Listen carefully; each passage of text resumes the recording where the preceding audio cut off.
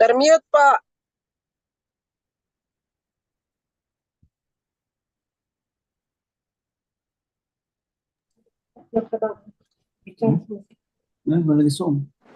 Assalamualaikum Pak Wakil Rektor 2.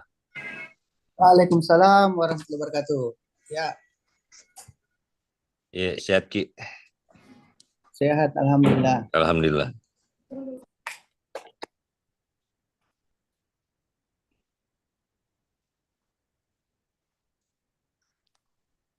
Nah, kabarnya kita, Prof? Aman-aman, Ji? Aman Prof, aman Pak Wakil Rektor, aman. Iya. Hanya kalah satu kalian satu sesi. Oh gitu. Iya.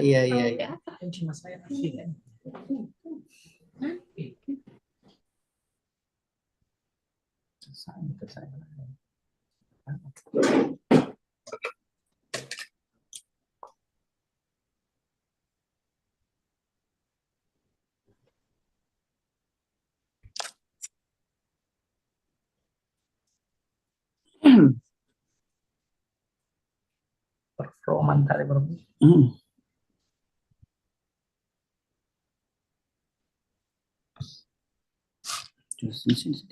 Kameranya kita sini. Mute gitu suara tak bro.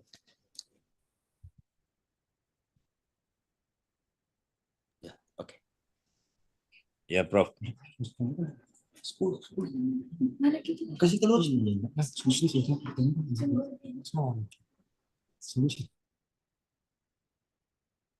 Dr. Andi, can we start?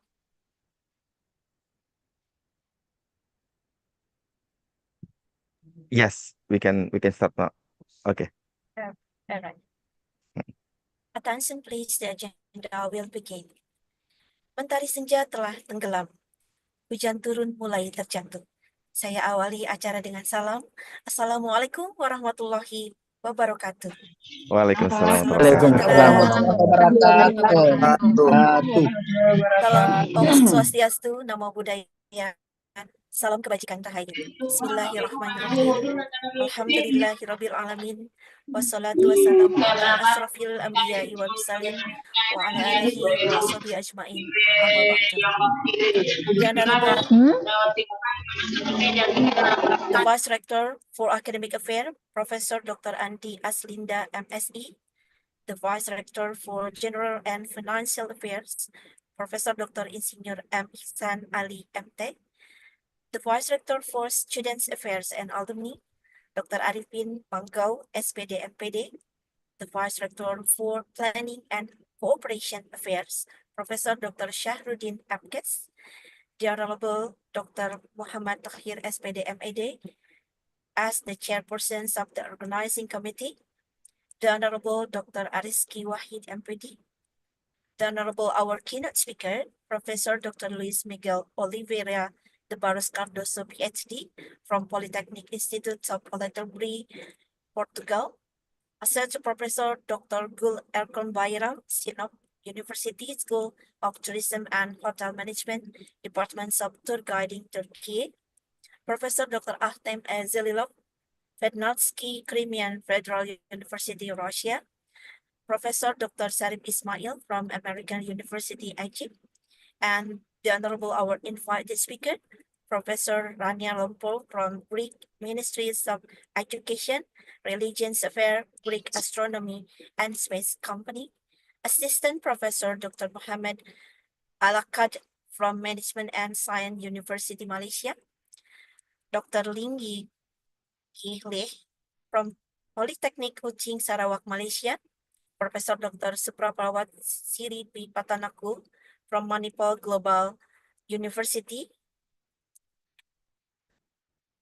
Thailand, Associate Professor Dr. Atikur Rahman from Maritime University, Bangladesh, Associate Professor Dr. K. G. Parkes, Chris College, Erit Jalan Kuda, Kerala, India, Professor Nada Ratkovic, Assistant Professor on Faculties of Economic, Business and Tourism, Split University, Split, Croatia, and Dr. Andi Asriban from Universitas Negeri Makassar, Indonesia. The Honorable Committees, participants, distinguished guests, ladies and gentlemen.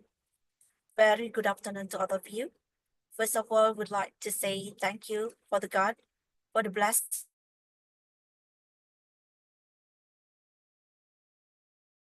together here to attend the wonderful and excellence 2024 hosted by the program Pascasarjana Universitas Negeri Makassar, Indonesia, and virtual signing ceremony with the theme Transformative Research and Innovation across discipline, reflecting the importance of interdisciplinary approaches to address opportunities through research and innovation. On behalf of the committee, it's my great pleasure and also my honors to be able to extend our warmest welcome to you all and all keynote and invited speakers today. We are privileged to have scholars and experts from various countries joining us for this significant event. Allow me, Eva Santiana from Universitas Indonesia, will be the masters of ceremony today. Ladies and gentlemen, without any further ado, let's open this agenda by reciting Basmalah together. Bismillahirrahmanirrahim. Ladies and gentlemen, let us pay respect to the nation represented here today with the playings of their national anthem. For the audiences who join offline, please stand up. And for the audiences who join online, please check your position as we play the following national anthem in the orders: the Indonesian national anthem, Indonesia Raya, Portugal national anthem, Turkey national anthem, and India national anthem. Please.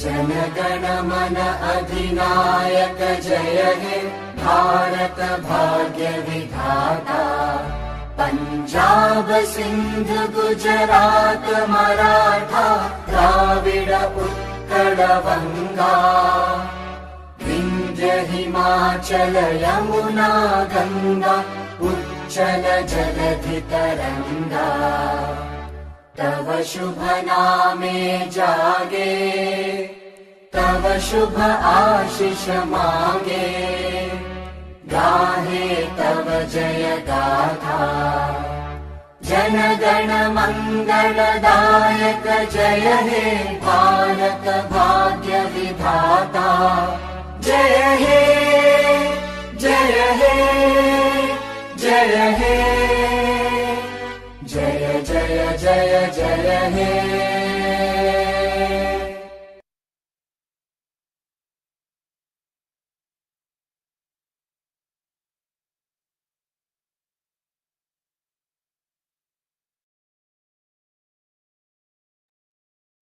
Hey, Eva.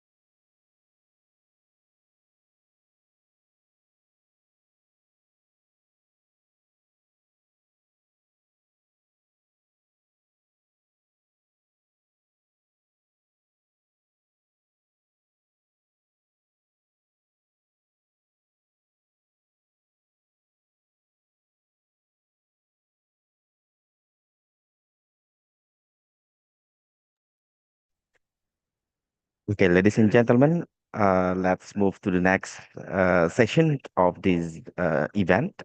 Next, we will have the committee report delivered by the chairperson of organizing committee. We invited Dr. Muhammad Tahir, SPD, MED area. Dr. Muhammad Tahir will provide an overview of the conference objective and preparation made for this event. Dr. Muhammad Tahir, the screen is yours.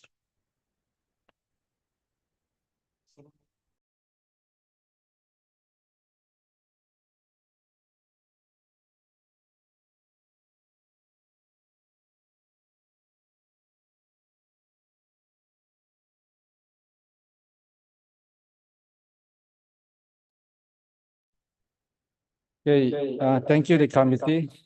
Assalamualaikum warahmatullahi wabarakatuh. Waalaikumsalam warahmatullahi wabarakatuh. Waalaikumsalam warahmatullahi wabarakatuh. Good morning, good afternoon, good evening, distinguished guests, keynote speakers, imparted speakers, and all participants today.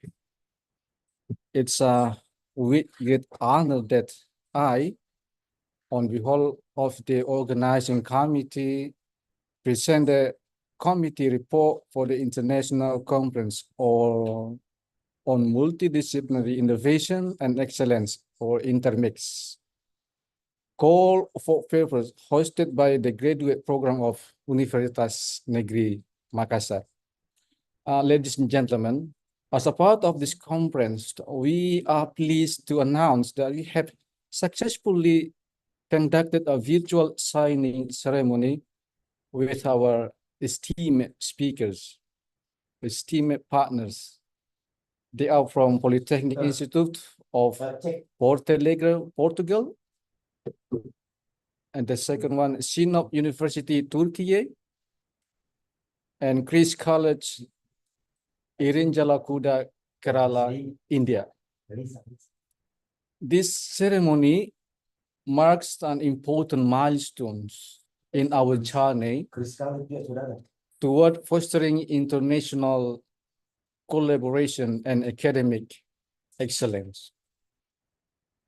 The conference has attracted the involvement of speakers from 11 different countries, ladies and gentlemen, showcasing a truly international platform for sharing knowledge and innovation.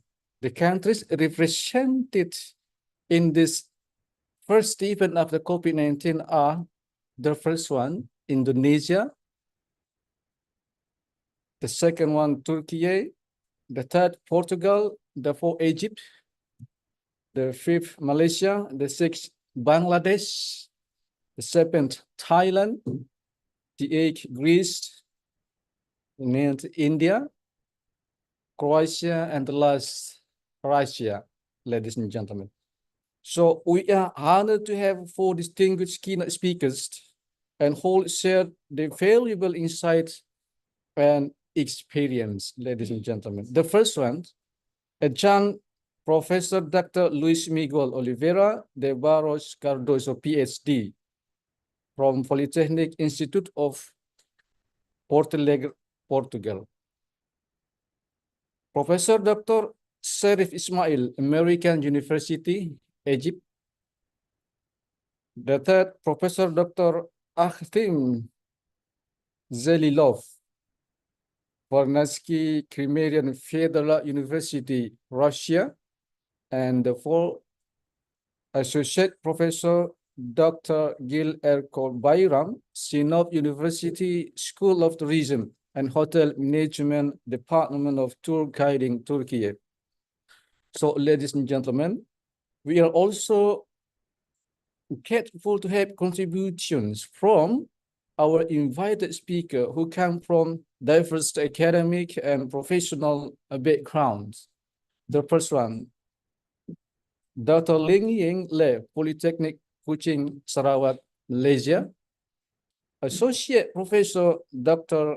Atikur Rahman from Maritime University, Bangladesh. Professor Adjunct Dr. Suprawat Siripipatanakul, Manival Global University, Malaysia, and Bangkok Tongbu University, Thailand.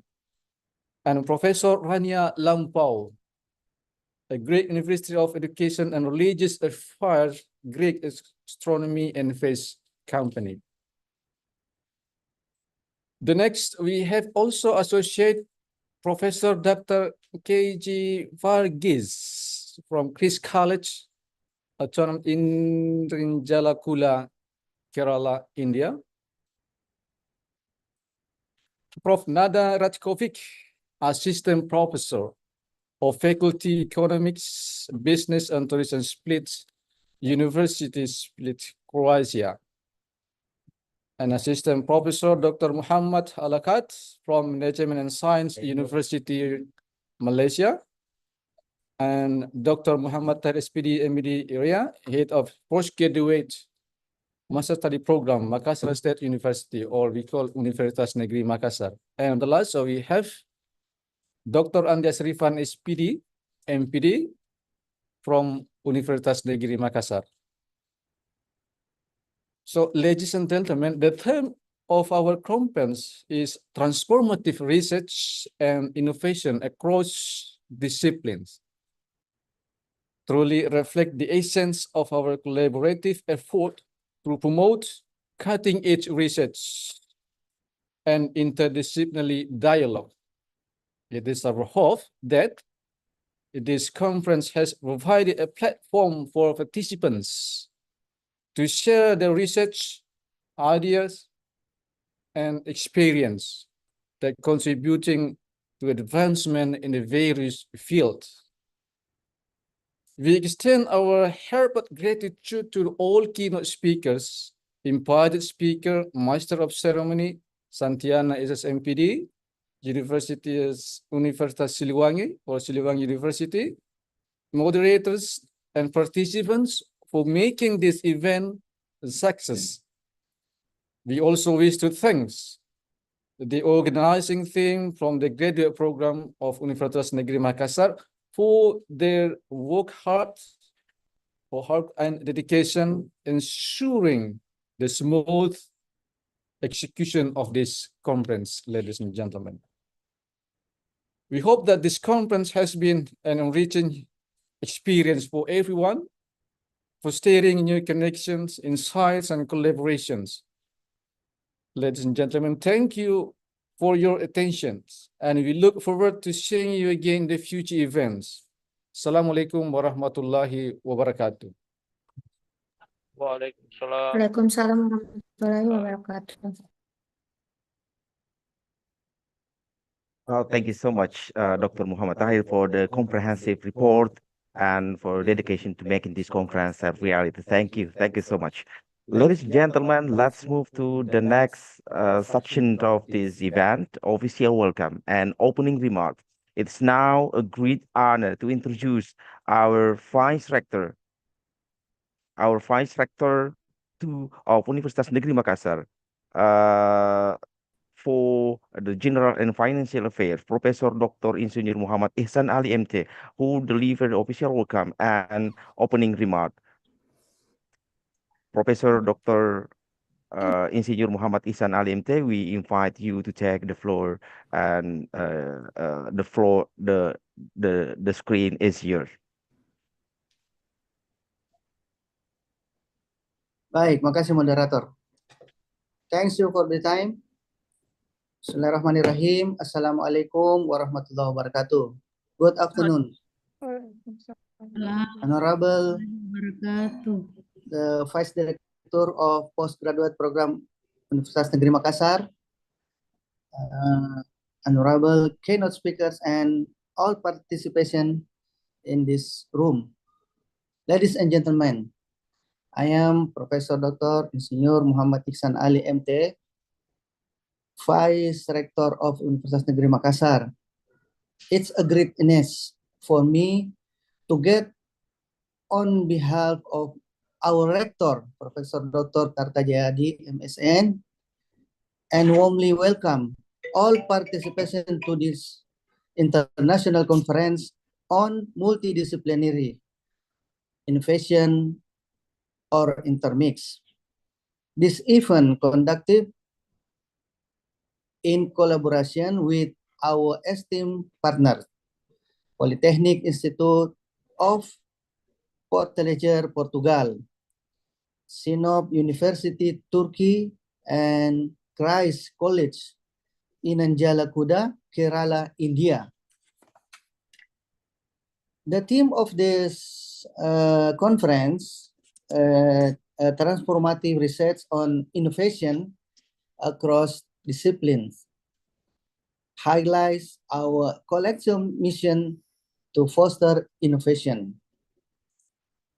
and cooperation among various fields of study. I encourage everyone to actively participate each and ages and build meaningful connection. I want to extend my deepest gratitude to our distinguished guests, kind speakers and presenters for the valuable contribution. I especially thanks the organizing committee for their dedication and hard work. I am pleased to officially open this conference by saying Bismillahirrahmanirrahim. Semoga Allah merahmati kegiatan kita. Wallahul muwaffiq ila aqwamit thariq. Assalamualaikum warahmatullahi wabarakatuh. Waalaikumsalam warahmatullahi wabarakatuh. Thank you, Prof. Thank you so much, the Vice Rector for the General and Financial Affairs, Professor Dr. Engineer Muhammad Ali MT, for your insightful remark and for official opening the conference. We greatly appreciate your support and the leadership. Thank you so much, my dear Professor. Ladies and gentlemen, let's move to the next section of this event, MOU signing ceremony. Now we proceed to very special moment, ladies and gentlemen, of this conference. The moment, the Memorandum of Understanding, MOU signing ceremony. This ceremony marked the beginning of the meaningful collaboration between Universitas Negeri Makassar and the several esteemed international institutions. We will first hear introduction from the representative of our partner institution, followed by the formal signing of the MOU. Let's begin. We invite the representative from Polytechnic Institute of Portalegre, Portugal, to provide the brief introduction. The times is here.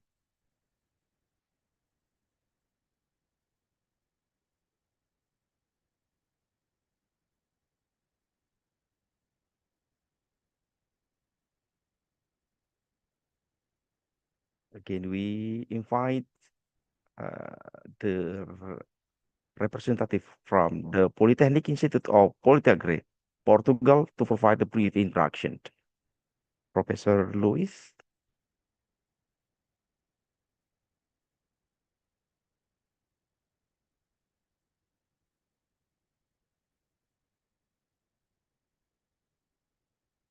You may unmute yourself. So good morning and greetings from Portugal, Honorable Vice Rector, esteemed dignitaries, esteemed professors of Universitas Negeri Makassar, esteemed colleagues and participants, dear colleagues of the organizing committee, dear colleagues and participants of this great conference. First of all, I would like to say that this is indeed an historic day for international collaboration between Indonesia and Portugal. This is a landmark that surely will bring us great opportunities to collaborate, to establish education and many other sciences and paths of knowledge and research as top priorities regarding our common future. These are the days of international collaboration. These are the days of innovation. These are the days of progress. These are the days of commitment towards education, towards a common future. Namely, when we think about Horizon 2030, namely when we think about SDG 4, education, quality education, education for all. This is why this ceremony stands as one of the most important elements of this day to mark the beginning of a fully understanding regarding institutional cooperation between University Negeri Makassar and the Polytechnic Institute of Portalegre, Portugal. I'm sure this is the beginning of a fruitful cooperation that will bring many opportunities regarding teaching, learning, and research. Because it is through international collaboration that we can move forward, that we can create and we can co-create knowledge. So these are the days of international collaboration. These are the days to work together. These are the days to stay focused and committed to these international goals.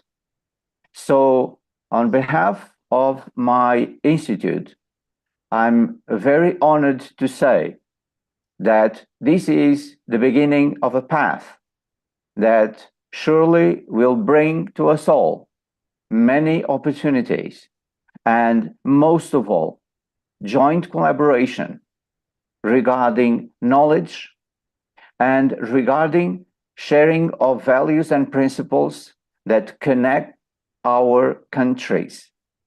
So let's work together, let's keep working together, let us create strong bonds between Indonesia and Portugal. Let us create strong bonds regarding knowledge and research. And I'm sure that we will be creating a better future for the next generation. Thank you so much. It was indeed a great pleasure to be here, a great honor to be here. And I wish that from this day forward, we will have many more days of fulfillment and international joyful cooperation between our institutions. So thank you again, and let us work together to our common future. Thank you. Thank you so much, dear professor. So let's move to the next section. Next, we invite the representative from the Sinop University, Turkey, to offer their introduction. Professor, kindly open your microphone, please. The Hello, everyone. representative. Yes, Prof. Thank you. Yeah, you audible Dear- now. Professor Rizak Barak from the Sinop University, thank you. Turkey. Thank you. Thank you, Prof. Dear colleagues and guests, it's a great pleasure to be here today. Again, as we sign this memorandum of understanding between Turkey and Indonesia. This agreement marks the start of exciting collaboration between our institutions, creating opportunities for academic exchange, joint research, and student programs. We know that two countries has powerful relations in past, present, and future. I want to thank everyone who has worked to make this partnership possible.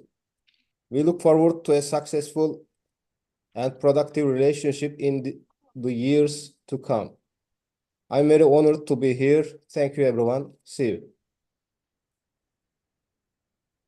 Thank you. Thank you so much, Professor Riza Barak from the Sinop University of Turkey. So now, finally, we invite the representative from the Chris College Autonomous Irinjala Kuda, Kerala, India, for their introduction. Professor Julie, time is yours. Can you open your microphone, please? Yes, you're visible right now, Professor. So kindly unmute your microphone.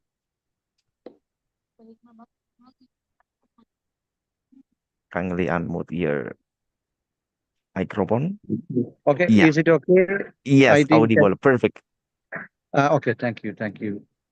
So we are very happy. Christ College Autonomous Irinjalakuda is today signing a memorandum of understanding between our Christ College Autonomous Irinjalakuda, Kerala, India, with the Universitas Makassar, Indonesia. So I'm very happy to note that along with me, we have got Dr. K.J. Verghese, the Dean of International Affairs. We have pre-scheduled another meeting. So we are in the midst of that meeting. But this MOU is very important to us because we are always looking forward with international universities. I'm very happy to note that we already had an international credit transfer system with some of the Indonesian students, which was been established under the leadership of Dr. K.J. Verghese, who is the Dean of International Relationship. So this MOU, which we are signing today, should help us to share more and more ideas, should help us to have more and more outcomes as far as the research has been concerned, cultural exchanges has been concerned, social networking has been concerned.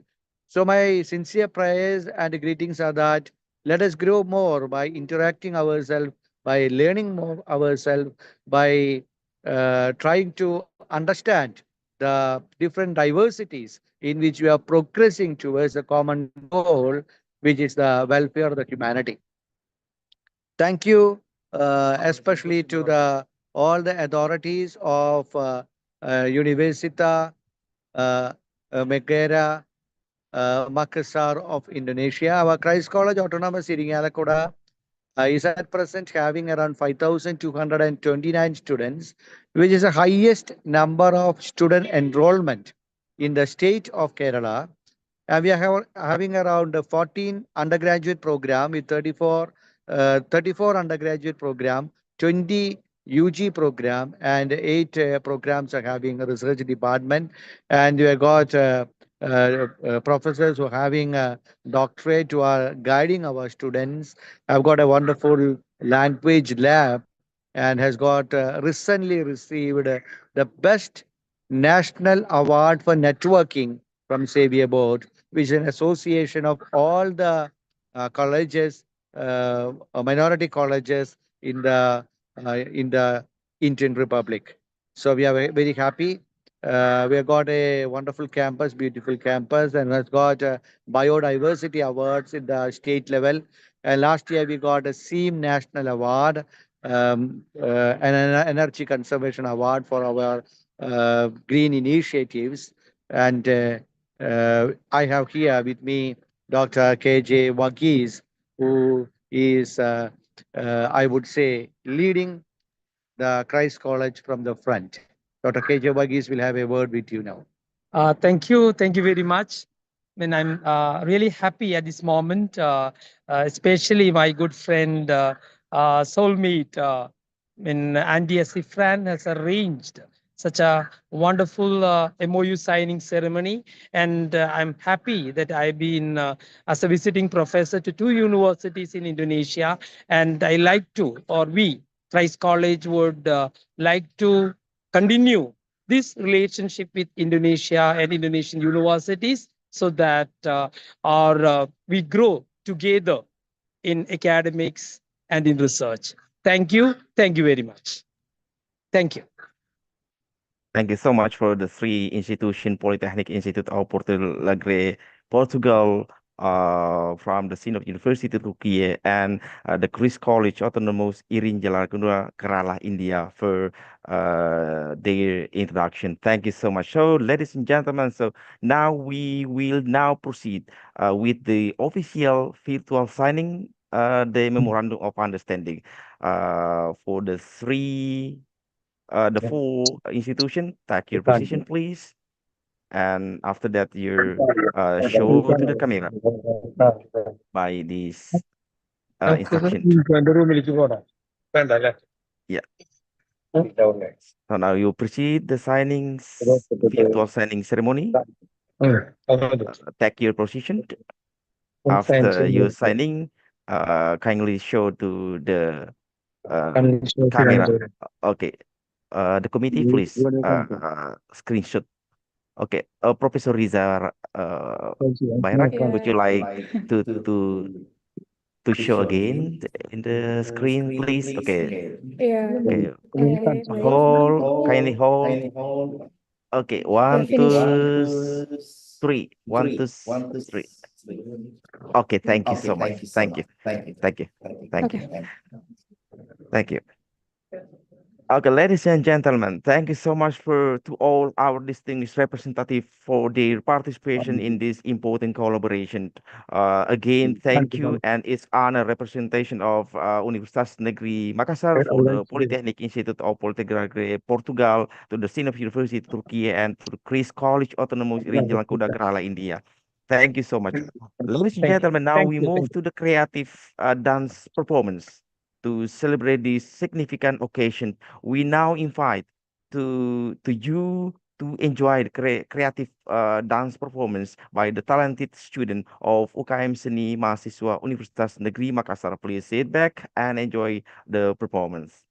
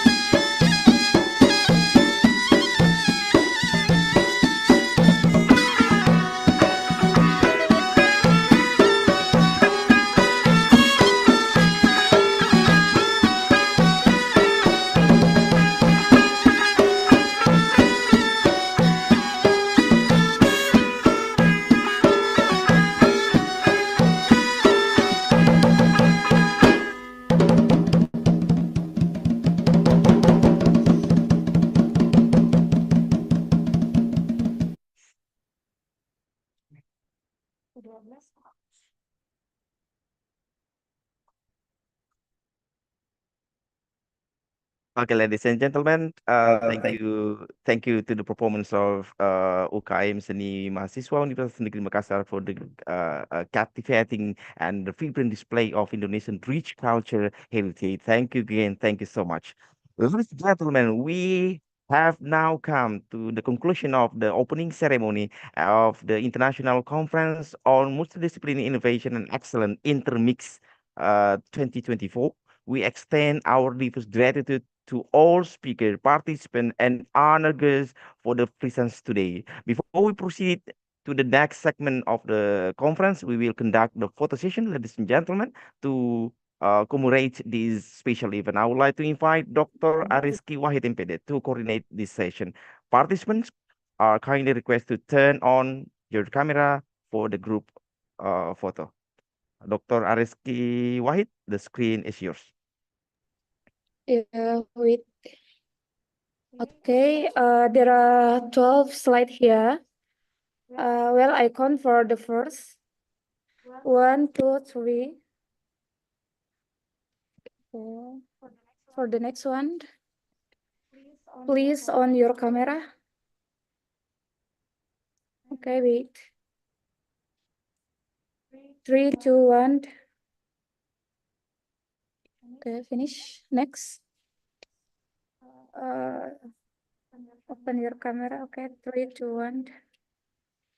Again. Wait. Open your camera, please. 3, 2, 1. Okay, thank you. Next. In the fifth slide. 3, 2, 1. Okay, next. 3, 2, 1. Again. Okay, the 8. Again. Well, next. The 11th. Okay, for the last one. Okay, for the last one. Thank you for everyone. Thank you for everyone. I beg to. And that's a refund. Thank you. Thank you. Thank you so much. Thank you, Dr. Ariski Wahid, and thank you all the participants for joining the fourth session. It's so wonderful to have this memorable moment capture. Thank you again to all the participants. So, ladies and gentlemen, now we will transition to the keynote and invited speaker session. I would like to hand over the proceeding of our esteemed moderator, Mr. Dr. Candidate Ashabul Kahfi SSMR, who will guide us through the upcoming presentation by our esteemed speaker. Mr. Ashabul Kahfi, the floor is yours. All right. So thank you so much, Dr. Andi Asrifan, for your opportunity given to me. So today I'm going to be the moderator for our sessions. So first of all, the Honorable Rector of Universitas Negeri Makassar, in this case represented by Vice Rector 2, Universitas Negeri Makassar, Professor Dr. Insinyur Muhammad Ihsan Ali MT, and the Honorable Director of the Postgraduate Program, Universitas Negeri Makassar, Professor Dr. Sabto Haryoko MPD, the Honorable Vice Director of the Postgraduate Program, Universitas Negeri Makassar, Professor Dr. Romansyah Sahabuddin, SA MSc, the Honorable Head of Master's Program of English Education Department, Dr. Muhammad Tahir, SPD MED area, and distinguished guest keynote speakers, presenters, and participants. So welcome to our International Conference on Multidisciplinary Innovation and Excellence, Intermix 2024. So I'm Ashabul Kahfi Susanto, and I'm honored to serve you as a moderator for this keynote speaker session. So welcome to distinguished audiences. It is my great pleasure to see such a very diverse and distinguished group of professionals gather here today from across the globe, from across institutions to explore our theme for today's session, transformative research and innovation across disciplines. So we deeply appreciate your attendance, and we hope that this conference provide a fruitful discussions and exchanges of ideas. So it is my distinct privilege to introduce our esteemed first keynote speakers for today's session. So our first keynote speaker today is Adjunct Professor Dr. Luís Miguel Oliveira de Barros Cardoso, Ph.D. from the Polytechnic Institute of Portalegre, Portugal. So beforehand, let me give a brief introduction. Allow me to introduce our distinguished speaker for today's session. So Adjunct Professor Dr. Luís Miguel Oliveira de Barros Cardoso, Ph.D. He is a renowned academic and researcher from Portugal. So he also holds a Ph.D. in modern languages and literatures with a specialization in comparative literature from University of Coimbra. And with over 2 decades of experiences in higher education, he has been a professor and researcher contributing significantly to various fields, including language, communication sciences, media studies, and cultural criticism. So Adjunct Professor Dr. Cardoso has held several leadership roles, including Dean of the School of Education and Social Sciences at the Polytechnic Institute of Portalegre. His extensive contribution to the academic management and policy development in Portugal have also positioned himself as a key figure in educational innovation and research. So furthermore, he has been also a keynote speaker and chair at the international conferences across continents, including Asia, Europe, and many continents. In that occasion, he shared his expertise in media, education, social responsibility. So in addition to that, he also published, he is also one of the prolific researcher, published books, and his works in various reputable journal articles. So today we are honored to have him to share his insights, drawing from his vast experience in both academic and professionals. Adjunct Professor Luís, am I doable? Yes, yes, indeed, you are. Greetings. Hello. All right, Professor. So thank you so much. But before we begin, allow me to briefly explain the structure of our today's keynote presentation, right?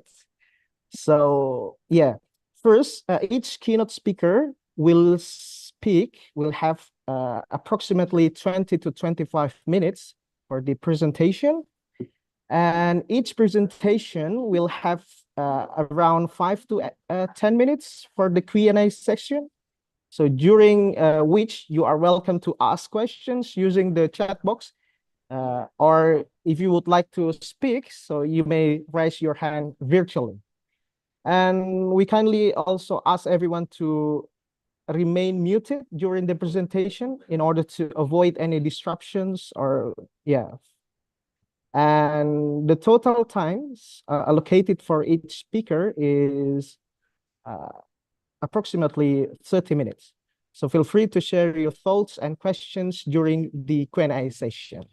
So without further ado, it is my great pleasure to invite our first keynote speaker, Adjunct Professor Dr. Luís Miguel Oliveira de Barros Cardoso from Portugal, to share his insights.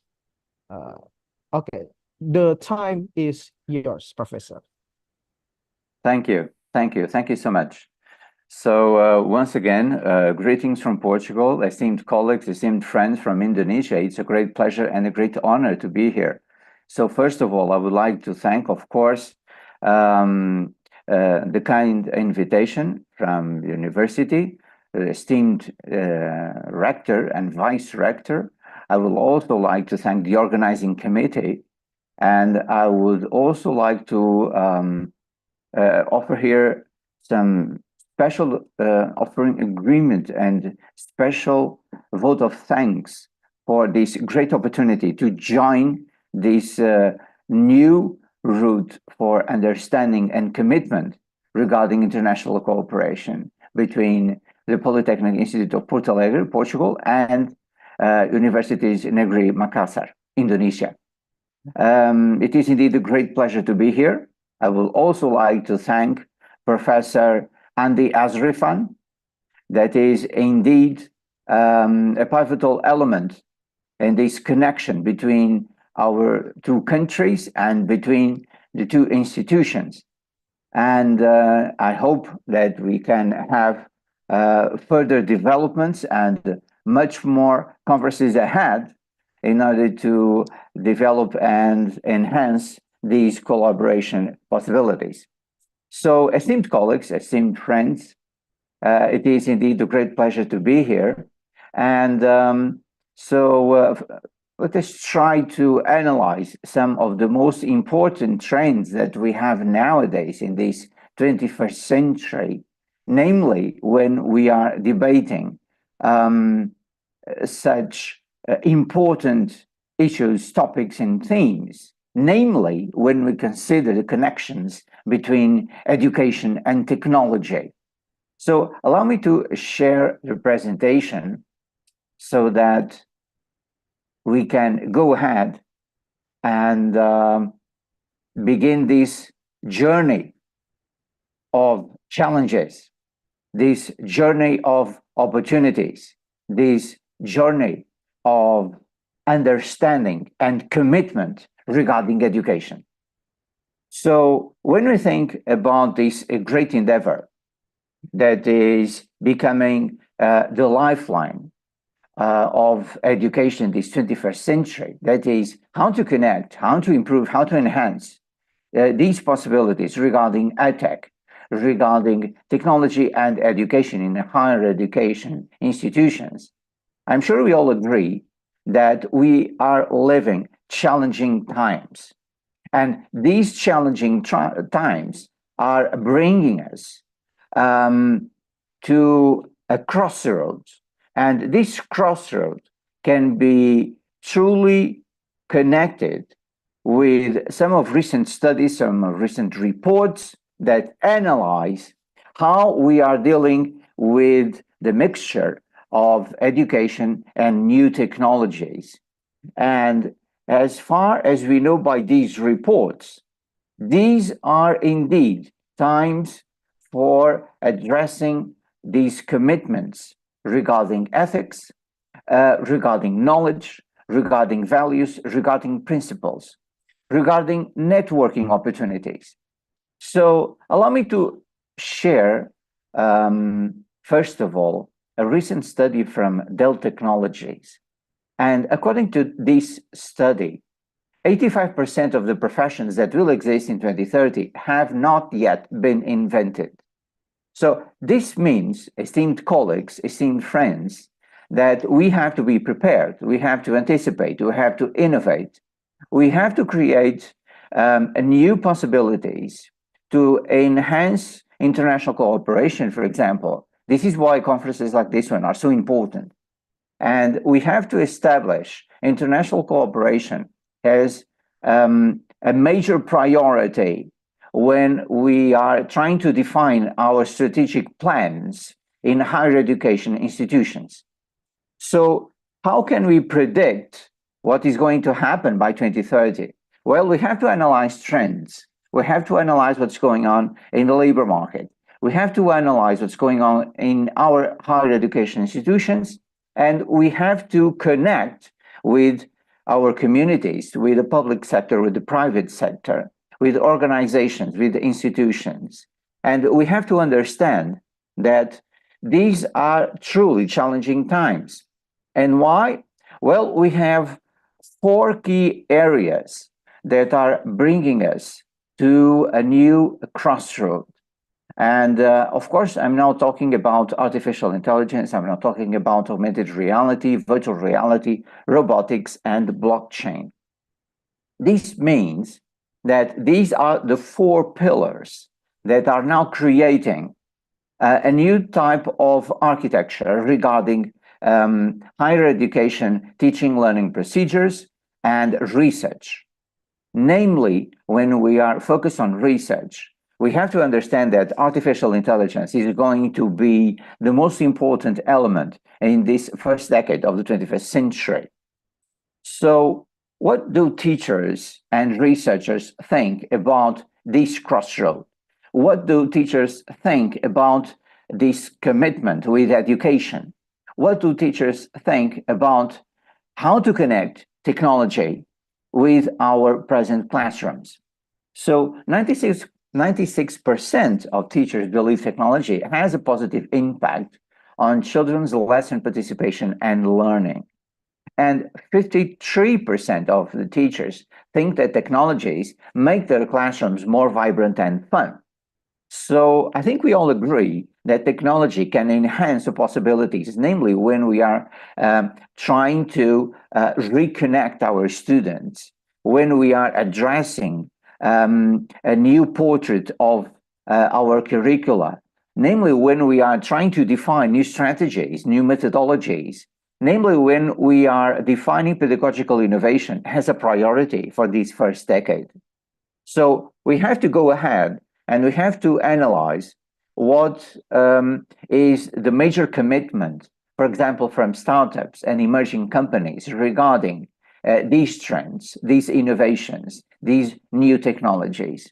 So on one hand, of course, we have security, transparency, privacy, edge fog and cloud computing, artificial intelligence that has a pivotal role, human augmentation and extended reality, network and connectivity, advanced robotics, of course, the Internet of Everything, digital twin, 3D printing, and big data and analytics.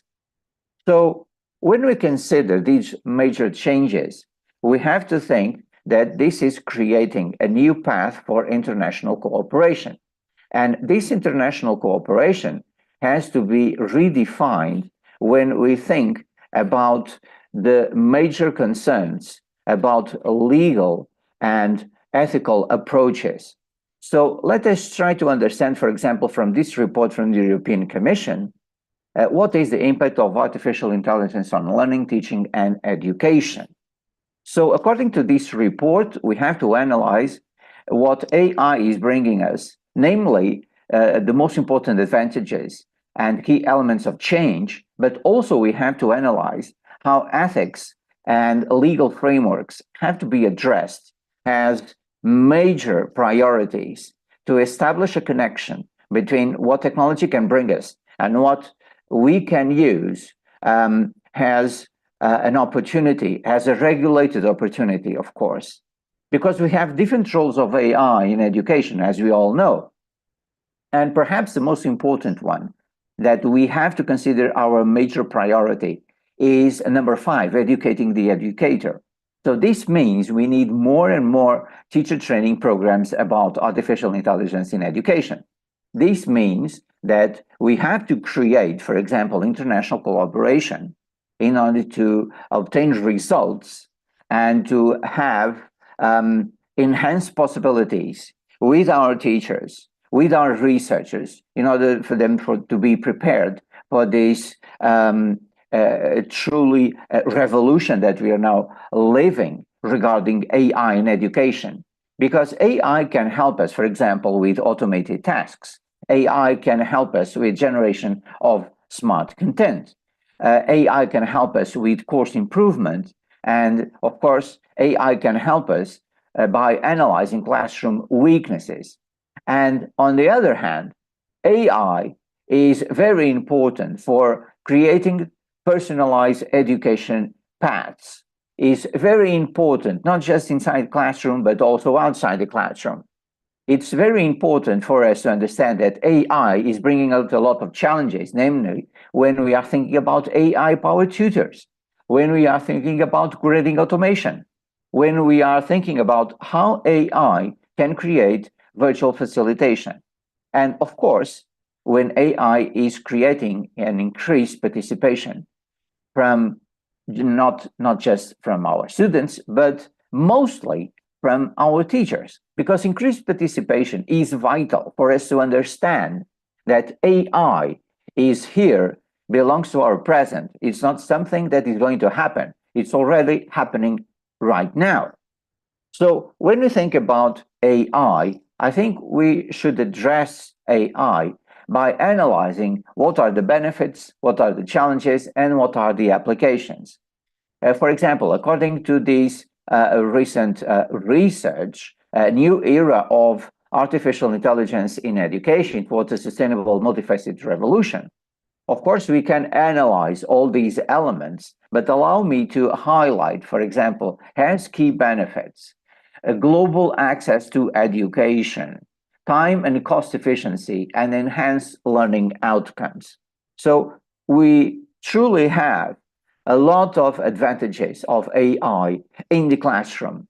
When AI is helping us analyzing learning gaps, for example, when we are creating, as we said, personalized learning paths, when we are having new possibilities with automated grading and assessment, when we have new types of engagement, when we have intelligent tutoring systems, when we have more and more virtual reality and immersive learning solutions, when we are addressing learning disabilities with the help of AI, when we are enhancing classroom efficiency.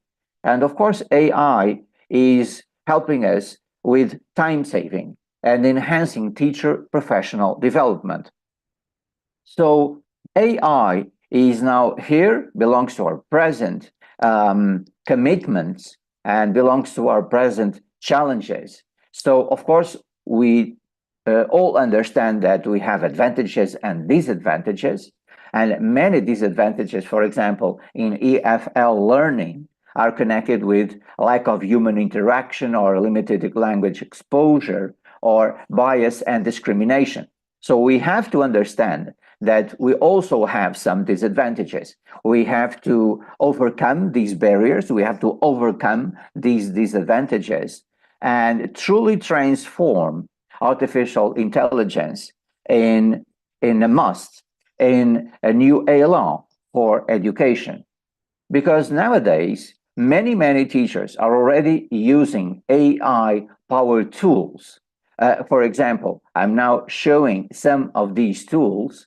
And of course, many of us are already using chatbots, language generation, AI language learning apps, speech recognition software, automated grading, text-to-speech tools, and so on and so on.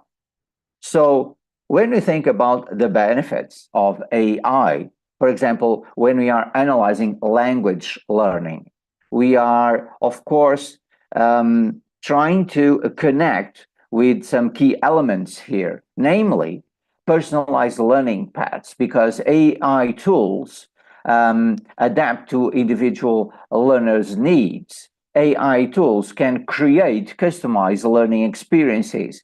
And this is, of course, a great advantage for us all. And we also have immediate feedback. So AI solutions can offer instant corrections and suggestions, helping us to improve, for example, language skills. AI is also helping us with enhanced engagement when AI tools provide us with interactive and engaging content, for example. And of course, we have the question of accessibility, because AI solutions enable learners to access language resources and lessons from anywhere. And this is promoting flexibility and convenience.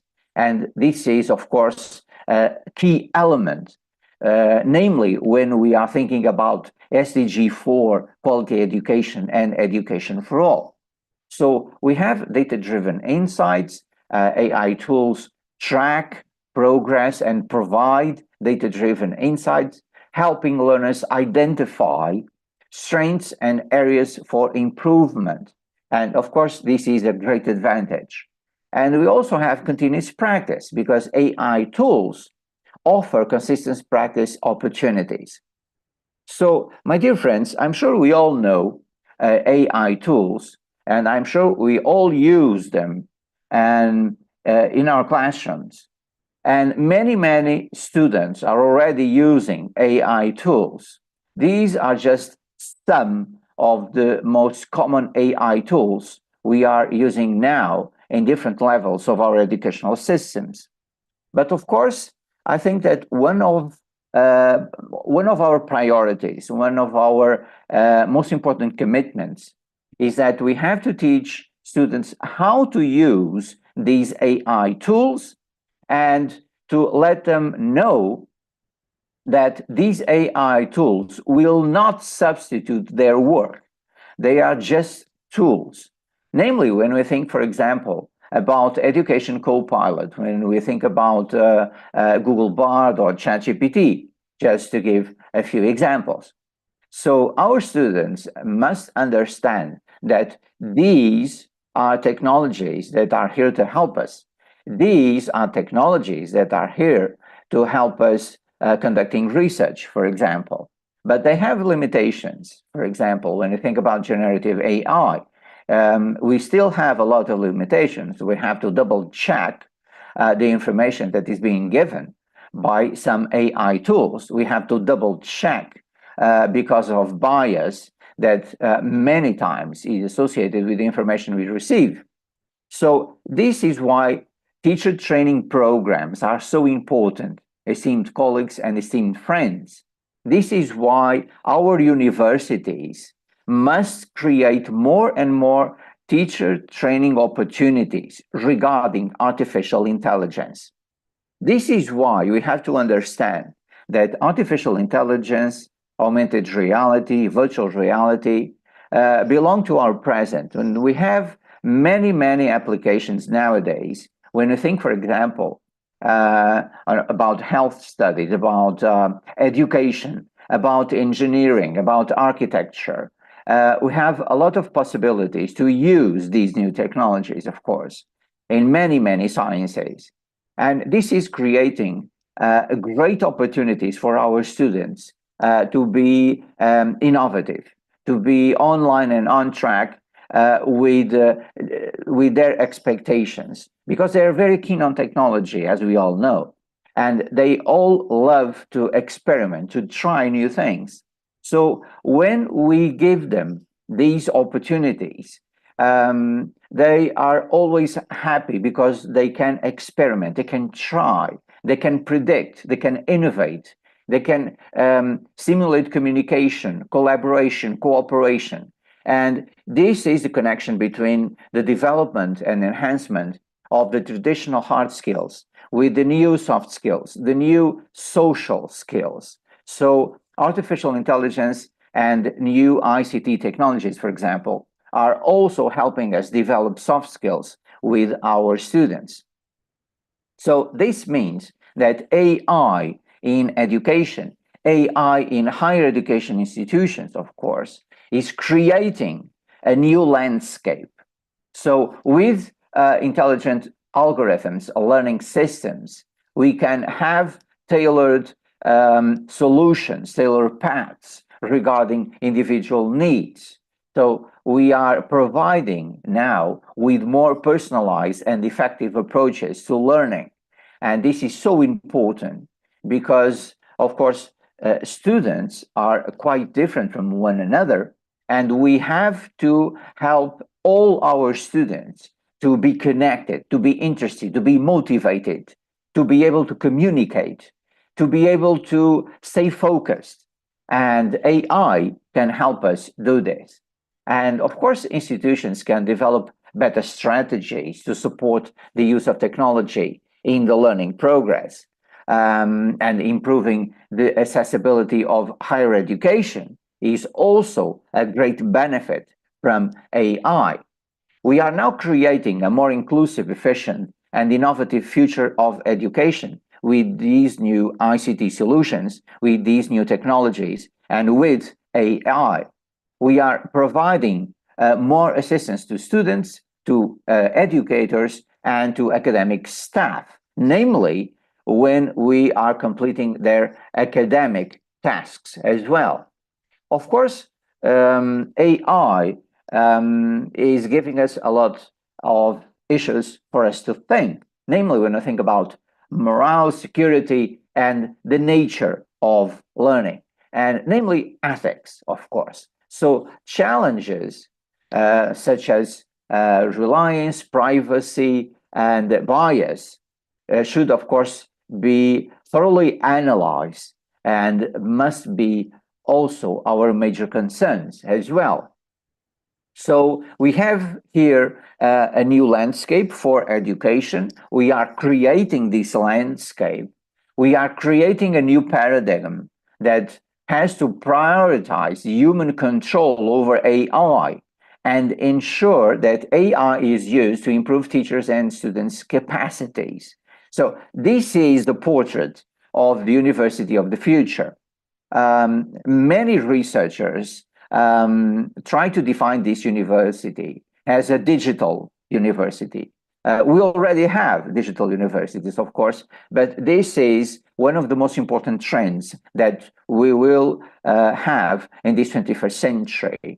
So this digital university that is using a lot of ICT solutions, that is using artificial intelligence as a key element, is, of course, a new portrait for higher education institutions. So this involves investment in technological infrastructure, training of teaching staff, and the development of suitable curricula. So a lot of changes are now happening regarding these elements. Of course, we have to increase the knowledge level of students that many times do not know the potentials of AI. And of course, AI can help us create new learning experiences that are more comfortable and convenient. And I already mentioned a lot of applications, domains, and topics that are connected with AI developments. So, of course, we have opportunities. We have opportunities to delegate, for example, physical tasks to AI and machines, alleviating humans from strenuous and monotonous labor. This gives us more time to be gained, to be obtained, and to be given to our students. This is a great benefit. And of course, we can personalize education. We can focus education on individual needs, capabilities, and the achievements of our students. So we can tailor programs. We can have the so-called creation of the digital university, as I mentioned before. And this digital university is, of course, the product and the result of the integration of various modern technologies. And these technologies are leading us to the implementation of adaptive learning in such a way as we never before have met in teaching and learning experiences. So according to Newton, for example, we are now gathering data on students' knowledge and proficiency levels. We have a system that, based on this data, designs the level of content to be delivered. We have a level of personalization rooted in the assessment of each student's capabilities and the development of a learning program tailored to their needs.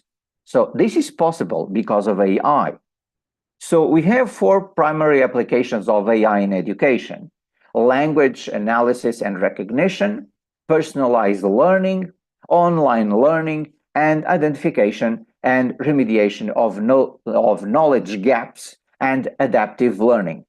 So these, my friends, are very important applications of AI in education, and these should be our major priorities for this decade, because we are all connected with the SDG 4 Education 2030 goal. So we are now having 3 levels connected with AI: student-facing AI, teacher-facing AI, and system-facing AI. And this is bringing us to a new portrait of education and learning, a lifelong learning experience with ICT technologies, with AI. And allow me to share the words of Adri Ozolai, UNESCO Director General.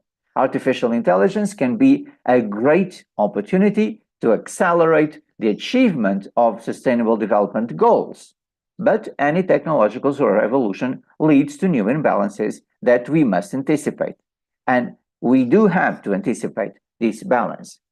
And why are these new technologies so important, my dear friends, my dear colleagues? Because we are now having a new type of learner, the so-called 21st century learner, that is very dedicated, for example, to digital literacy, to communication, to lifelong learning, to social responsibility and cultural global environmental awareness, with creativity and innovation. So the 21st century learner is someone who wants to know more and more about technology, who wants to master technology, who wants to know the advantages of AI, not just in a professional way, in the labor market, for example, but also in their daily lives. And on the other hand, we will be needing reskilling programs, and reskilling needs are up to 50% of all employees by 2025. So this is a direct impact of artificial intelligence and other technologies in the labor market. This is why our universities have to anticipate these scenarios. This is why our universities have to be prepared. This is why our universities have to create new degrees utilizing and integrating AI solutions, because we are living in this digital era that connects literacies just like visual literacy, for example, critical literacy, media literacy, tool literacy, and of course, digital literacy. And digital literacy is so important, my dear friends, because we are living in a digital age. So when we think about what is going to happen by 2025, 2027, of course, we all agree that top skills and new skills are now in demand from the labor market, namely critical thinking, analysis, problem solving, self-management, and active learning. And these are valuable top skills. So, of course, we have to summarize this journey, key areas of change. For example, big data is becoming the lifeblood of almost all research. And artificial intelligence, of course, and machine learning tools are changing the shape of science, are changing the shape of our universities, are creating a new type of university. Augmented reality and virtual reality will become the main learning tools for many, many institutions.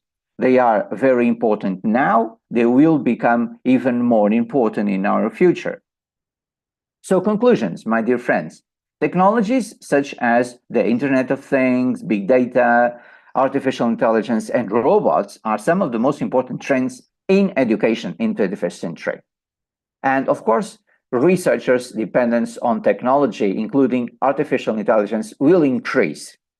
And 52% think they will become more dependent on it in the next 2 to 5 years. But we all agree that education is our common horizon for 2030. And if education is our common horizon, then we have to establish as our number one priority how to integrate new technologies, namely AI, in our universities for our students to be prepared for a new labor market that is highly demanding, a new labor market that wants professionals who have the knowledge, who have the skills, the hard skills, the new skills, the soft skills, the social skills, and of course, who understand the potential of AI. This is why we have to work together. This is why we have to connect. This is why we have to collaborate.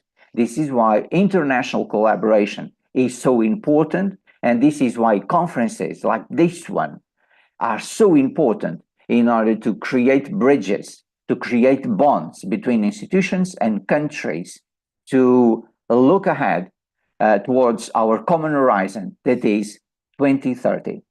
Thank you so much, esteemed colleagues, esteemed friends. It was indeed a great honor and a great pleasure to be here with you today.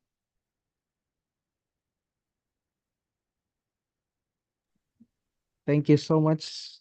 Hello, am I audible? Yes, sir, you are audible. All right. Thank you so much for the great presentation to Adjunct Professor Luís Miguel Oliveira de Barros Cardoso, Ph.D., for your insight and engaging presentation. Now we proceed to the Q&A sessions. So I encourage all participants to submit their questions via chat box, or if you would like to talk, so please raise your hand virtually. So it is very interesting topic, talking about the challenges, some common trends of the AI tools in higher education. So this is very beneficial, Professor. The topic was very interesting for us. So I would say that this is very beneficial for us as educators, also students. All right, so I'm inviting for everyone to ask questions. So I think we have a question, my dear moderator, here in the chat box. In the chat box, we have a question. All right, thank you so much for. You're welcome. You're welcome, my friend. Okay, so the first question, the first question from Ashira. So she asked that you have already explained how useful AI is for us, especially for students. So to what extent can AI replace human interaction in learning, and what are some consequences? Oh. This is a very interesting and complex question. I'm sure we all agree on this. So first of all, we have to understand that artificial intelligence is a tool that we cannot ignore, and it is changing the landscape of education as we speak. So we have to integrate artificial intelligence in our classrooms for many reasons. First of all, because the labor market wants professionals who can deal with artificial intelligence. This is one of the key main reasons why we have to integrate AI. Then we need to integrate AI because society is integrating AI in many areas. In our daily life, in our professional tasks, we have AI integrated solutions. So we have to understand what are the benefits and, of course, what are the challenges that AI is bringing. So we have to study AI. This is a challenge for us all. We have to study AI, and we have to teach our students how to use AI. So what are the consequences? So the consequences are many. And of course, we cannot ignore AI. AI is changing everything and changing everyone. And AI is bringing us the opportunity, for example, to have a new type of teacher in this 21st century. AI can help teachers, for example, with daily routines. AI can help teachers inside the classroom and outside the classroom with these routines. And it's cost saving and it's efficient. And of course, this allows teachers to have more time to dedicate themselves to the students needs. And this is a major benefit. With the use of AI solutions, we gain more time to focus on what our students want. So AI is creating new types of interaction. So we have many countries that are now using AI solutions, and, for example, robots inside the classrooms. This is creating a new type of connection between professors, teachers, researchers, mentors. This is a new landscape of education. This is a new type of interaction. So we have to be prepared. And one of the consequences of being aware of AI is that we have to anticipate scenarios. So we have to anticipate how to manage AI and how to prepare our students for a future that will have AI in a broader sense. So they have to understand what are the potentials and what are the risks as well. So first of all, I would say that our major task here is to have teacher training programs, to analyze AI, to study AI, to address AI potentials, to address AI risks, and not to see AI as a threat to replace human interaction, but to create a new type of interaction. So we have been dealing with new technologies, and what we are doing is incorporating these new technologies. So now we are dealing with AI. Let us remember when the first computers appeared, we were challenged by these new computers, and many teachers, many researchers were worried. What are we going to do? And remember the impact of internet. Remember how internet redefined education. Remember how internet redefined research, teaching, and learning. So now we have to understand that artificial intelligence is doing exactly the same thing to us. So we have to analyze it, we have to study it, we have to connect, and we have to share best practices. For example, this is why conferences are so important, because we can exchange best practices from different countries and we can learn from one another. So these are some of the most important ideas I can share about this very interesting and complex question. Thank you so much for the response toward the question, Professor Luís. I think we still have around 2 to 3 minutes to respond one more questions. Is that fine? Is that okay? Right. So the next question, or probably the last question for this session, from Pak Amiruddin. So how can we address the challenges of the education fostering in 2030 to ensure that teachers remain professional in facing these challenges? It's probably well, yes. Again, a very important question that is connected with the previous question. As I said during the presentation, we have here a common ground, and we have here a common horizon, that is education for all, quality education, and of course 2030. So we have goals, we have objectives, and I think that these new ICT technologies, and I think that these new AI solutions can help us get there. I think these new solutions can help us redefine the role of teaching and learning, can redefine the role of researching, and of course can redefine even our educational systems. So this is affecting, for example, the way we are addressing curricula. This is affecting the way we are addressing how to create new degrees with the help of AI, how to create new syllabus with the help of AI, how to address, for example, the expectations from the labor market. And this is very important because universities have to be connected with enterprises, with corporations, with different organizations. Universities have to understand what does the private sector, what does the public sector want from universities. So when we analyze all this, then of course higher education institutions are on track with this common future.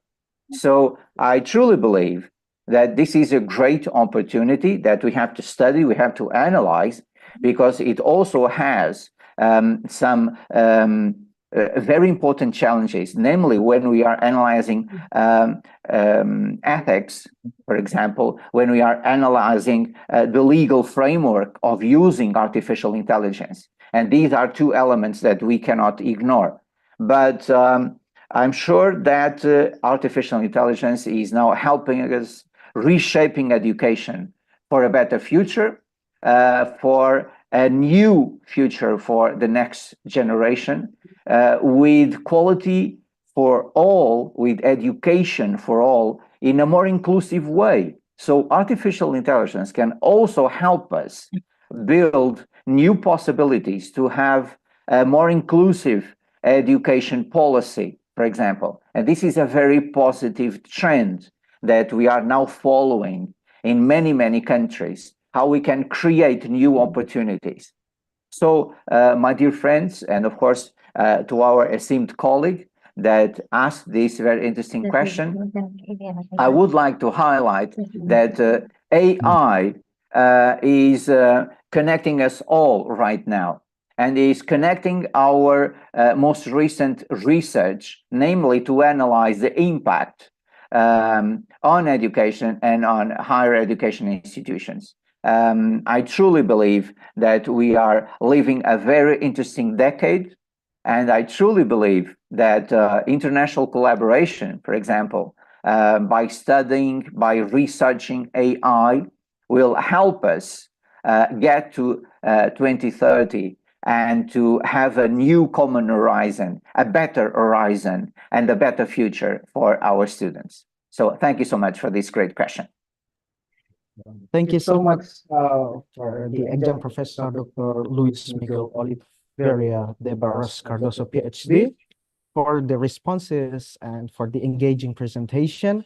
So, to be honest with you, we still got several questions in chat box. However, we are limited by the time, so probably we should end this section. I do apologize for the audiences, but probably we hope in the future opportunities we can have the share.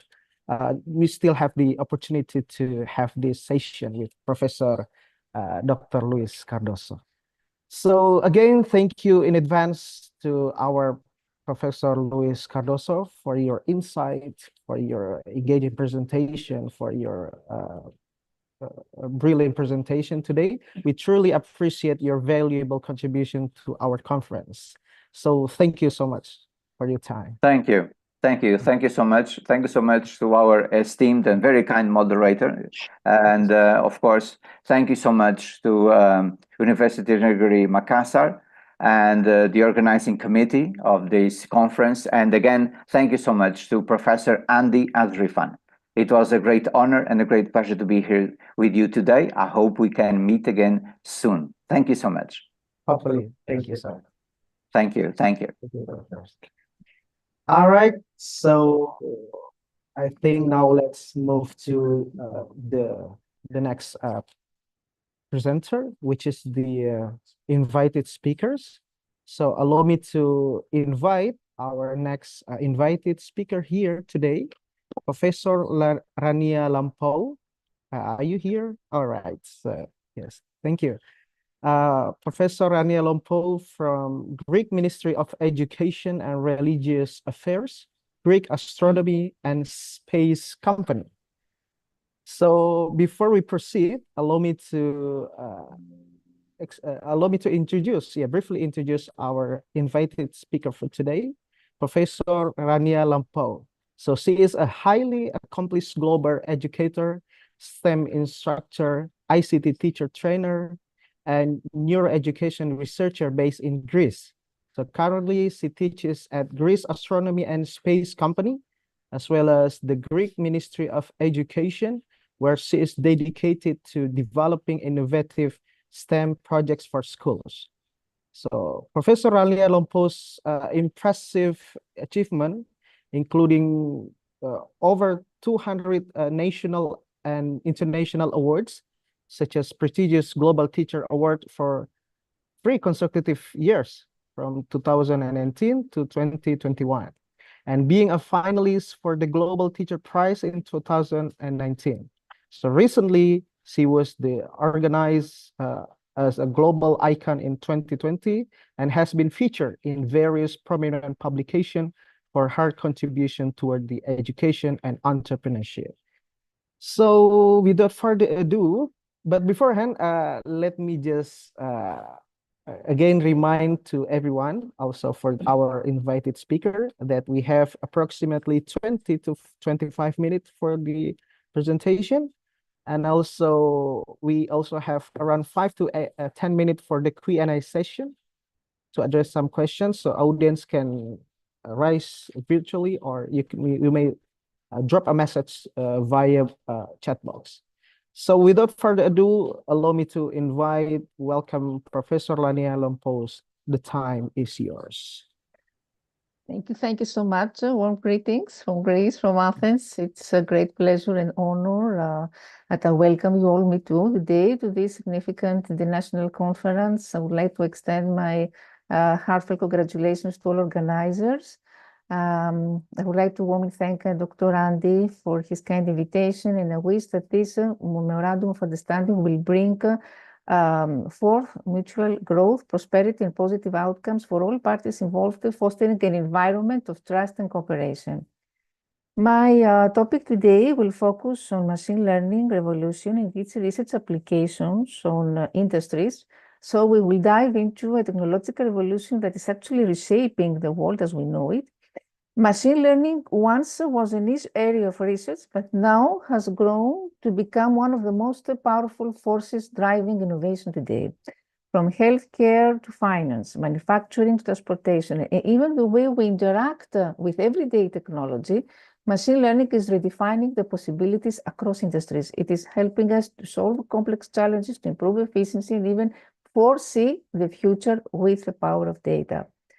However, this revolution is not just about algorithms or models or machines. It's about how we as humans, we are harnessing these advancements to shape a better world. It's about the opportunities we can create to improve our lives, to empower businesses, and to inspire new ways of thinking. So over the course of our time together, we'll explore the latest trends in machine learning, discover cutting-edge applications, and envision a future where industries are transformed by this incredible technology. So if you allow me to share now my presentation.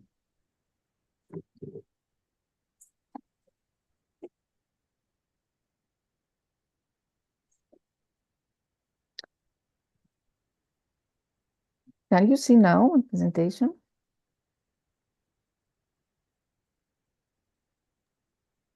Yes. Is it visible? Okay, thank you. Thank you. Can you see also the change of slides?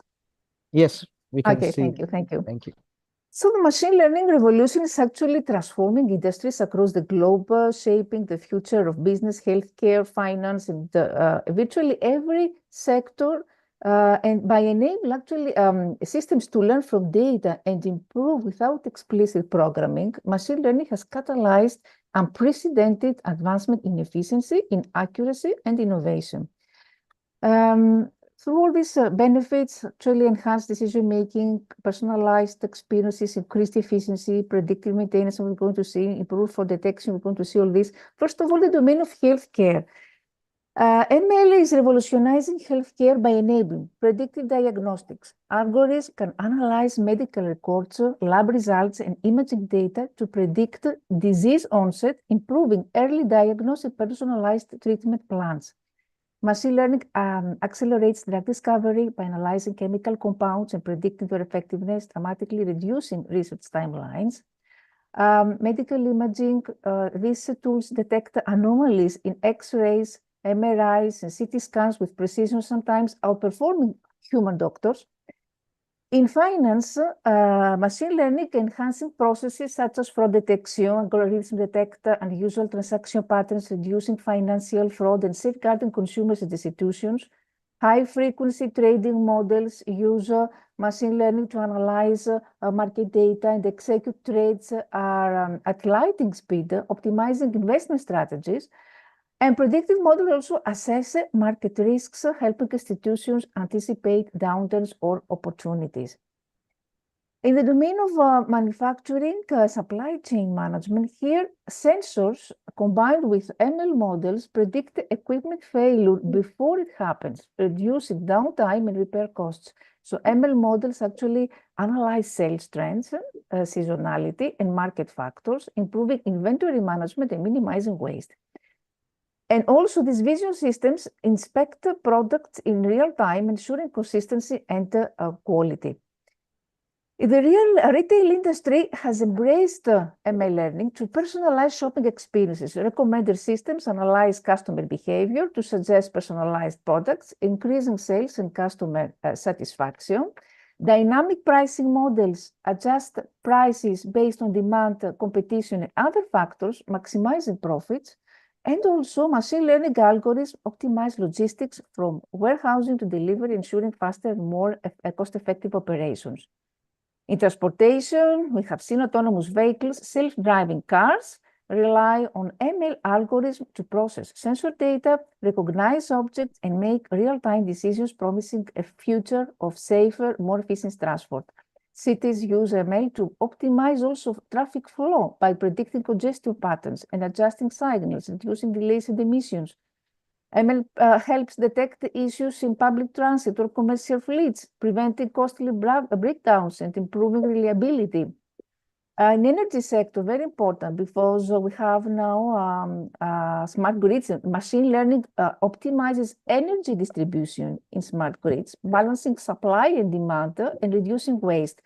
Predictive analytics for renewable energy dismiss that ML models predict wind, solar, and hydropower output based on weather patterns, enhancing energy production planning.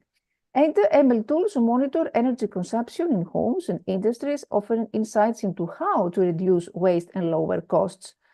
In education already, Dr. Luís has said a lot about personalized learning, about all these adaptive learning platforms, which tailor content to each student's learning pace and style, improving encouragement outcomes.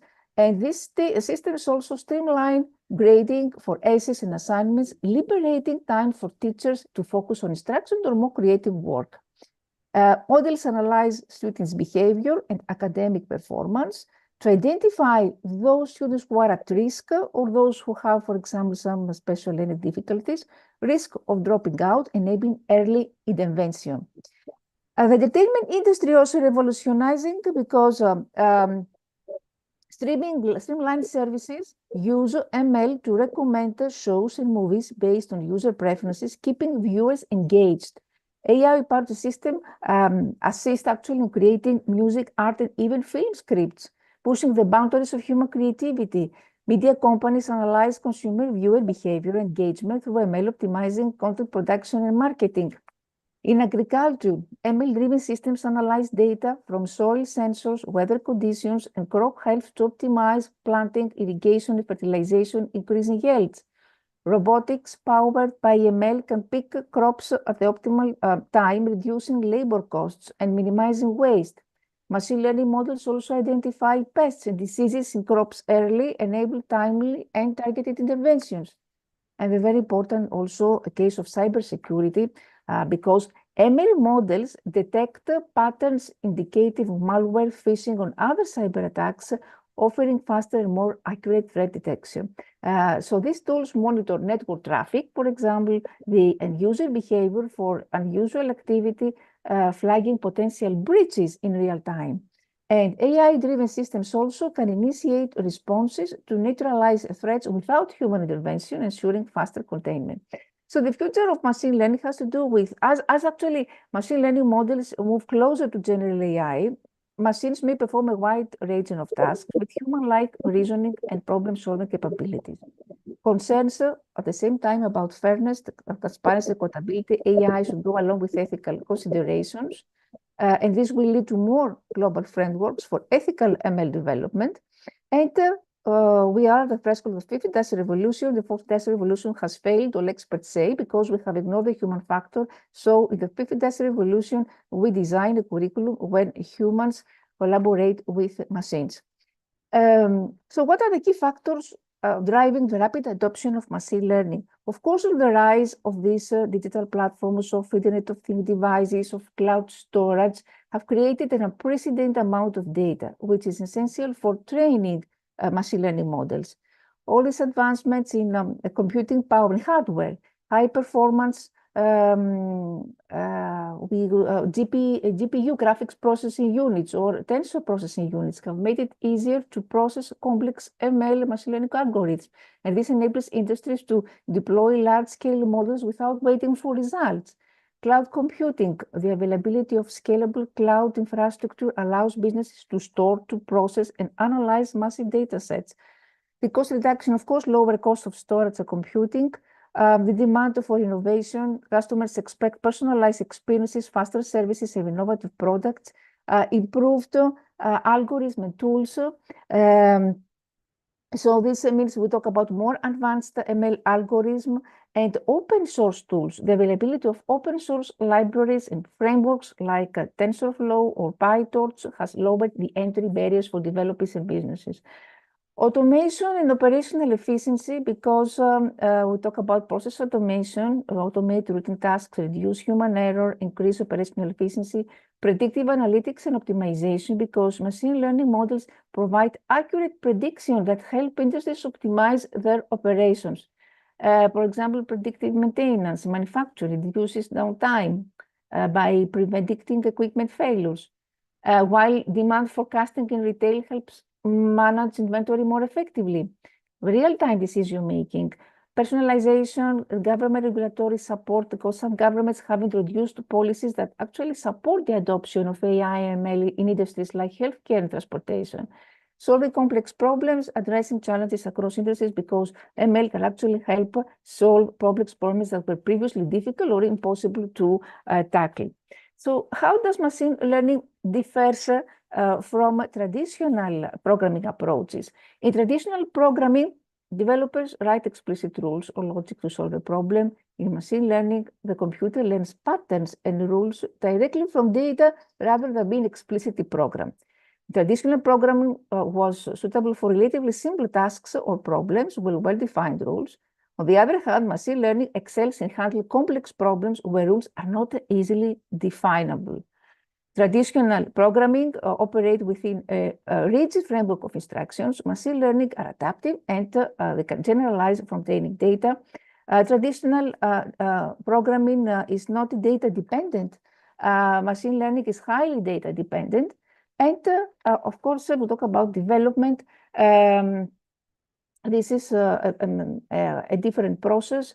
And error handling also and flexibility. Error handling must be explicitly programmed. In traditional programming, machine learning is probabilistic, can handle uncertainty. And also its traditional programming is different because from machine learning in case of adaptability, because machine learning can adapt more to changing conditions, of course, more easily. Interpretability, the logic in traditional programming is transparent.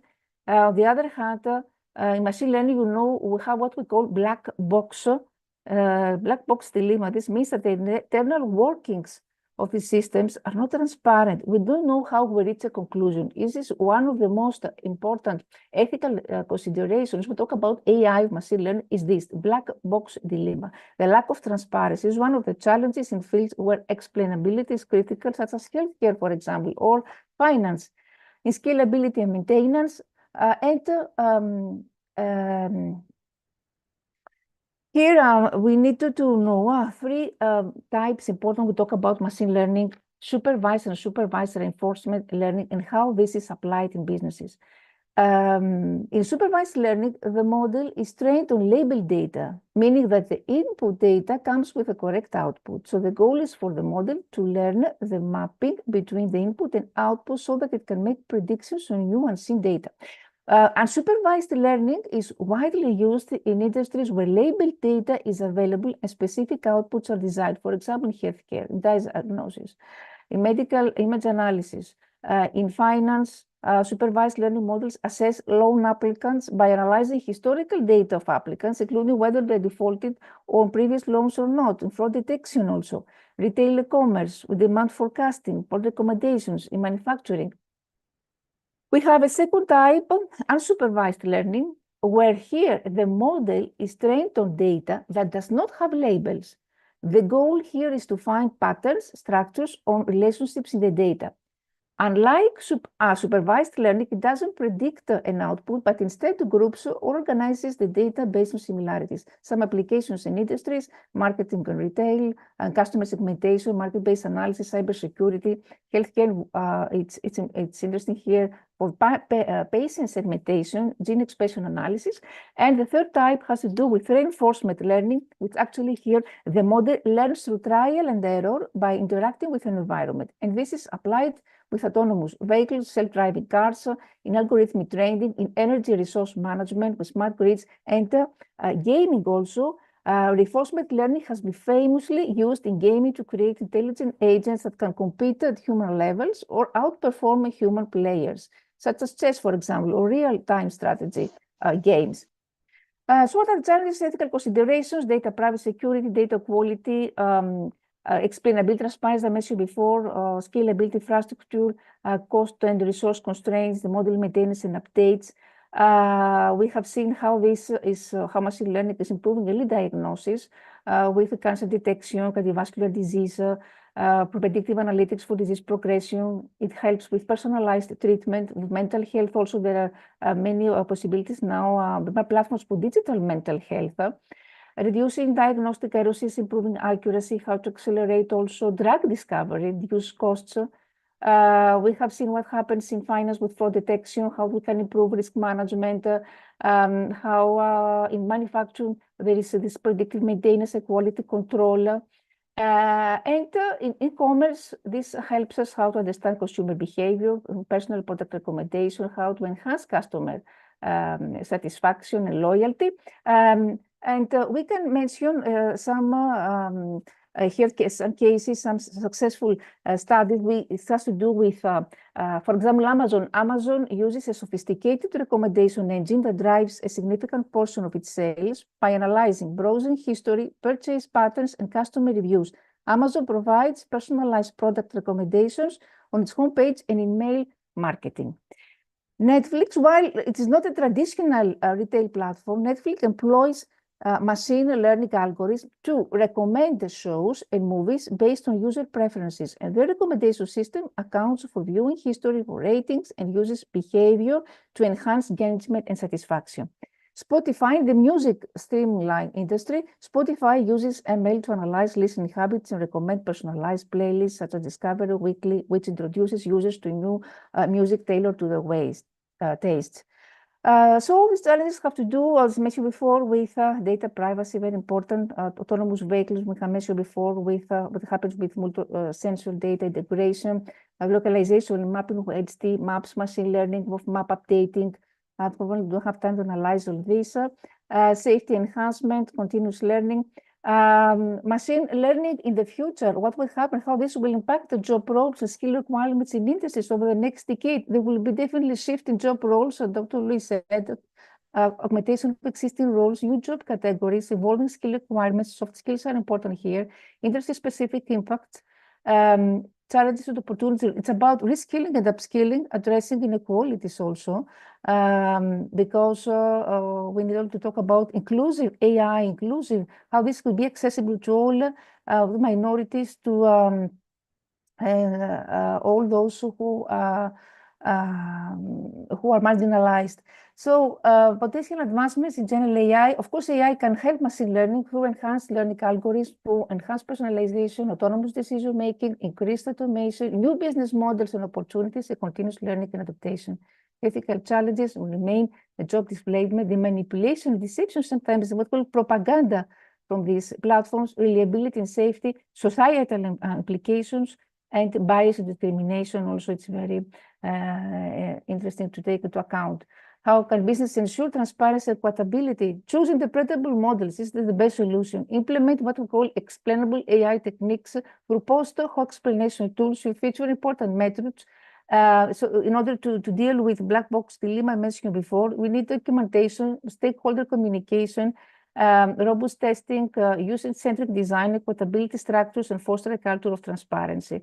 So have in mind that human oversight and governance, it's important because it's the only way that we won't become servants of technology.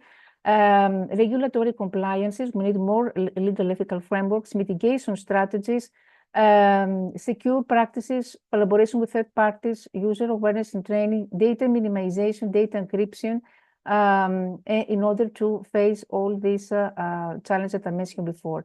The societal impact and in general, what are the emerging trends now?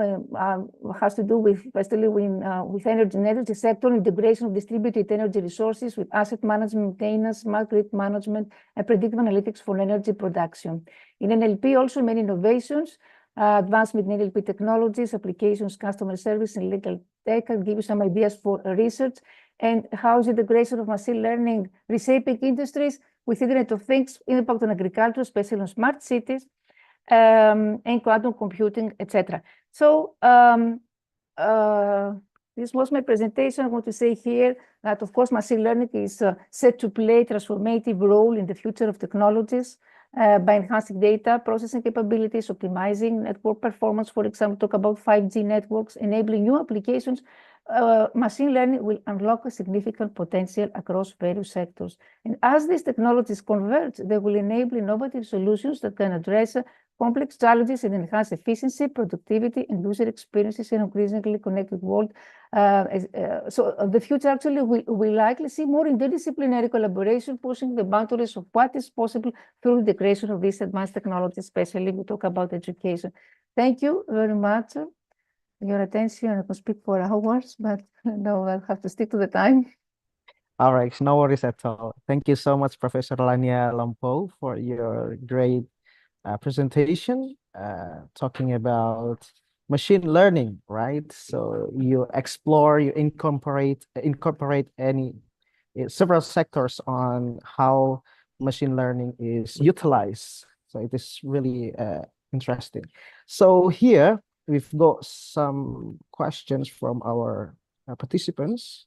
So the first question from Lely Sofianti, Ibu Lely Sofianti. So the question is, can machine learning be used to predict the needs in isolated area, such as food and medicine distribution? How to use this optimally and help people in isolated area? So, okay, yes. Definitely, machine learning can be effectively used to predict needs in these areas of food and medicine distribution by leveraging data and predictive models. Machine learning can optimize resource allocation and ensure that communities receive the right supplies at the right time. So how this is happening? First of all, data collection is integration. To predict needs, machine learning models require diverse data inputs, including geographical data, topography, access routes, climate patterns, population density. Secondly, socioeconomic data, household income levels, employment rates, literacy levels, health and nutrition data. There is a prevalence here of diseases, malnutrition rates, historical medical records, and also supply chain and inventory data, information on food, medicine availability, transportation capabilities, and storage conditions.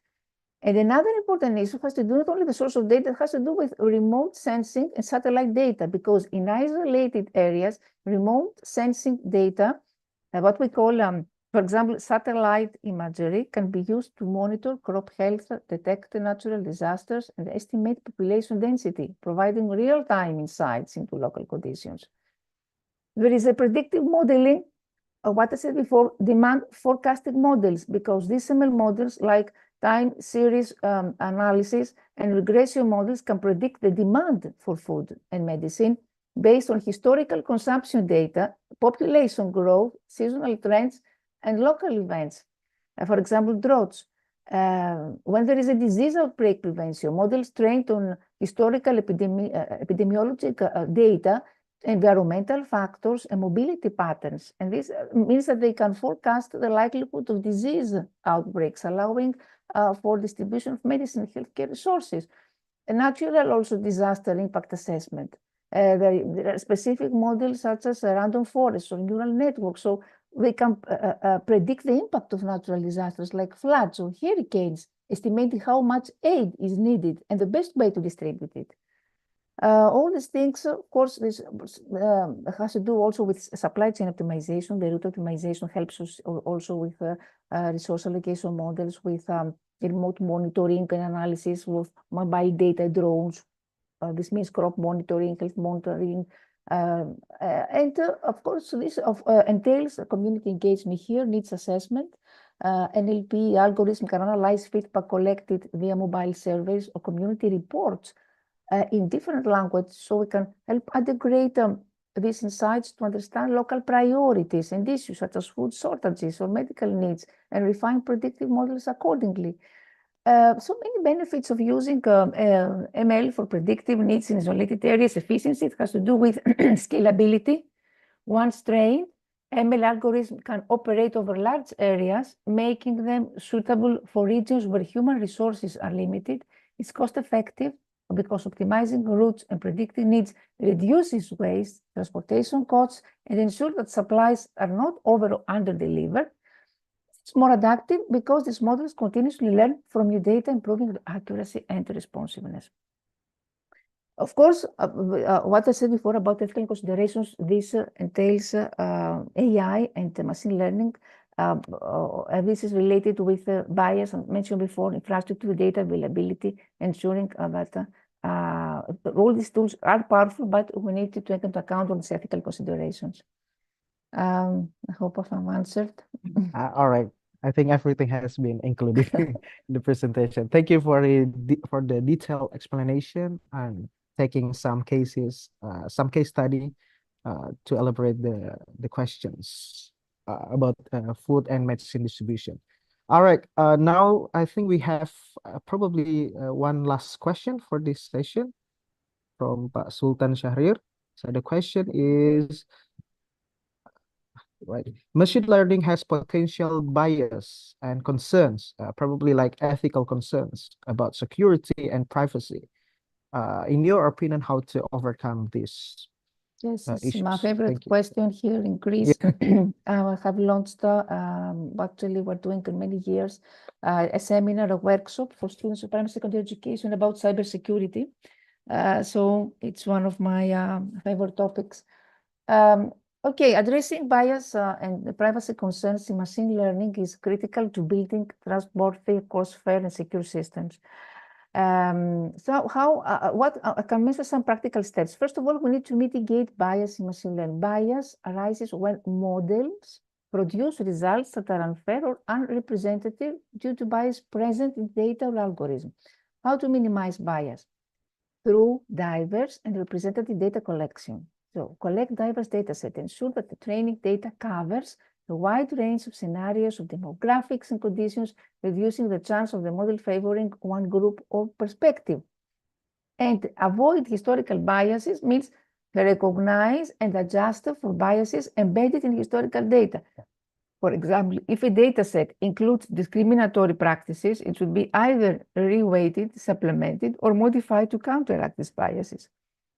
The second has to do with bias detection and fairness audits. There are fairness metrics that we can use, for example, demographic parity, equalized odds, disparate impact, to measure and evaluate how well a model treats different groups. There are bias detection tools also. Implement tools and libraries designed for bias detection, such as IBM's AI Fairness 360 tool, Microsoft Fair Learner, Google's What If tool. All these tools help identify, measure, and mitigate bias during model development. Where we can conduct regular audits, conduct fairness audits at different stages of the machine learning life cycle to ensure that bias are detected early and addressed before the model is deployed. We can make algorithmic intervention, what we call resampling or reweighting. Of course, we need here diverse development teams, so transparent and more inclusive development encourages diverse teams to build, to test, and deploy ML models, because this help identify and reduce bias that homogeneous teams might overlook. More transparent decision-making, ensure the decision-making process behind data collection, behind a future selection, algorithm design, and transparent and open to scrutiny. This fosters accountability and helps identify potential sources of bias. So this has to do with bias. If we want to address now security concerns, this has to do with more robust, more strong models with adversarial training, more strong algorithms, more data, what we call data validation pipelines, more model integrity checks, model security encryption, secure storage, access control, encrypt models in data using techniques like homomorphic encryption, ensuring that the only authorized personnel can access or update them, regular security audits, of course, and how to ensure privacy. This has to do with data anonymization, de-identification, and in general, privacy-preserving techniques.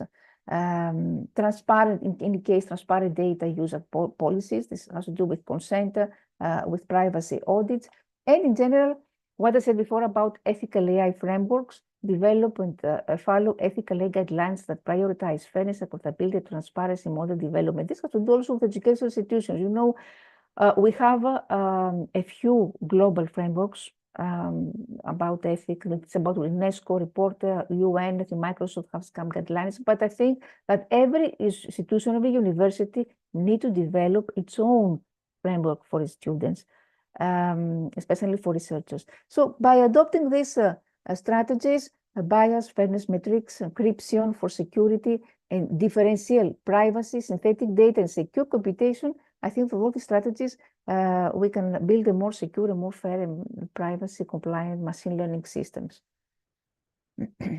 Yes, I couldn't agree more with the presentation. Right, especially, yeah, this is a very hot topic, hot issues, and this is a moot point also among people. So talking about the ethical concerns, ethical considerations of the AI or machine learning use in, especially in higher education in all sectors, I think. So how to avoid the issues with bias, privacy, data protection, and so on. So, well, thank you so much for the insightful presentation, engaging presentation, Professor Rania Lampo. Thank you so much for your availability, for your valuable contribution to our conference. So hopefully we can meet again in person probably. Yes, definitely. I will visit Indonesia. Definitely. Thank you so much. And again, when we thank Dr. Andy for his kind invitation. Thank you. Thank you so much, Professor Rania Lampo. All right, so now I think we can move to the next keynote speaker for today's session.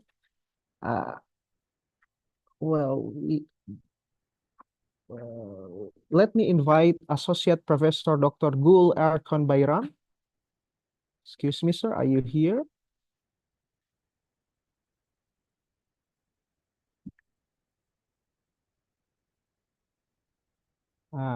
Associate Professor Dr. Gul Erkan Bayram from Sinop University School of Tourism and Hotel Management Department of Tour Guiding, Turkey.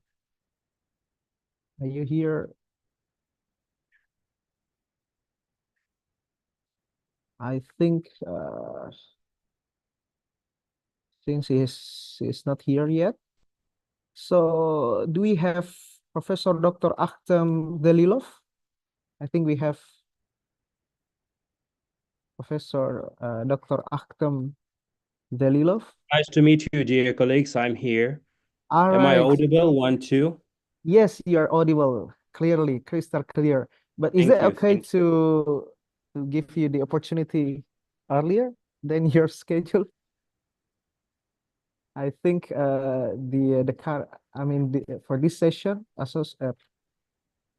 Associate Professor Gul Erkan Bayram she isn't here yet.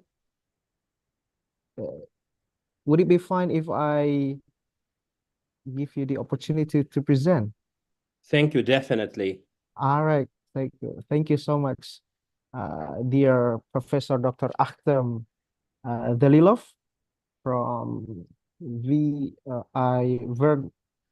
Vernadsky Crimean Federal University, Russia, right? But before giving the opportunity to our keynote speaker, allow me to briefly introduce Professor Dr. Akhtem Dzhelilov for today's session. So today we are privileged to have Professor Dr. Akam Delov with us, a distinguished scholar from VI Vernadsky Crimean Federal University, Russia. So he holds a PhD in philology and general linguistics and serves as a full professor in social sciences. His expertise spans a wider range of disciplines, including linguistics, international relations, and strategic management. With over 200 scientific publications, he is one of the prolific researcher and recognized figure in global academic circles, contributing significantly to the field such as TESOL, TEFL, and translation studies. So Professor Dzhelilov has held leadership role in various academic institutions and is a member of numerous international academic organizations. So without a further ado, but beforehand, let me again remind for our keynote speaker here that each speaker will have approximately 20 to 25 minutes for his presentation. And also we will have around 5 to 10 minutes for the Q&A session. So without further ado, allow me to invite our Excellency Professor Dr. Akhtem Dzhelilov. The time is yours. Thank you, dear colleagues. First of all, let me greet my keynote speakers, co-keynote speakers from other countries. And it's a great honor to be here with you today and to be also the part of Indonesian education community and see scholars. Indonesia is one of the best countries in the world too. And I'm proudly happy to present you today the topic related to digital education and intercultural competences.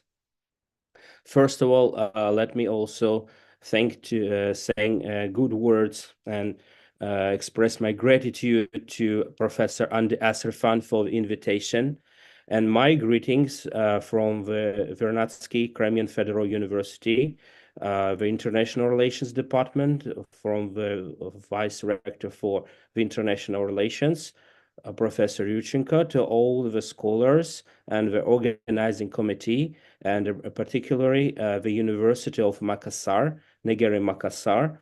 And we hope for the future international relations and cooperation. And thank you again for the invitation. And let me start with my presentation. Let me share my screen. Okay.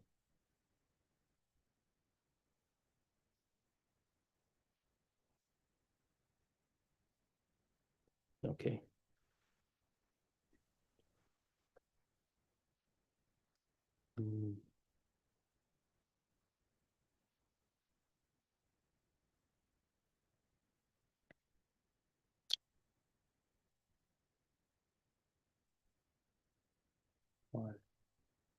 Добро пожаловать в VoiceOver. VoiceOver произносит описание объектов на экране.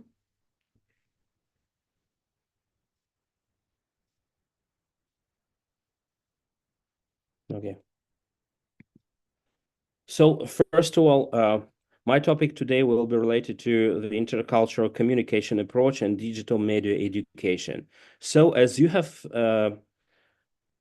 noticed from my short bio, I am just currently doing research and working in the field of interdisciplinary studies using foreign languages background, professional, especially English education, Oriental languages, Chinese, Korean language, and Turkish language. And also working currently in the field of media and communication. We're trying to work in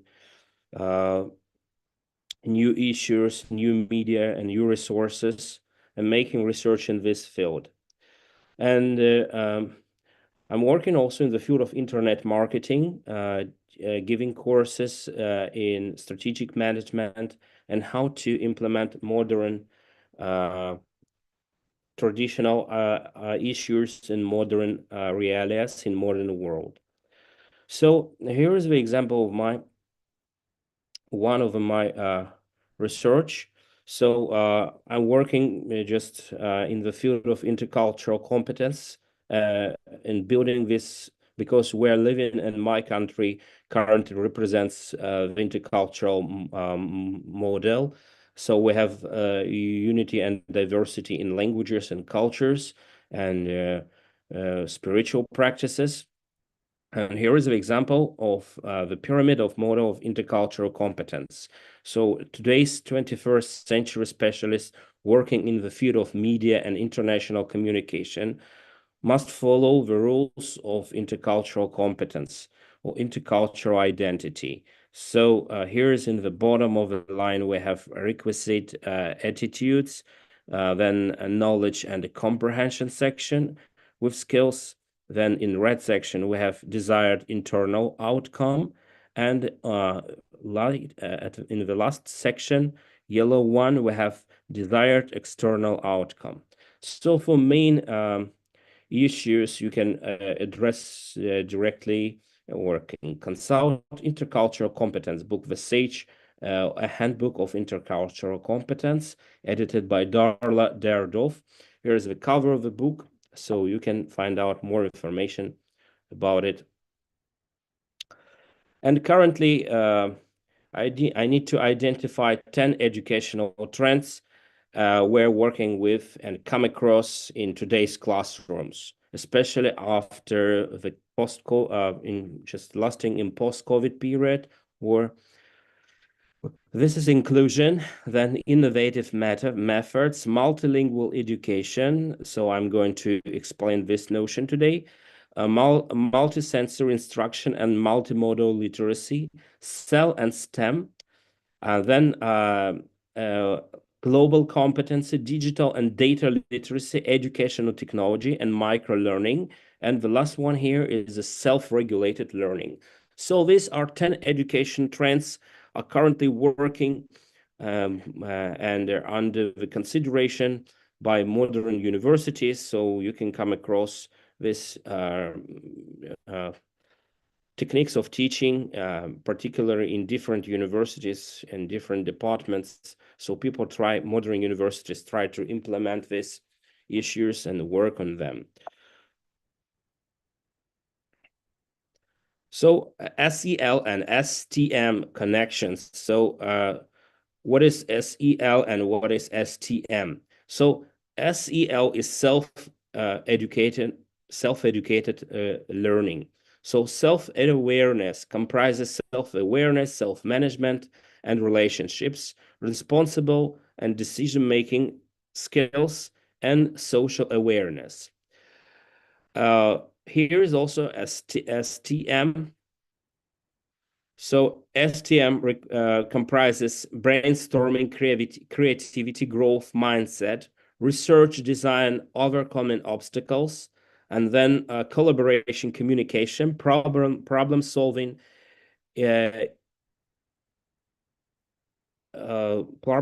thinking, iterative thinking, then empathy, understanding, and design thinking. So SEL and STM, they are in the mutual platform, so they can collaborate in one classroom, depending on class and depending on issues or cases you are running in your subject that you teach. So here are research publications and projects done by me at a university in the field of contrastive linguistics and cognitive linguistics between languages. In particular, I was observing the idioms and phraseological units or phrases with the cultural background, the results of collective mind or the collective mind results. So here we go to pluralistic approaches to languages and cultures. They are didactic approaches which use teaching, learning activities involving several or more than one varieties of languages of our cultures. For pluralistic approaches, integrated didactic approach to languages, intercomprehension between related languages and awakening to languages, the intercultural approach. So mainly it works and adapts people to feel themselves free inside of one community, especially in the case of being living inside of a multicultural community. It's important to identify and be tolerant, identify the languages of other peoples and use them in daily speech production. So people identify you and just become, start to give you a smile instead of cold shoulder. So culture is more important than vision here. Some leaders have great vision, but have created a toxic culture where that vision will never happen. This is the words from Phil Cook. And here is one of the best books, The Culture Map, decoding how people think, lead, and get their things done across cultures. So transnational, dynamic, open person, context situation, complex cultures. So you can come across this book and find out the issues that people try to implement here. So another example is the culture map written by Aaron Meyer. Here we identify 8 dimensions of behavior gaps between countries as communicating, evaluating, persuading, leading, deciding, trusting, disagreeing, and scheduling. So here on the left is low context, and on the right here is high context. So here in down, you can identify these figures by color. So Germany is a yellow here. Red one is Singapore. The gray one is here, Malaysia. Light yellow is Indonesia. And almost brown here is Philippines. And black one is Vietnam. So it's a good example to follow. I also advise you to read this book and decide and find out the cultural peculiarities. Okay. So we also we need to mainly identify, and in order to make feel persons comfortable in your classroom, we work through the intercultural pedagogy as one of the most important divisions of pedagogy as a science. So we have here intercultural education is for all children. So intercultural education is embedded in knowledge, skills, and attitudes. Intercultural education is integrated with all subjects with the general life of a school. Language is central to developing intercultural competences. Intercultural education requires a real-world focus. Intercultural education takes time, exactly because when you go through this, you need to maintain and let's say, to give attention to all details, just not to skip them, because here is another example by Byram in 1997, teaching and assessing intercultural competence. So we have here intercultural communicative competence running through linguistic, then sociolinguistic and discourse competence. So mainly Byram just identifies knowledge, attitude, skills of interpreting and relating, skills of discovery and interaction, and critical cultural awareness. So for the intercultural competence, you should develop these skills inside of your students.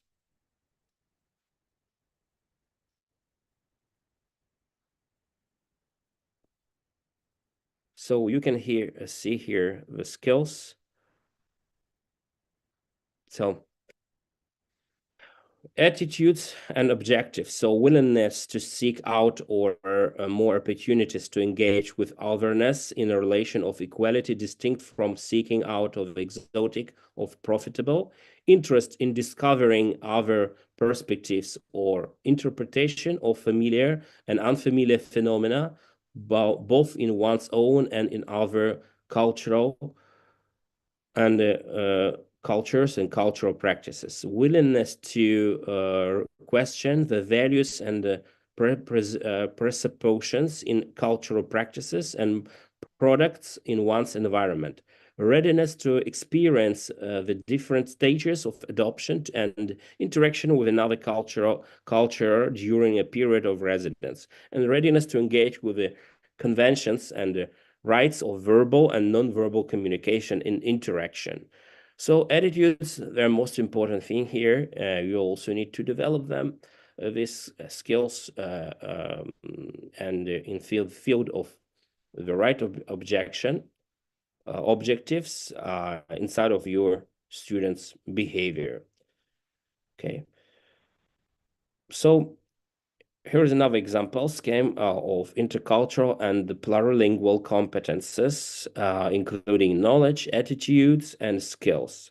So learning to learn, and based on Martinez Scholar in 2012 and Dari Hassan Stobe in 2013.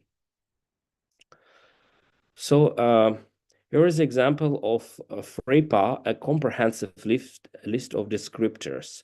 So to describe, it's important when inside of your classroom, or particular for the teacher who works in multicultural dimension, to describe intercultural competences, to define learning objectives, to develop curricula with the field, to find teaching materials in FREPA database. So later on, I'll share the link where you can simply download materials related to intercultural competence, to design teaching materials, and to self-assess intercultural competences. And for example, here is the agenda: 2 activities from the FREPA database, discovering FREPA descriptors, discovering FREPA teaching materials. A cooperative story. This is the history of Vladimir, a young man from Moscow. Tell Vladimir's story. Vladimir knows Hans, a German boy, so Vladimir tells Hans' story. And here is example of knowledge, how to one of assessment, where you can simply build multicultural competences or skills. So the main objective of this activity is to make students reflect on the images about others' culture and possibility to change these points of view by removing traditional stereotypes. The level of instruction is secondary to and beyond. So themes: cultural diversity, feelings, prejudice, image of otherness. And language, for example, languages can be here French or even Spanish.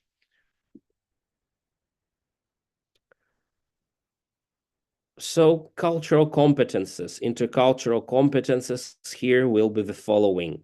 So the student knows that the knowledge of one has a cultures of one includes stereotypes, a simplified and sometimes useful way of grasping one aspect of reality, liable to lead or to oversimplification and generalization. So K2 for 3, so is aware of existence of cultural prejudice. And the last one here is knows what one's own cultural practices may be interpreted by others through the application of stereotypes. And attitudes, so being attentive to one's own negative reactions towards cultural linguistic differences, fears, contempt, disgust, superiority. Being ready to discard one's prejudices about languages which have been marginalized, regional languages, the languages of migrant learnings, and sign languages. Skills can talk about cultural prejudices.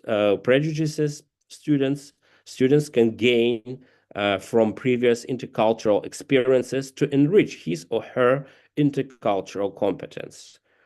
So mainly, we come across here talking about prejudices with words or phrases or speech patterns. So they can be also idioms. Idioms and proverbs as a result of a nation's cognitive experience reflected in the nature. Here are the idioms collected by me for the several languages. I was trying to find out the similarity. And mainly I came across and I succeeded in them. So here are the examples of idioms in several languages with the same meaning. So to carry coals to Newcastle or to do something just for no reason. In several languages, in Turkish, it sounds like körler mahallesinde ayna satmak. Die Aulen nach Aten tragen in German. Then in Tajik language is Ziraban Kirmon Burdan. And in Arabic here is Yahmil al-Tamr illa al-Basrat Ziraban Kirmon Burdan. Then another phrase is birds of a feather flock together. Gleiche Brüder, gleiche Kappen in German. Then in Russian it sounds like rыбак рыбака видит издалека. Hacı hacı Mekke'de, derviş dervişi tekkede bulur sounds in Turkish. Then Arabic Altair min alrish tataya min ma'en. In Chinese yi jing yu mao de niao tun zai yi qi. This is in my native language close to Turkish. Mendeyim bayram haftası online mangal tahtası. As the fool thinks, so the bell clings. And this is another one, a popular, scratch my back and I'll scratch yours. In Turkish is al gülüm ver gülüm.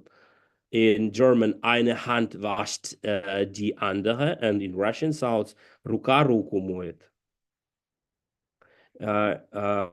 Actions speak louder than words. In Turkish, laf lapin gemisi yürümez.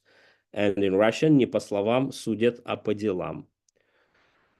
Every cock is bored on his own dunghill. Her horoz kendi çöplüğünde öter in Turkish. And всяк петух на своем пепелище хозяин is in Russian. And this is also to let the cat out of the bag or to spill the beans. In Turkish, açtırma kutuyu, söyletme kötüyü. In Azerbaijani language, açacağım sandığı, takacağım pembeği. And another example is if you raise a snake, expect to get bitten. In Russian sounds пригреть змею на своем теле. And besle kargayı, oysun gözünü in Turkish. Here is the example. In Turkish example shows a raven or a crow instead of snake inside of idioms.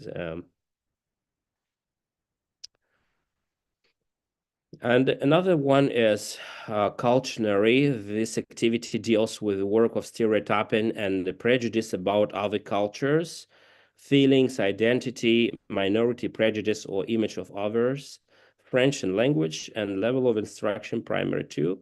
So building skills and attitudes and knowledge. So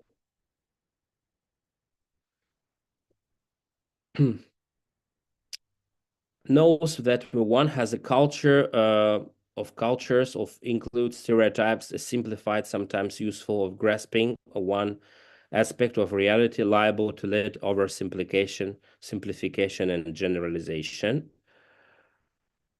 Okay. So, and also attitudes. and skills of students, can talk about cultural prejudices, can resort to a known language and culture, can analyze schemata used for interpreting behavioral stereotypes. So where to find teaching materials? Here's the link, a framework of reference for pluralistic approaches to languages and cultures. You can download materials here. And as for the national curriculum for building intercultural competence, you can consult these books issued in the UK and Ireland, or books of intercultural competence. And thank you very much for your kind listening and attention. Hope you have some questions. I'll be ready to answer them. All right. Thank you so much. Thank you in advance for the great presentation from Professor Dr. Akhtem Dzhelilov. Right. It was really interesting topic talking about intercultural communication approach, especially intercultural competence approach. To be honest with you, I'm also interested in learning like intercultural communication, in how we first of all need to think or know the concept of culture, not only talking about the national culture, but also like it's more abstract, like talking about culture, like also their ideology, even their gender or anything can be explored about intercultural competence. I'm really into that topic, to be honest with you. Okay, so I'm encouraging for participants to ask questions.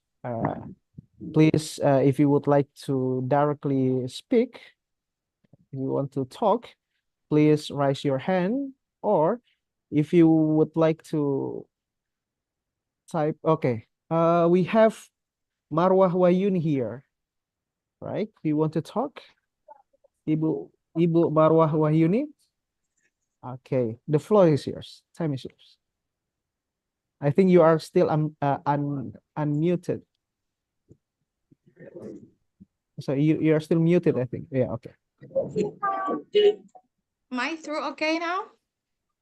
Yes, you are all. Okay, thank you. Thank you very much for your very nice presentation. I am Marwa. I'm from English Education Postgraduate, and my question is, in the context of digital media education, how can we assess the effectiveness of the intercultural approaches in improving students' communication competencies? Thank you. Thank you very much for your question.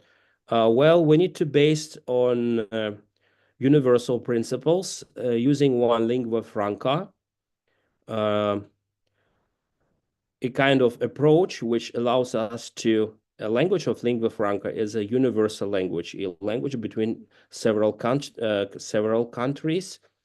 But we're today facing to the Eastern civilization and world. West is more different, and hope we'll find out common ground. And today we're using mainly English for the language for communication, for intercultural opportunity to meet others, peoples, and cultures, and try to identify them. And you will find out, let me say, here's the example. One of the best examples here is the international conference, online conference. So where your students can do joint research, for example, on cultural similarities.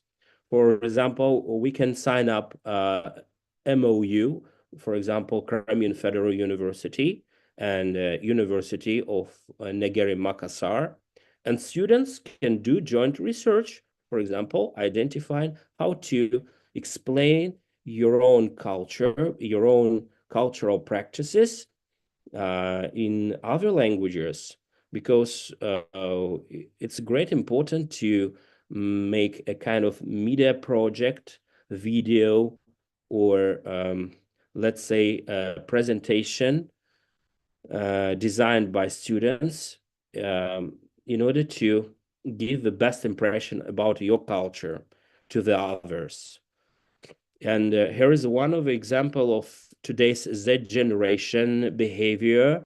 We talk about, let me say this term, clipping worldview. So mainly Z generation identifies the information by visual communication, by watching pictures, videos. So that's why we're mostly here. Just books are books and let me say dictionaries. They are on the last position, unfortunately. But the way of communication became more digital, and here we talk about the conversion and the conjugation after digitalization, because we have books, we have, for example, dictionaries, and we have CDs, and, for example, tapes. We take them together, scan them, digitalize them, and put in one folder. And the conversion is the next step. Where people do and try to, and today's generation, Z generation, they try to convert, for example, and convert these issues in one educational resource. So we can talk about new media or applications on cell phones where one can simply just swipe and learn in brief about cultural background, competence. And the language is one of the purest examples to show that your students identified or talk.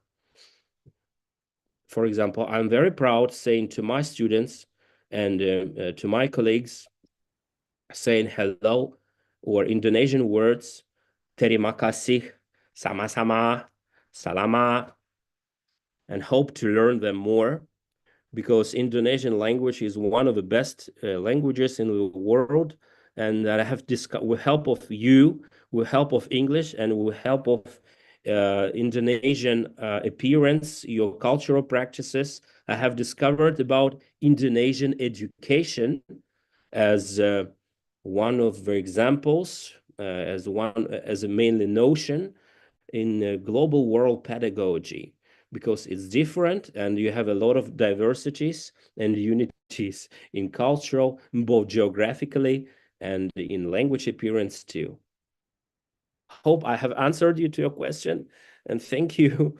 Hope to the future cooperation, joint publications and research. You are welcome anytime. Thank you so much, Professor Dr. Akhtem Dzhelilov, for your responses. Yes, I couldn't agree more talking about Indonesian diversity. It is very eye-catching. So it is very interesting topic to discuss, Indonesian diversity in terms of intercultural communication. Although we are separated across regions, but we are united with one official language, which is Indonesian. But that's also interesting to explore the ELF as you talk about the concept of English as a lingua franca. All right, so if we still have time, so if anyone would like to ask, please, I encourage you. Probably one last question, since we are limited by the time. Anyone? So if no, probably we can let me check. Okay, we can end this session. So thank you in advance for the very interesting insightful topic on intercultural competence in digital media education. Yeah, if I'm not mistaken. Thank you, Professor Dr. Akhtem Dzhelilov, and thank you so much. Right. Yes, I'm very also thankful again to Professor Andy Asserfan. My sincere congratulations to the other speakers, to presenters, and to participants. I hope that today's session was really fruitful, and thanks again to esteemed moderators. Hope to see you in private, Professor. physically, and visit Indonesia, because Indonesia is one of the best countries, and we need to follow and find out, discover a lot of just cultural practices, Muslim cultural practices. Inshallah. And after, yes, inshallah, after the Turkish, so let's say God, if Allah closes one door, he opens thousands. Up to 2000, just from 2014 and up to 2019, I was constantly speaker on Turkish conferences in Turkey, presenting my research in Turkish language. And today I'm faced to Indonesia, to Philippines, Southeast Asia, and it's my new home for my projects. And I'm also happy to see and meet new colleagues. And thank you for the chance to feel today and be around with the Indonesian community of scholars, teachers, and my warm greetings to you, and have the fruitful results of the conference. And thank you in advance. Thank you, dear Professor. And hopefully there will be a positive response from your university, so we can schedule again for the MOU process between your university and Universitas Negeri Makassar, inshallah. And then, inshallah, thank you so much, and really need your guidance and help and your hand, my dear professor. Thank you so much. Thank you. May Allah bless you and your family, inshallah. Thank you. Thank you, and have a great day. Thank you. Thank you. Have a nice day. All right, so thank you so much for all keynote speakers and invited speakers. And then for the next session, allow me to hand it over to our next moderator, who is Dr. Muhammad Arham, SPD, MPD, to lead the session for the following sessions. I think we still have 3 sessions for the keynote speaker. So for Dr. Muhammad Arham, SPD, MPD, so the time is yours. Thank you so much. Assalamualaikum warahmatullahi wabarakatuh. Waalaikumsalam. Thank you so much for the wonderful moderator today. Okay, thank you. I'll be taking over for today. Thank you, Asabul.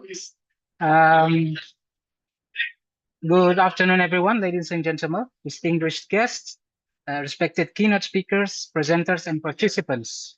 My name is Muhammad Arham, and I am honored to serve as your moderator for this keynote session. Now, it is my distinct privilege to introduce our first keynote speaker, which is Professor Dr. Sherif Ismail from American University, Egypt, a leading expert in transformative education. His research has paved the way for innovative approaches in higher education, and we are fortunate to have him share his work with us. Now, unfortunately, we have received news that he has been sick today, and that he has pre-recorded his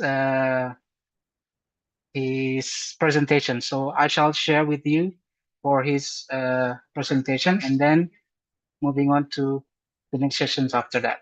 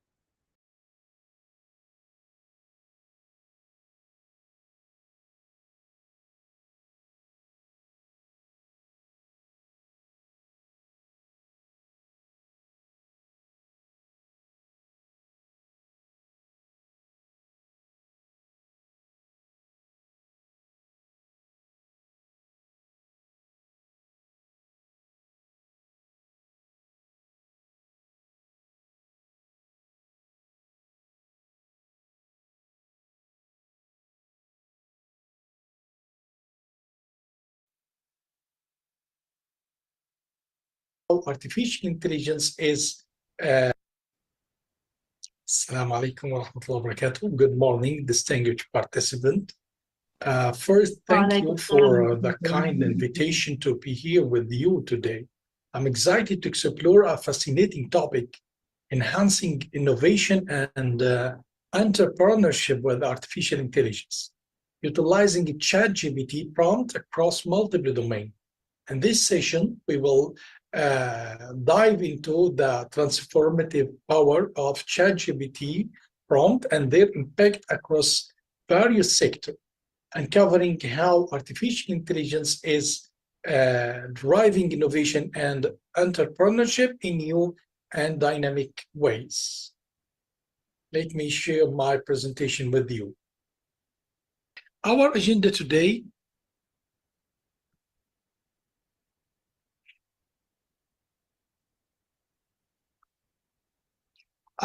explore application of ChatGPT prompt in various domains, showcase how AI-driven prompt can enhance workflow efficiency, provide insight into the benefit of integrating AI technology in different industry, demonstrate the adaptability of ChatGPT across diverse professional fields.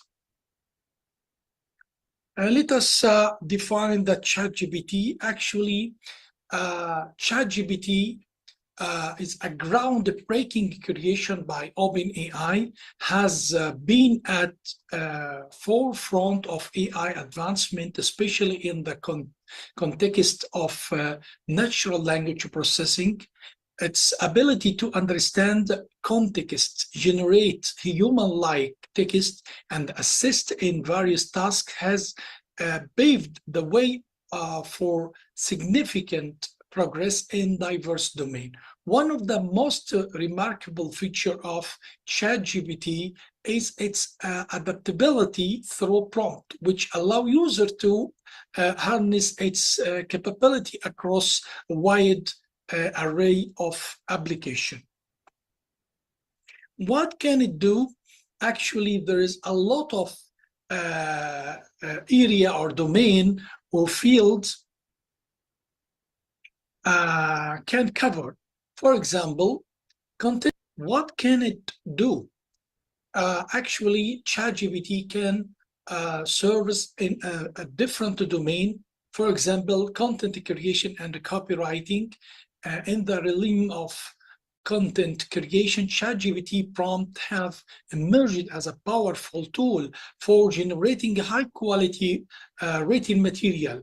Whether it's blog posts, marketing content, or social media updates, ChatGPT can effortlessly craft engaging and coherent text by providing a brief prompt.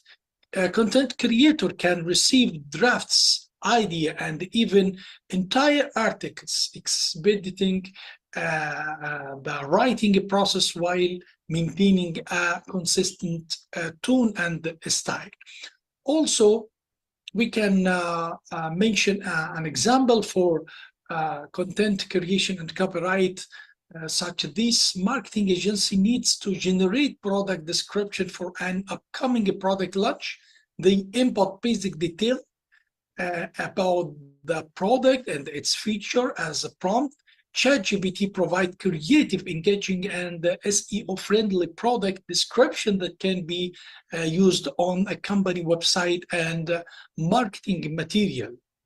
Also, in the domain of programming and coding assistance for developers, ChatGPT prompts offer an invaluable resource for problem solving and coding assistant. Complex programming challenges can be broken down into manageable steps through a series of prompts, enabling a programmer to troubleshoot and debug with greater efficiency. Additionally, a ChatGPT can provide explanation for each part of the code and even suggest alternative solution, enhancing the overall development process. Also, in the field of medical diagnostics and the research, the field of medicine, ChatGPT prompt have demonstrated their potential in aiding diagnostics and the research. Medical professionals can input patient symptoms, medical history, and test result as prompt, receiving possible diagnosis or recommendation for further testing. This tool not only exhibited the diagnostic process, but also serve as supplementary resource for medical practitioners to stay updated with the latest research findings. In the field of educational support and tutoring, educator and student alike can benefit from ChatGPT prompt in the realm of education. A student can pose questions related to their coursework, and ChatGPT can provide comprehensive explanation, examples, and even practice problem. Educator can use ChatGPT to create interactive learning material, offer personalized feedback, and assist in clarifying complex concepts, ultimately enhancing the learning experience. Also in the domain of creative writing and storytelling, writers and storytellers can harness the creative capability of ChatGPT prompts to spark inspiration and overcome writer's block. By providing a simple prompt or scenario, writers can receive an imaginative idea, character descriptions, plot twists, and dialogue that can serve as a foundation for captivating narratives. This fusion of human creativity and AI assistance open new avenues for literary exploration.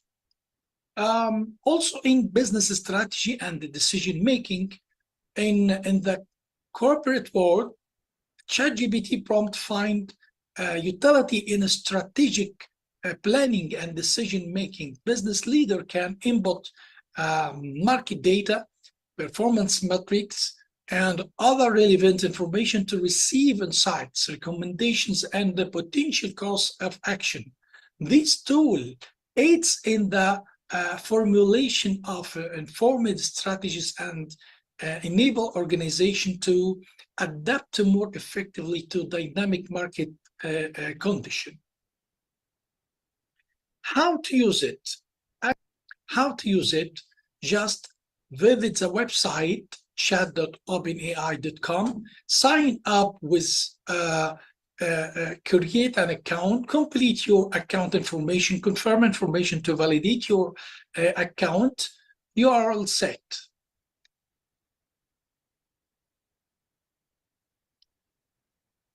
Demystifying prompt and ChatGPT.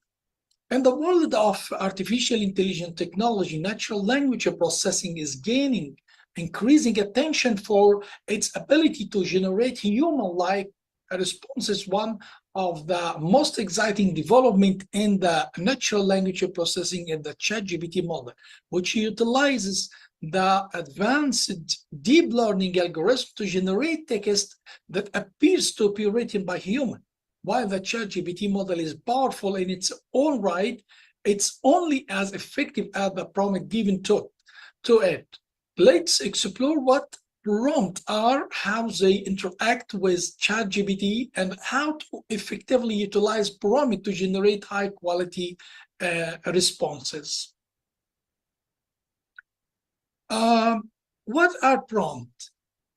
In the context of ChatGPT, prompts are the text input given to the AI model that guide it in generating text. They are the starting point of a conversation and provide context for the AI to generate relevant and coherent responses.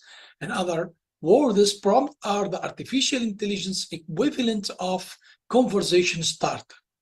Prompt can take many forms, including a question, a statement, or even images. They can be open-ended, allowing for a broader range of responses, or closed-ended, limiting the range of possible responses. The effectiveness of a prompt depends on its clarity, conciseness, and relevance to the desired outcome of the conversation. How prompt interact with ChatGPT? The ChatGPT model consists of a series of deep learning algorithms that allow it to generate text with a high degree of accuracy and coherence.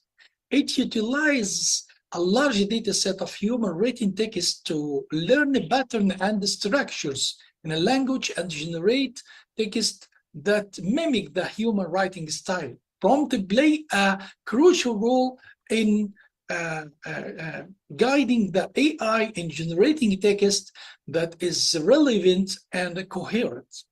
When prompt is given to the ChatGPT model, it analyzes the text and generates a response based on its understanding of the language pattern and the structures. The AI generates the response by predicting the most likely sequence of words that would follow the prompt based on the pattern it has learned from the dataset.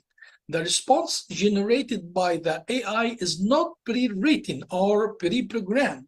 It's a unique sequence of words generated by the model based on the user prompts. The importance of effective prompts, the effectiveness of the ChatGPT model is directly tied to the quality of the prompt given to do it. Effective prompts provide clarity, context, and relevance to the desired outcome of the conversation. Here are some tips for creating effective prompts. Be clear and when interact with ChatGPT, it's important to be clear in your language. Avoid using overly complex language or jargon that the AI may not understand. The more straightforward and simple your language, the more likely AI is to generate relevant and coherent response. Provide context. Providing context is essential when interacting with ChatGPT. This can be achieved by providing background information or framing your question in a specific context. The more context you provide, the more accurate and relevant the AI's response will be.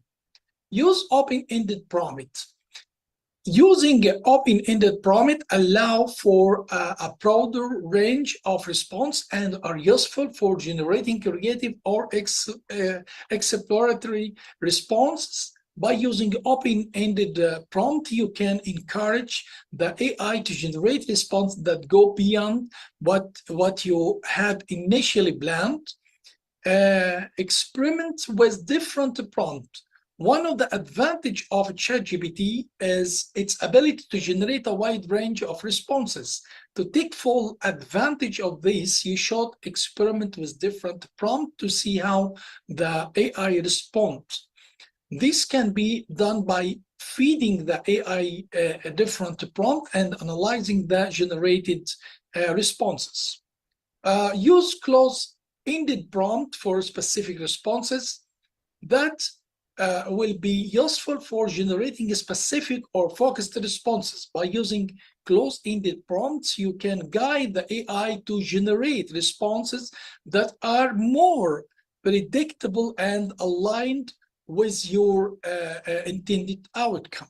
The next step, avoid leading question.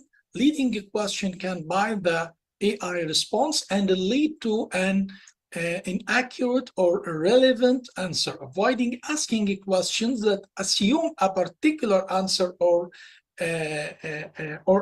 angle. The next one, provide feedback. ChatGPT use a machine learning algorithm to generate responses, which means it learns from its interaction. Providing feedback on the quality of the AI responses can help improve its performance over time. Also, remain patient. ChatGPT is an AI model that generates responses based on patterns and the structure in language. It may take time for the AI to generate response that is relevant and coherent. Remaining patient and allow the AI to work through its process can lead to more accurate and relevant responses. By following this step, you can effectively interact with ChatGPT and generate high-quality responses that are relevant to your intended outcome. Additionally, by experimenting with different prompts and providing feedback, you can help improve the AI performance over time. One of the terminology we have to know, prompt engineering. Actually, prompt engineering is the process of communicating effectively with an AI to achieve desired result.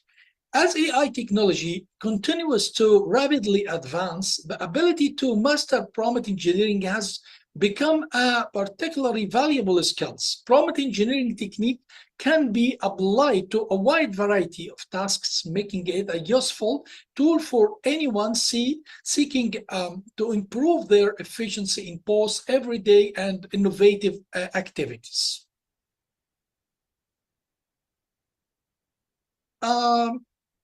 There are many prompt engineering strategies, but some of the most common ones we will talk about.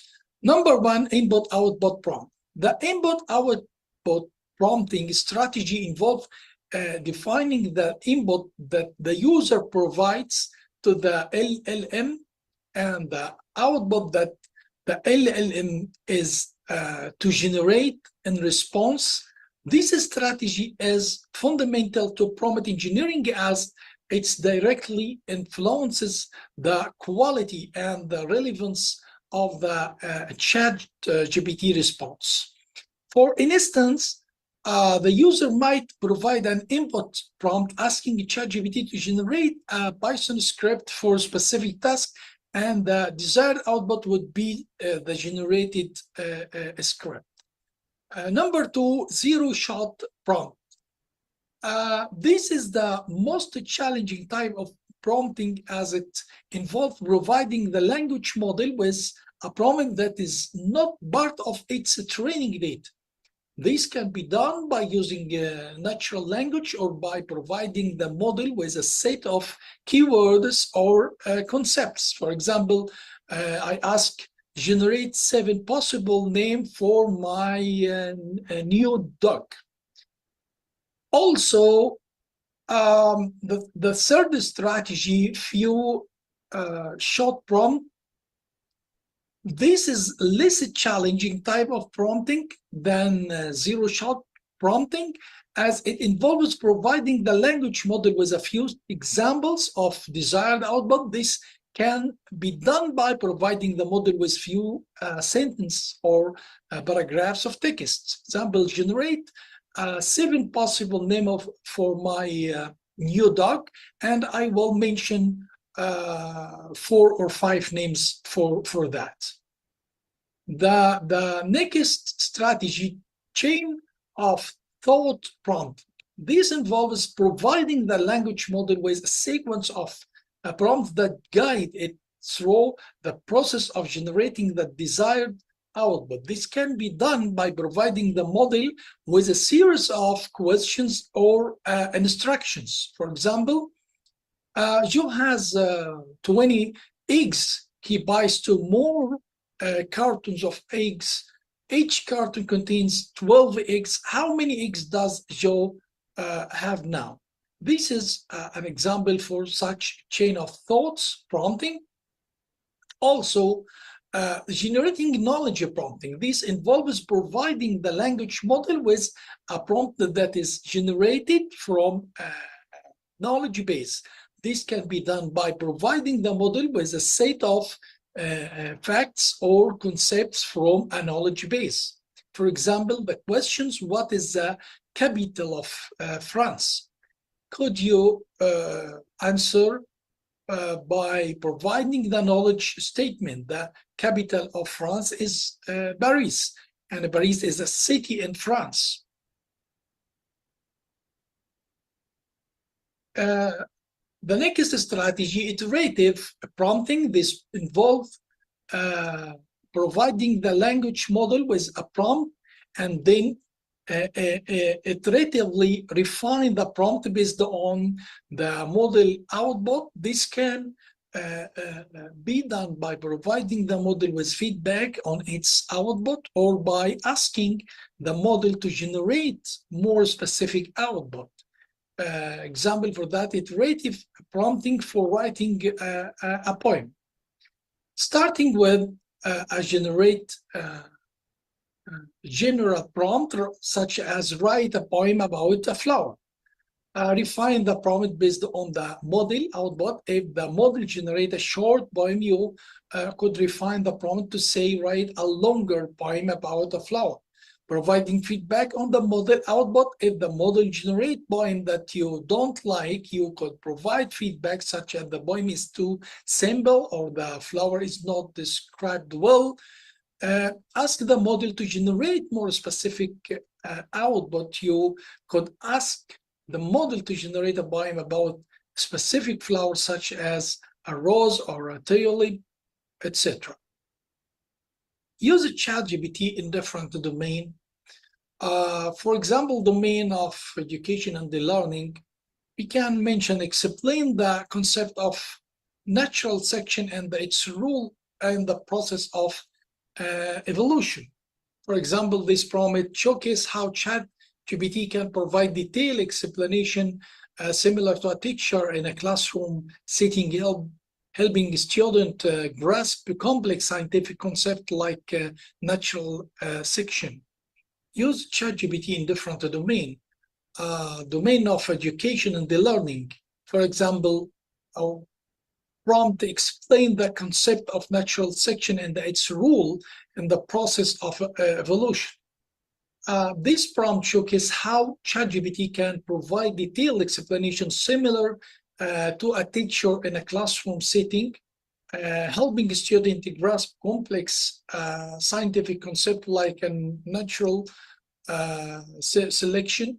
ChatGPT can be a valuable tool in education and learning by providing assistance, explanation, and interactive experiences for students.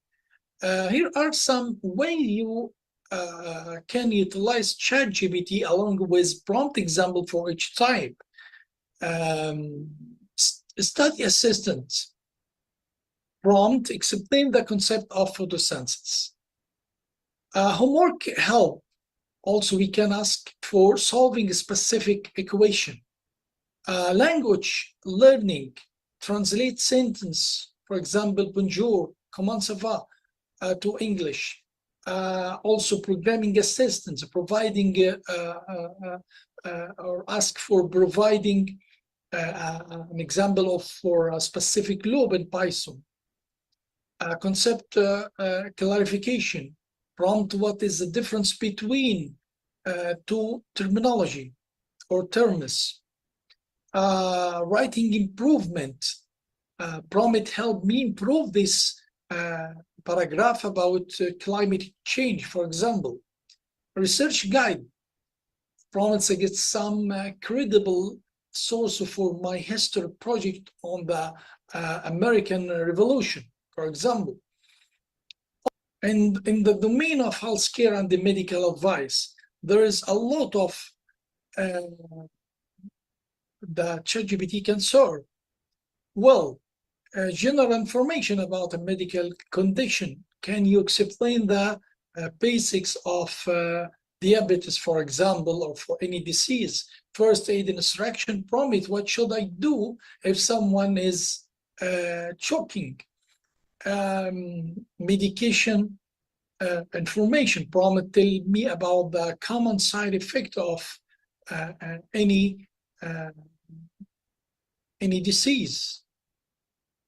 Also in symptom checker and urgency assessment, healthy lifestyle advice, medical history organization, mental health coping strategies, emergency response information, vaccination information.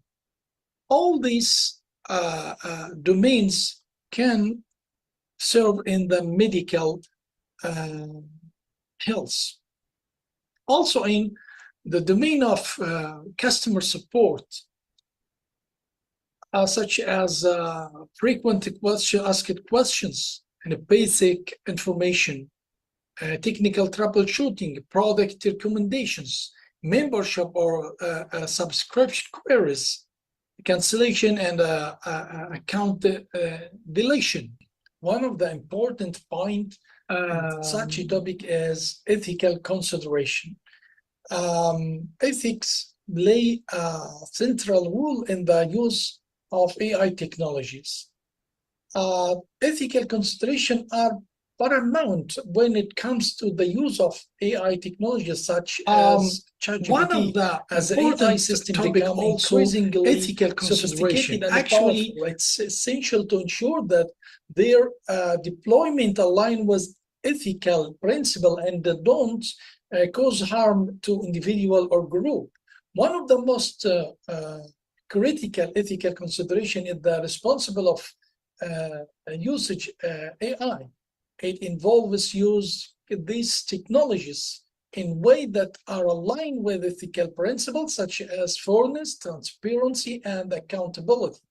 For instance, using ChatGPT to generate content that promotes hate speech, discrimination, or other harmful behavior would be unethical. In conclusion, ethical considerations are critical when it comes to the use of AI technology like ChatGPT, responsible AI usage, transparency, human oversight, and consideration for the potential impact of these technologies on different groups are necessary to ensure that they are used in ways that align with ethical principle and don't cause harm. As we come to the end of this session, I want to sincerely thank you all for inviting me to be a part of this experience. It has been a pleasure sharing my thoughts with you, and I hope these ideas have given you something valuable to take away. Your participation and engagement today are truly appreciated. Thank you again for having me, and I look forward to staying connected and continuing to learning together. Assalamu alaikum.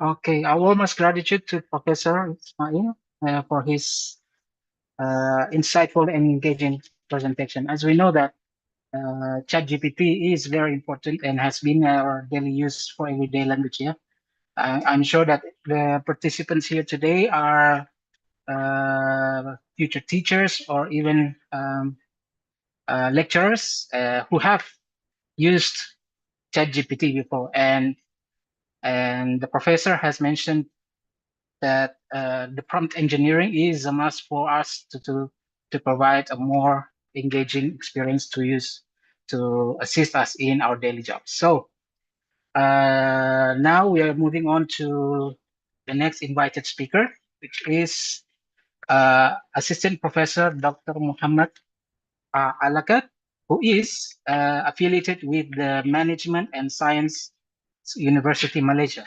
Dr. Alakat is a distinguished scholar in the fields of management and leadership with extensive experience in educational and organizational development. I invite Professor Alakat. Time is yours, please. Oh, yes. Thank you. Thank you so much for this kind introduction. I just want to correct something. I am no longer working with Management Science University. Now I am working with the University of Malaya. Please allow me to share my slides.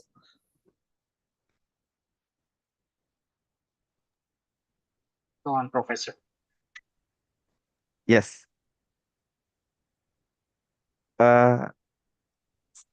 Haidar, would you like to? Yeah. Hi, Dr. Andy. How are you? Alhamdulillah. Thank you so much. Mudah-mudahan setiap hari. Inshallah. Thank you so much. You also have a dream to visit Masjid Al-Aqsa, inshallah, in Palestine. Inshallah. Yes. Amin ya Rab. Inshallah. Hi. Can you share? Is it co-host? Ya, Yeah, anak co-host. Sekarang boleh ya. Yes. Thank you. Pandai. Very good.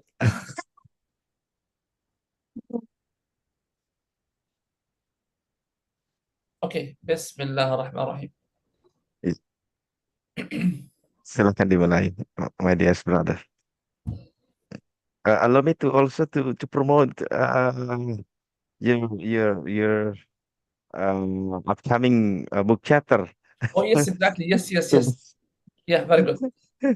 Thank you. Yes.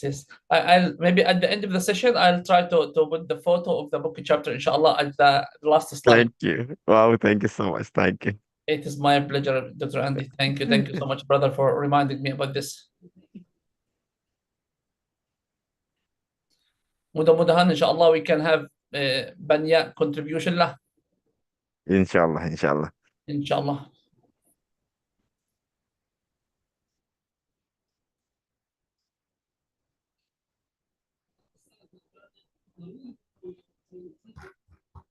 Okay, let me just now I book a presentation. Mahu share sekarang. Yes.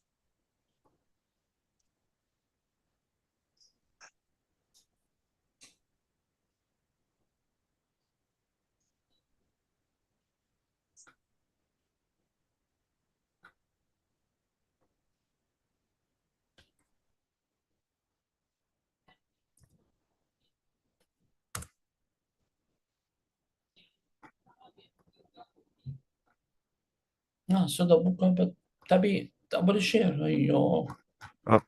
Saya kira sekarang you are a co-host, my dear brother. Yeah, I think sudah co-host. Tapi I try share tak boleh, dia cakap. Soalnya apabila Oh, okay. Sekarang. Yes. Okay.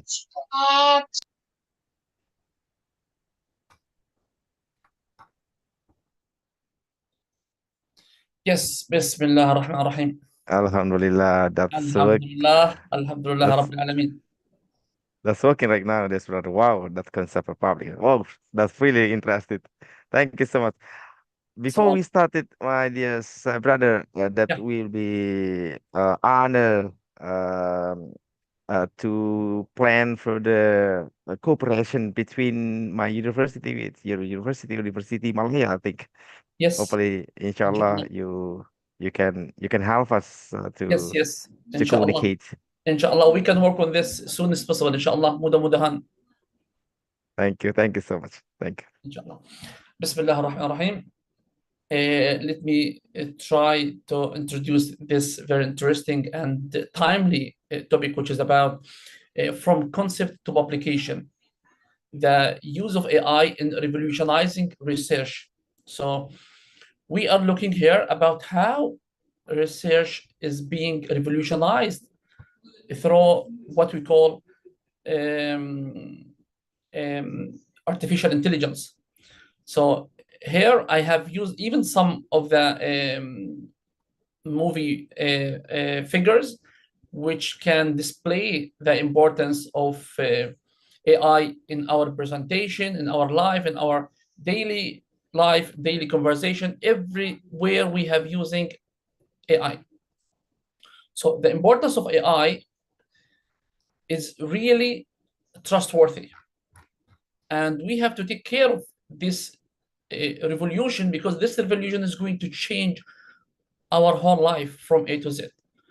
So the first of all, here we are going to speak about whether AI is going to enhance our future. Yes, of course, AI emphasizes the transformative role of human language and the transformative role of academic writing, making it easier to produce high-quality research papers for publication in prestigious journals.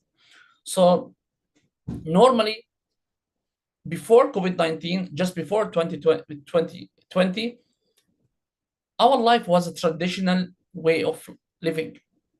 If we want to write a paper, we need at least 6 months to 1 year to write and publish the paper. Only one single paper, you need sometime between 6 months to 1 year. Imagine 1 year just to finish writing a paper and send it to publication. Nowadays, you can write a paper in 2 days, publish it the week after. So in 1 month, you could publish 2 or 3 papers with the use of AI. But is that ethical? Is it legal? Is it in terms of academic way, academic style? Is it academic honest? Is there academic honesty in this kind of writing? We will talk about this. So many of my friends and my colleagues keep asking how AI is going to replace human landscape, and do you think a human will be replaced by AI one day? So the most important here question, the most important answer is AI is changing how research gets done by speeding up tasks that used to take forever. For example, instead of spending hours or even days collecting data analysis, doing research, now using AI can swift through huge data in 1 minute. In huge data, you can combine it, you can analyze it, you can get the result of a huge data in less than a minute. That in traditional way, you need a few days or a few weeks just to analyze this big compile of corpus or big compile of data. So AI does not just speed things up, though it can also find patterns and make predictions that were hard before, especially in the field, for example, of biology or climate science and social sciences. This allows researchers to focus more on the big picture and less on crunching the numbers, because this kind of number calculation, AI can do it faster. AI is also making it easier for different disciplines to work together. For example, scientists from biology and computer science can collaborate more effectively. So, thanks to AI models that can analyze things like genetic data or predict the effectiveness of new drugs in terms of medicine. So the main question now here, will AI replace humans?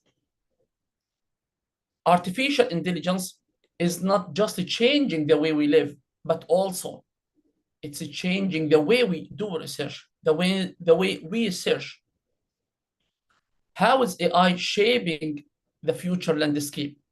So this is very interesting part, because here we will be speaking about how AI have shifted part of the researchers from the traditional way of doing research, from the lagging behind of in terms of publication, maybe 1 or 2 papers per year.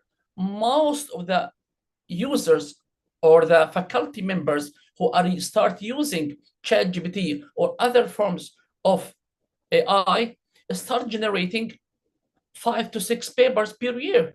Imagine, before using ChatGPT or before using AI, before the trend of AI started from 2022 or 20 21. Before that, the academic stuff, they used to generate at least 1 paper, maximum 2 paper, whether ISI or Scopus per year. Some of them even cannot produce 1 paper per year. Imagine the whole year they cannot produce 1 paper because it was not easy. It was not a piece of cake. It was a very difficult process you have to go through. You have to understand the whole process of writing a manuscript from A to Z. Then you need to apply that. Then you need to work on it. Then you need to start working on literature review, collect data, doing questionnaire, all these very routine procedures. Nowadays, AI can shorten it. We are not going to neglect it. No, we are not going to cancel it. No way. We will keep it, but we will use AI to fasten the process in terms of spending 6 months writing for an academic paper. Nowadays, you can write an academic paper in less than a week, 2 days, 3 days, you can write it. After 2 days, you can send it to someone to do review. After that, you can send it to another one to review. After the second or third review versions, you can send it to the journal. So meaning that within 1 week, you could have a paper from A to Z has been written and corrected and edited, which was a human, even which was a human effort and the human time constraint. It would take months, as we mentioned earlier, if not more than a year even sometimes. So AI is taking research methods to the next level by making data collection and analysis faster, more accurate, and less prone to human errors. For example, in the past, researchers had to manually gather data.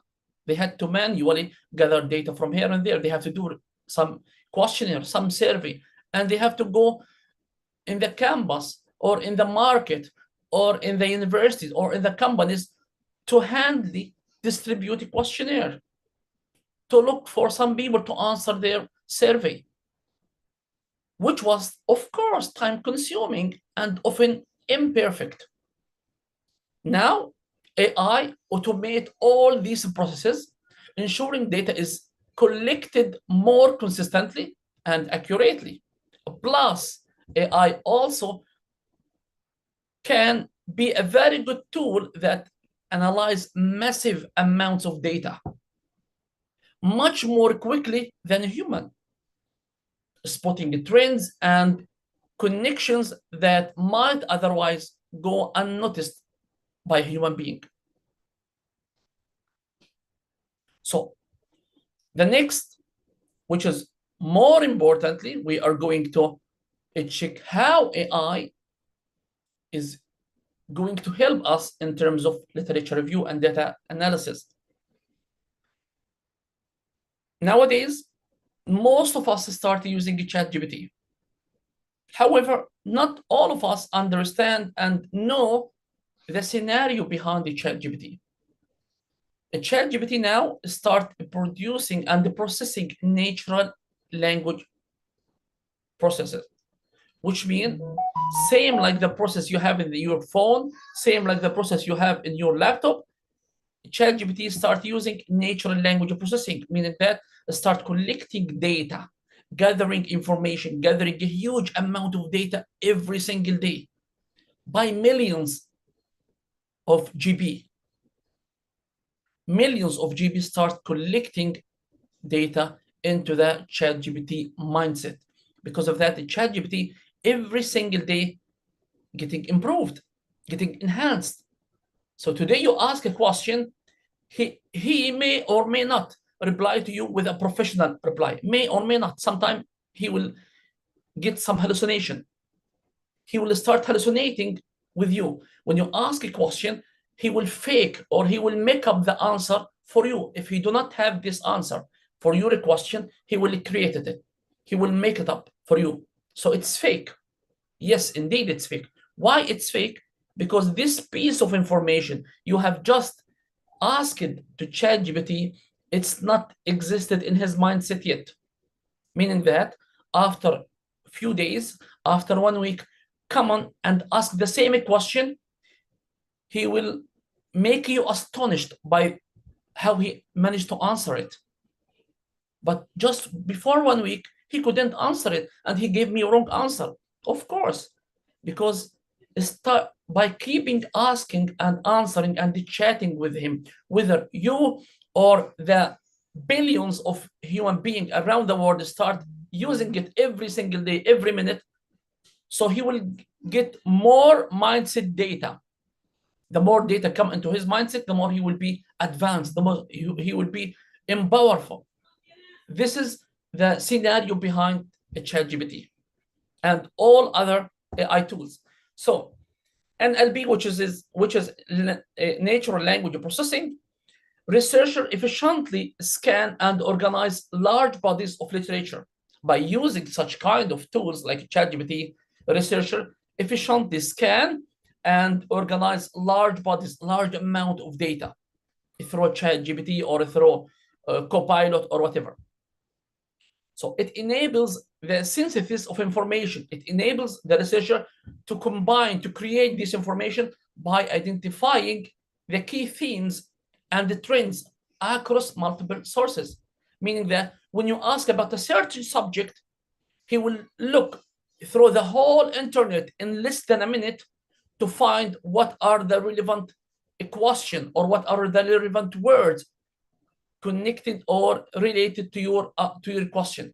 He will bring all the connected or the most relevant answer to your question. Whether it is right or wrong, he doesn't care. He asked, he have answered, or he gave you what you asked for. So is it right? Not right? This, you as a human being, you need to decide, not him, because he doesn't know. You gave him a question, he gave you the answer. So whether the answer is correct or not correct, this is your duty. You have to double check, not him. So it enabled the synthesis of information by identifying key themes and the trends across multiple sources. This is what we call how NLP works in the mindset of a ChatGPT. The data analysis, AI tools streamline the data analysis process. It is to streamline the whole data analysis, start analyzing the data, allowing the researcher to draw insights from vast database. So it will give you the analysis of the data you have entered, because you give him the data, you ask him, for example, to analyze the sentence or to paraphrase or to rephrase this sentence, he will rephrase it. But does this paraphrasing or rephrasing 100% correct?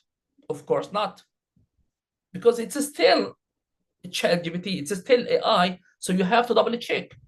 You have to double check. Sometimes grammatically could be correct, but meaningless. What does it mean? The sentence is grammatically correct. In terms of grammar, it's correct 100%, but doesn't have any meaning.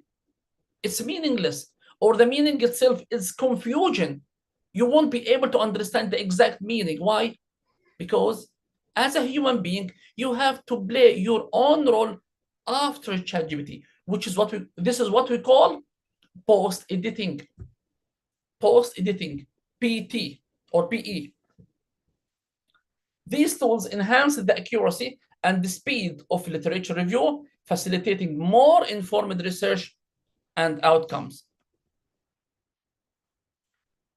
AI-driven peer review systems, in terms of peer review, in terms of journals, publications, most of the publication nowadays, around 95% of all world journals start integrating AI with their own system.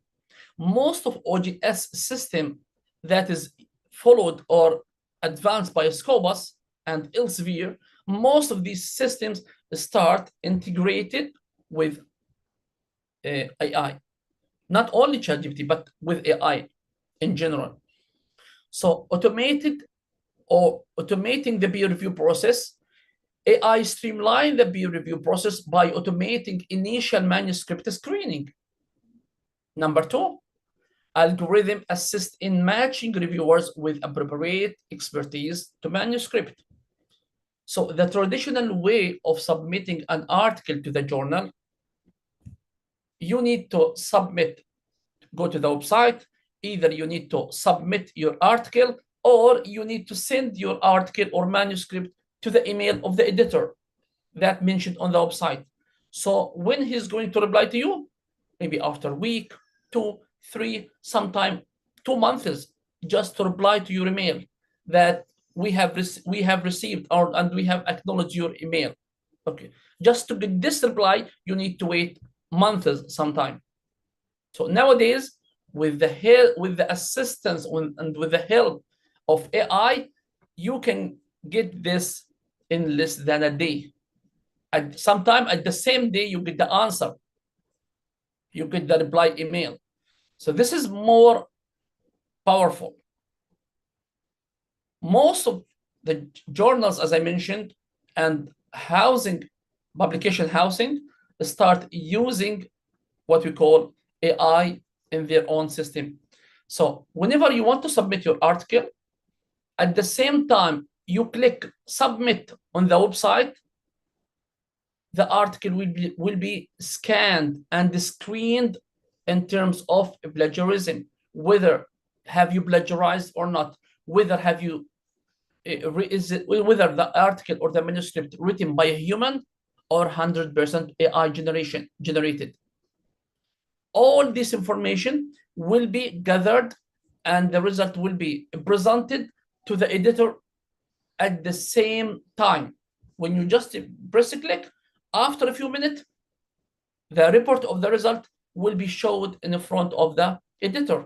So he can see whether this article or manuscript has been generated 100% by a human or not. He can see whether this manuscript follows the scope of the journal or does not follow the scope. He can see also whether this manuscript plagiarized from other journals or from other articles and how much is the plagiarism percentage. He can see all these in less than an hour, less than 1 hour. Imagine, before he need months, 1 or 2 months to get this report and to do all this hard work. This is where AI starts integrating into our system, into our human life. Improve objectivity. AI reduce human bias in applying consistent criteria, accurate reviews. It also reduce the human bias, meaning that sometime when you submit the article to 1 or 2 reviewers, those reviewers may know who's the writer of this article. So there will be some kind of bias. Or sometimes if they do not know the writer, they check the title, they favorite the title, they like the title. So they will start having some kind of biasness toward the title and the article, even though they did not know the author, but they like the title, they favorite this title. So they will have a kind of biasness against or toward this title or toward this author. By using AI, we will get rid of all these things, because AI, he will never prefer this over that. He's just a machine. Whatever you tell him, he will do. Machine learning models evaluate manuscript based on data analysis insight or based on data-driven insight. So normally, the data we feed to the AI, it's the same data he's going to make it an outcome from the journal or from the article that we feed him. Speeding up publication timeline, this is very interesting and very important. Automated process decrease the time taken for initial reviews and decisions, meaning that, of course, once we start using AI, the time constraint will be reduced almost 70 to 80%. AI tools facilitate quicker revisions and submission through efficient feedback. So this is very important because we can do revision and resubmission through the using AI tools, which is going to cut short most of the wasted time. About 40% of research papers in academia now incorporated some form of AI. So this is very interesting information. Imagine nowadays we have almost 2 to 3 years, maximum 2 to 3 years, we start using AI. Before COVID-19, no one used AI. No one even heard about AI. No one even have any tools about AI. Just after COVID-19 start 2020, in 2021 is starting from 2021 or 2022, we start hearing about AI and the ChatGPT that start launching on October 2021. From that day, we start hearing about ChatGPT, some AI tools. Every single day nowadays, there are tens of AI tools being generated every single day. So in less than 3 years, 40% of research paper in academia incorporated AI. What does it mean? This means there is going to be a revolution in terms of publication. Everyone will be able to publish. But the other question, is this for good or for bad? When everyone be able to publish, everyone will be having hundreds of publications, books, article, everything. Everyone will be able to be famous or be celebrities on social media because of the use of AI. In this one, is this things for good or for bad? Later we will know. Okay, here also we have the matrix of the AI powered paper review process. Normally, this is the manuscript, or this is how the process of academic journals, when they start using or integrating AI in their academic or in their systems, in their journal system. First of all, the first step, initial submission check. Once you start submission, your manuscript will goes through Turnitin Grammarly. Turnitin or Grammarly, one of them. Your manuscript will directly be linked through the system of the journal. Once you click submit, will be linked and channeled to Turnitin or Grammarly. For what? To check the plagiarism, to check the grammar, to check the academic style, to check the references, to check everything. This is the first screening. Okay, next task. Task 2, plagiarism detection, grammar and academic style, formatting, verification. This is the next step. These two steps, it won't take more than 10 minutes. Imagine 10 minutes. If you want to do it by a human, it will take weeks. Okay, content analysis tools like the website Core, the UK website Core AC, or IBM Watson, or Monkey Learn. These are very useful websites for content analysis, to analyze the content. Also, they have topic modeling, sentiments, data analysis, statistic, and data collection. For data analysis, data collection, topic modeling, they start using Core AC or IBM Watson or Monkey Learn to check your data verification, to verify your data. Is it fabricated or genuine data? Citation and relevance check. After your manuscript goes through the first and second step, it will go to the third step, which is citation and reference check. The tools like CSite, Dimensions, AI, Google Scholar. This website, its task or its mission is to check the citation analysis, to check your citation. Is it real or not? The reference accuracy, the reference or relevance check, whether your references are relevant to the content or the content in one side and the references are from totally different side. The step number 4, critical review of paper quality. There are also some apps or software, they will do critical review for the quality of your paper, to check the paper quality, like a Scholarly, Meta Reviewer, Semantic Scholar.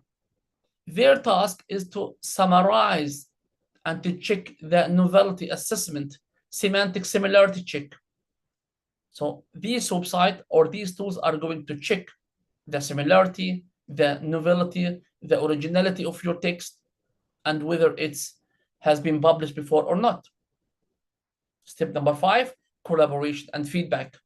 Tools like Mendeley, Overleaf, Clarify. These tools will check your manuscript, whether in the manuscript you have collaborated with other authors or not. If collaborated, you will get some points. These points will get you a higher percentage of accepted of the paper, to get higher percentage of acceptance for the paper to be published. Automated feedback generation. Final decision and recommendation. Tools manuscript matcher, like Elsevier Reviewer Finder. This kind of reviewer finder or matcher, they will decide whether to accept your paper based on the 6 previous steps or not, based on the 6 steps that we just mentioned. This step number 6 will decide whether, based on the previous steps, we are going to accept your paper or give you minor revision, major revision, or rejection. Post-AI refinement. Tools like Grammarly or Writeful or RefWorks, these tools will implement revision and reference update. These tools normally used in the next step of submission, meaning that once you submit and you get minor or major revision, then you need to revise your paper. Once you revise it, you need to go to the next portal of submission, not the first one, because this will be a different cycle. You need to go to the different button, which is post-review refinement. Once you upload your manuscript there, this manuscript has already understood that you have a copy, you have a first copy on the system itself.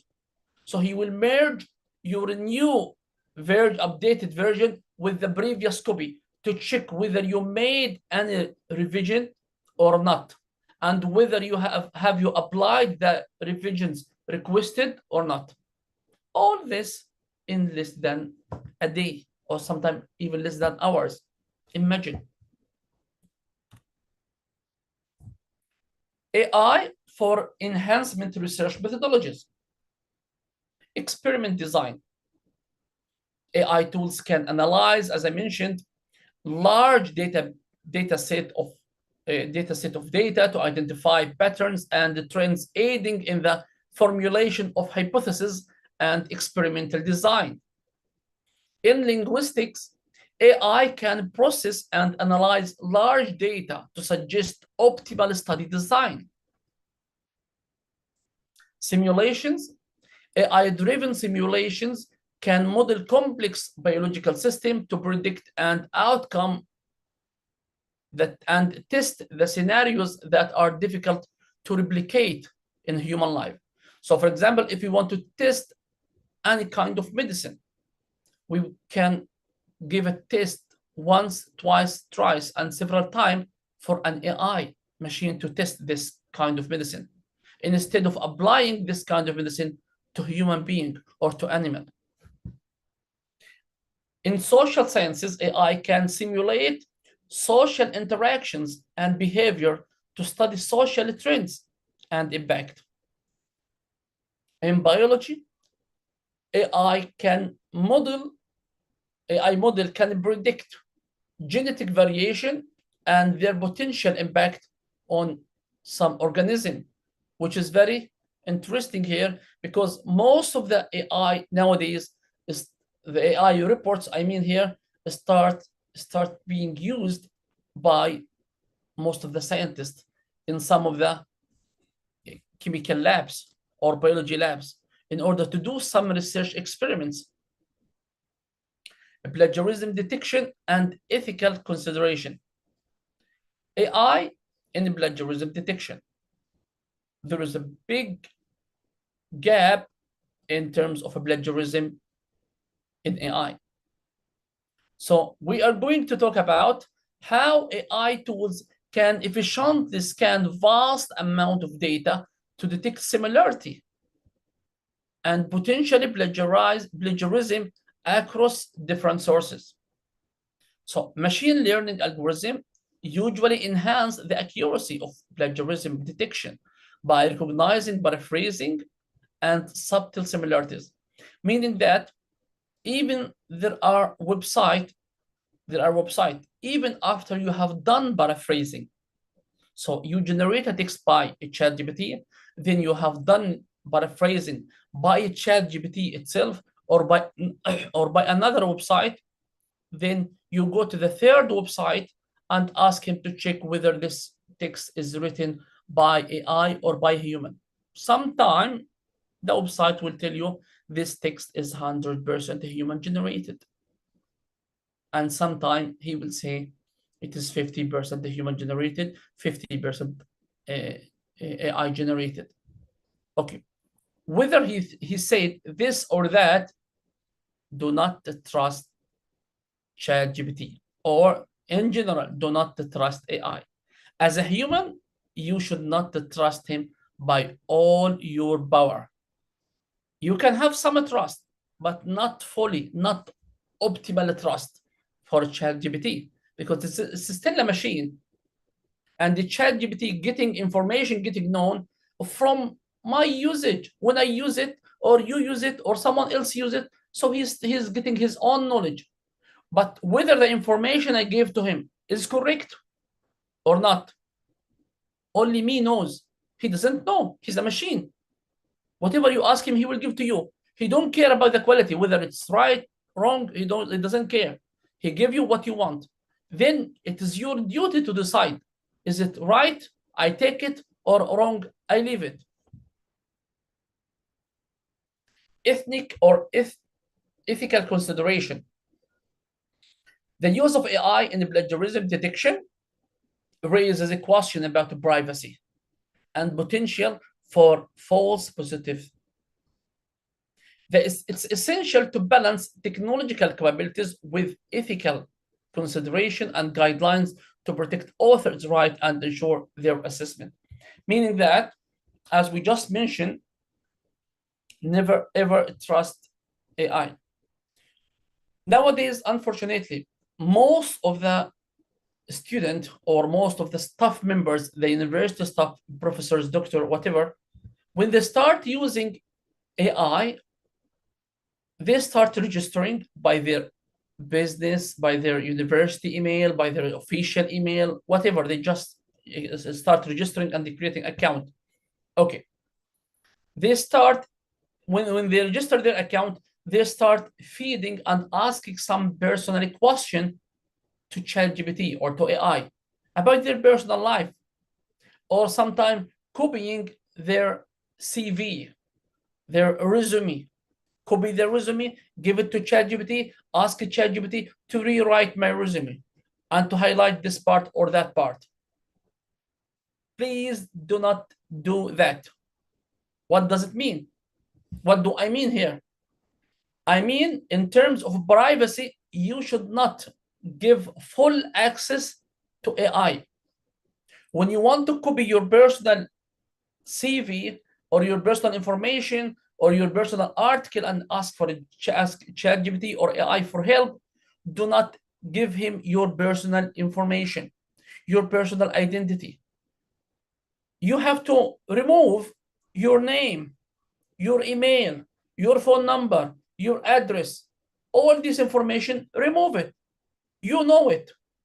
So whenever he rewrite your resume or your CV, you just copy paste it, put it on Microsoft Word, then you add your personal information again.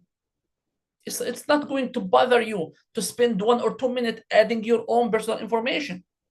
But on the other side, if there is a leak in ChatGPT or in AI, all your lovely personal information will be open for public. Everyone will know your address, your email, your wife, everything about you, because you already feed him with your CV.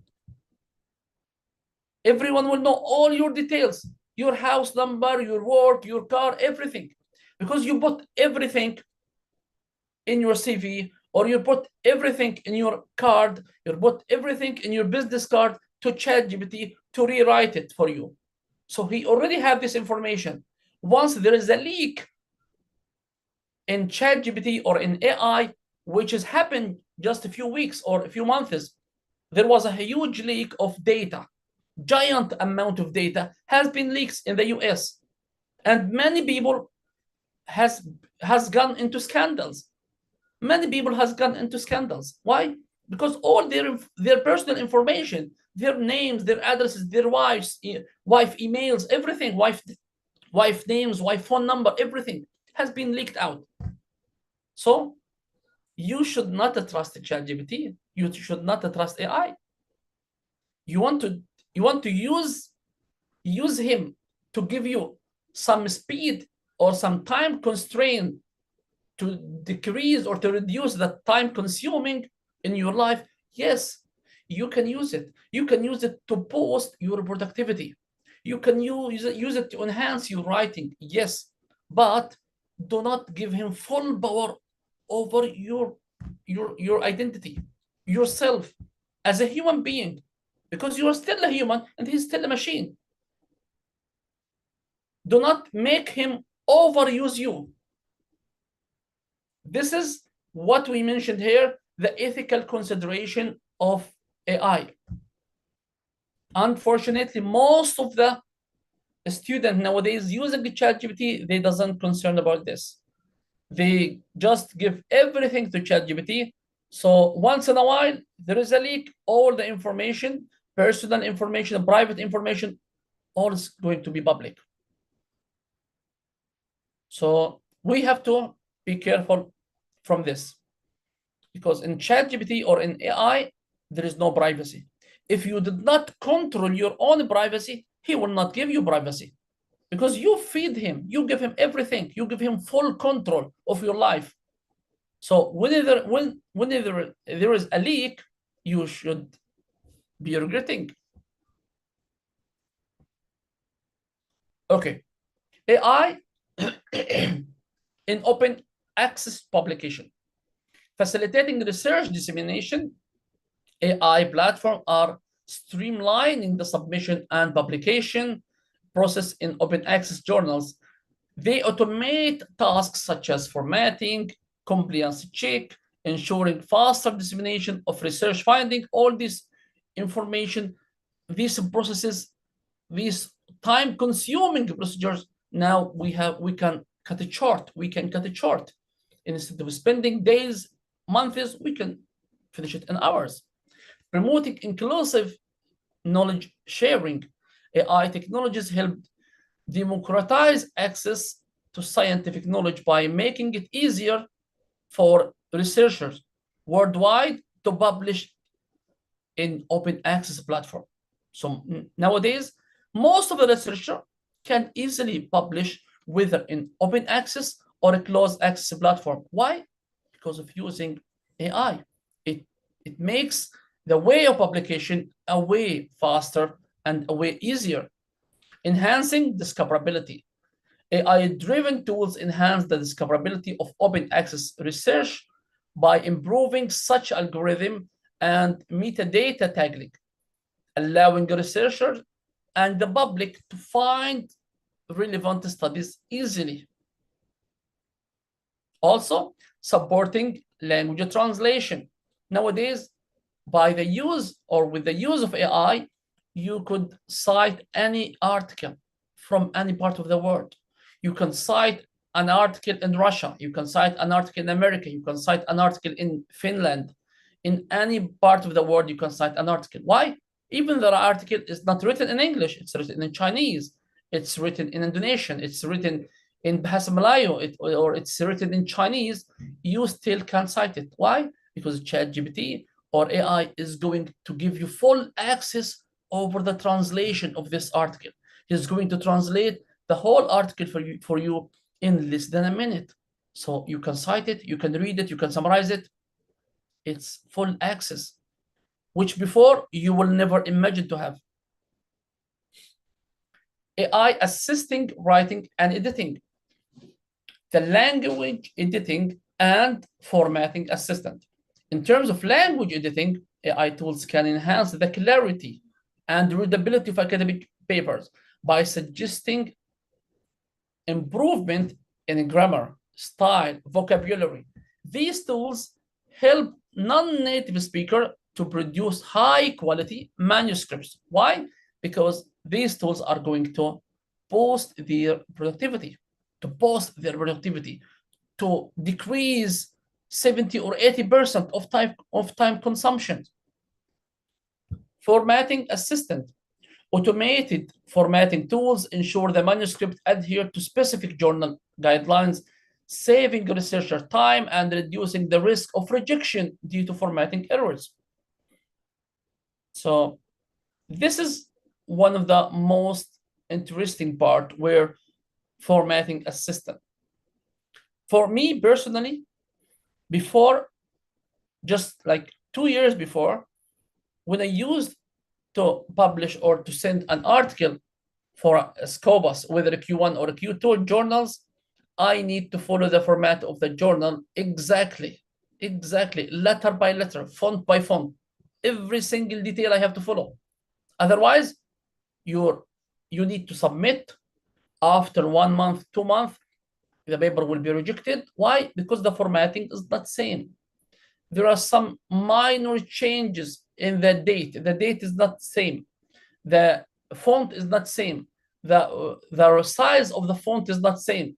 The style not same. So minor things, it will make your paper to get rejected 2 or 3 times. Why? Because of the formatting. So nowadays, I can give my manuscript after I remove my personal data.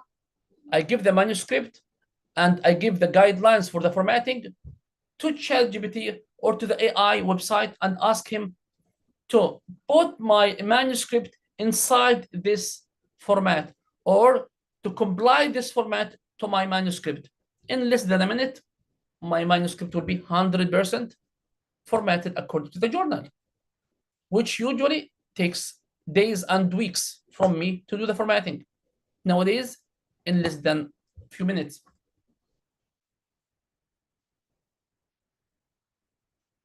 Big data and AI research. AI-driven tools and large data sets enhance data processing. For example, here we have the AI algorithm can process vast amount of data quickly, enabling researchers to focus on analysis and interpretation. Starting from 2019 to 2020, you see how much the growth of data processing with AI. It's starting from 100 terabyte 2018, now 2020, 800 terabyte. Now we are 2024, so almost 1,200 to 1,400 terabyte, starting from 100 terabyte before 5 or 6 years. You see the amount of huge data that getting combined through the AI. Advanced data visualization. AI tools facilitate the creation of dynamic and interactive visualization, making complex data more accessible and understandable.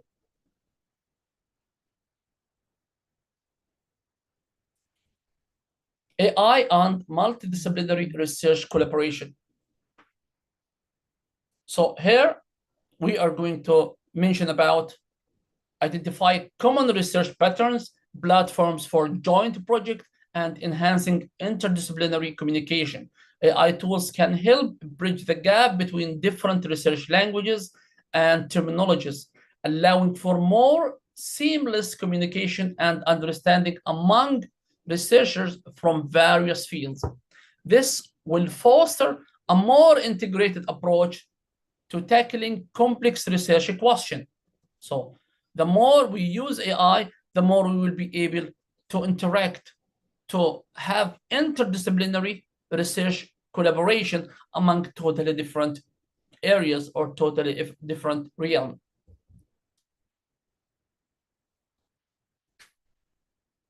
Challenges and limitation of AI in academic research. First of all, AI or algorithm bias. AI tools can inadvertently premature existing bias present in the data they are trained to. Mostly, AI will prefer the data that entered or fed it to him or to his mind. This is one of the biases. This can lead to skewed research outcome and misinterpretation, because the scientist or the prompt engineering who feed this kind of AI or chatbot, he gave him this certain information. So AI will think and will start producing some equation from this kind of, from this piece of information, and considering this piece of information is the ultimate right. Need for human oversight. AI system require continuous human monitoring to ensure accuracy and relevance. Critical thinking and contextual understanding are essential to complement AI capabilities, meaning that it is very important to use AI, but it is also more important to not overlook ChatGPT or AI. As a human, you have to look after the output of ChatGPT, after the output of AI. Whenever AI give you a data or any result, you have to double check. You have to double check before submitting it to the destination, whether research or whether article or whether email or whatever. You have to double check. And there are many scenarios where people or official figures in some countries, they used ChatGPT without making post editing for the content generated by ChatGPT, and they have gone with so many public issues against this, because the whole public, the whole world start using and start understanding this person, this famous person is using a ChatGPT for his work or for the translation or whatever. So it became like a big scandal or a big issue. Excessive dependence on modern technology. Rely too heavily on artificial intelligence in research can reduce the importance and contribution of human intuition and the creativity. This dependence may lead to situations where these uniquely human qualities are underutilized, potentially limiting the depth and originality of the research outcome. Meaning that the more we as a human use a ChatGPT, the more we use AI, the more we will lose our own spirit, human spirit of creativity, of innovation, the human spirit of writing. So nowadays, most of the academic stuff or students start using ChatGPT and AI. Just after 2 years, if we keep following the same track like this, after 2 years, I am sure none of the students or lecturer will be able to produce an academic article without AI assistant. None will be able to produce academic article from his mind without AI assistant. Why? Because the most we use AI, the more we use AI, the more we decrease our knowledge, the more we lose our capabilities of writing, the more we use our capabilities of creative ideas, our capabilities of problem solving, innovation, creation. We will lose all these capabilities. because we start depending 100% on a ChatGPT. We start depending 100% on AI. So we just give him the topic, he will do it. He will write it for it. He will do everything for you. Okay. After a year or two, I give you a topic, write an abstract. You need 1 or 2 days to write an abstract. Why? Because you 100% depend on the ChatGPT. You 100% depend on AI to do everything for you. So after 2 years, your mind will be useless. Your mind will be everything connected within your mind with the ChatGPT mind. A ChatGPT will start understanding everything, single thoughts in your mind. Why? Because you use him more than anything ever in your life. Here, in this point of life, a ChatGPT will replace human being. Apologies, Professor, for interruption. You have 5 minutes since we are pressing for time. Exactly. 5 minutes left. I'm almost done, yeah. Thank you. Respected.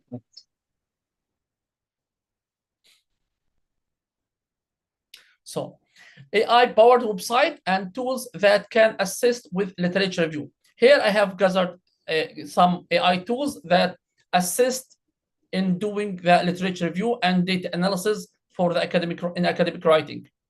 So when we say these tools, we use these tools as a tool, but we are not going to use it 100% and replace our own effort as a human being.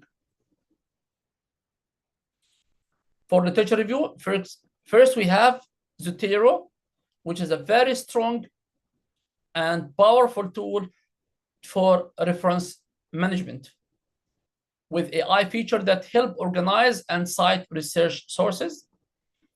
Then we have IRIS-I, which is AI-driven tool that helps with literature review, discovery, and mapping repeated or related research articles. Research Rabbit, it's a powered research tool discover that helps researcher to track and organize and find new academic papers. Connected Paper, unique AI-based tool to visually explore academic papers. This is for literature review. Then for data analysis, we have Google Colab, which is a platform that integrates with Python libraries like Pandas and TensorFlow, which is all are AI-based database data analysis. IBM Watson Analytics, it's an AI-powered data analytics tool that offering advanced visualization and insight.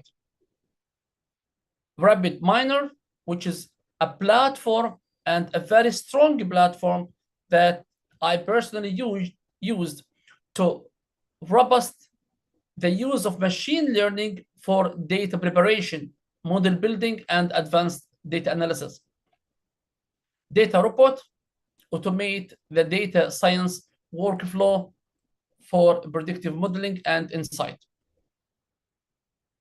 Here also I have listed some AI tools that are important for writing and editing. We have a Grammarly, Pro Writing Aid, Hemingway, Quillbot, Ink Editor, Writeful, Copy AI, and many, many more. You can see them here. Okay. At the end, I would like just to announce about my book chapter. About my book.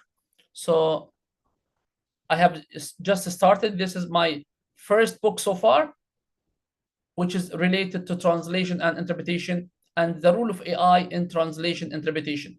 So if any of you are interested, any of the audience or organizer are interested, you are most welcome to submit your proposal for the book chapter.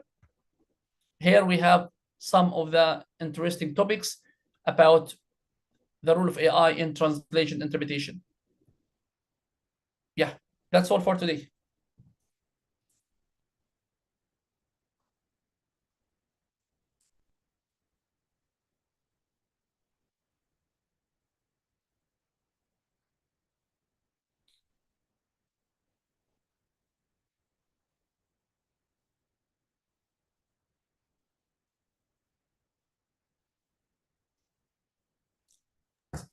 Yeah, Thank you very much, Professor Alakat, for your insightful presentation. And it was really interesting for us to get to know about that, particularly the AI tools in publishing. Yeah?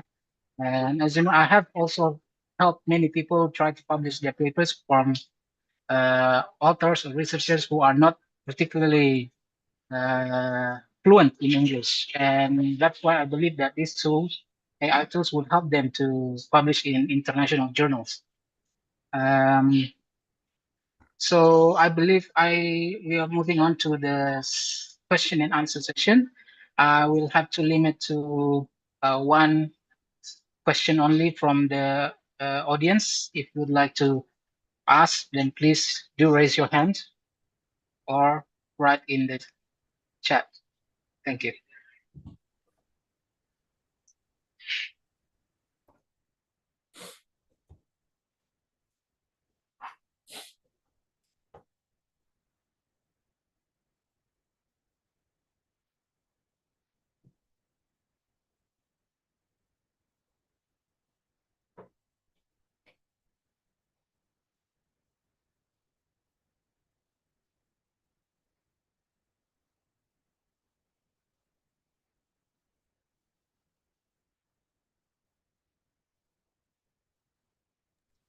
If there are no more questions, then I will move on to the next sessions. I would like to say a big thanks to Professor Muhammad Alakat for his presentation. Thank you very much, Prof. Thank you. Now, please do give us some time later about your PowerPoint presentation, since many have our audiences asked about that particular your particular presentation. Yes. Prof. Thank you, Prof. Thank Okay.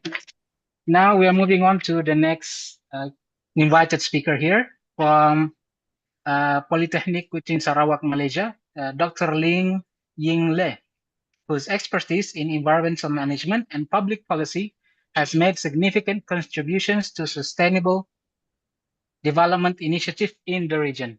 So, Professor, Dr. Ling, are you ready, sir? Yeah, I'm here. Can you hear me? Okay, thank you. Yeah, time is yours. I'll leave it to you. All right.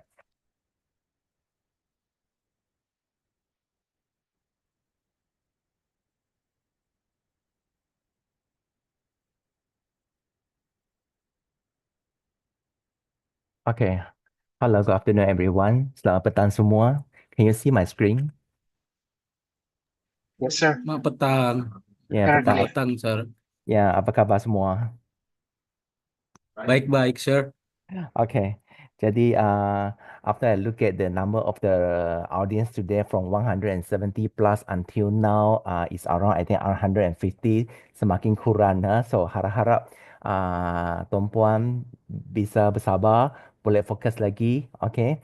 So, good afternoon, everyone. So, ladies and gentlemen, it's my honor to stand here today on your conference here. To share my opinions regarding the topics on this transformational leadership, fostering the engagement in work organization. Okay, so ladies and gentlemen, as we all know, okay, the landscape of leadership is evolving rapidly, and with this comes a set of challenges that require innovative solutions.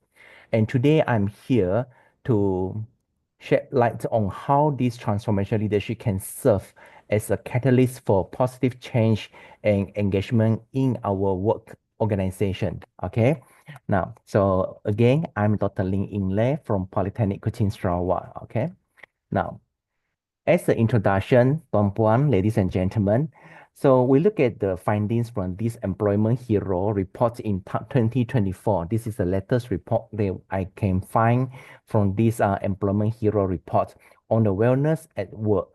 So we notice the situation has getting worsened significantly. In 2024, this year, from the data from the analysis gained by this Employment Hero showing that 67% of the employees reported feeling overwhelmed at work, an increase if we compare to 2022, that is 58%. Okay. Now, The percentage of the employees who rated their work-life balance as average or poor rose up from 51% also in 2022 to now 55%. And this decline in work-life balance for Malaysian in recent years is a concerning trend.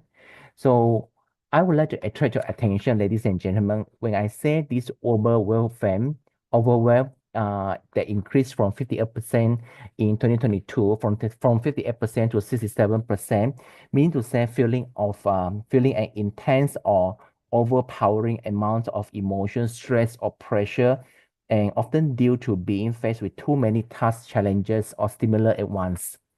So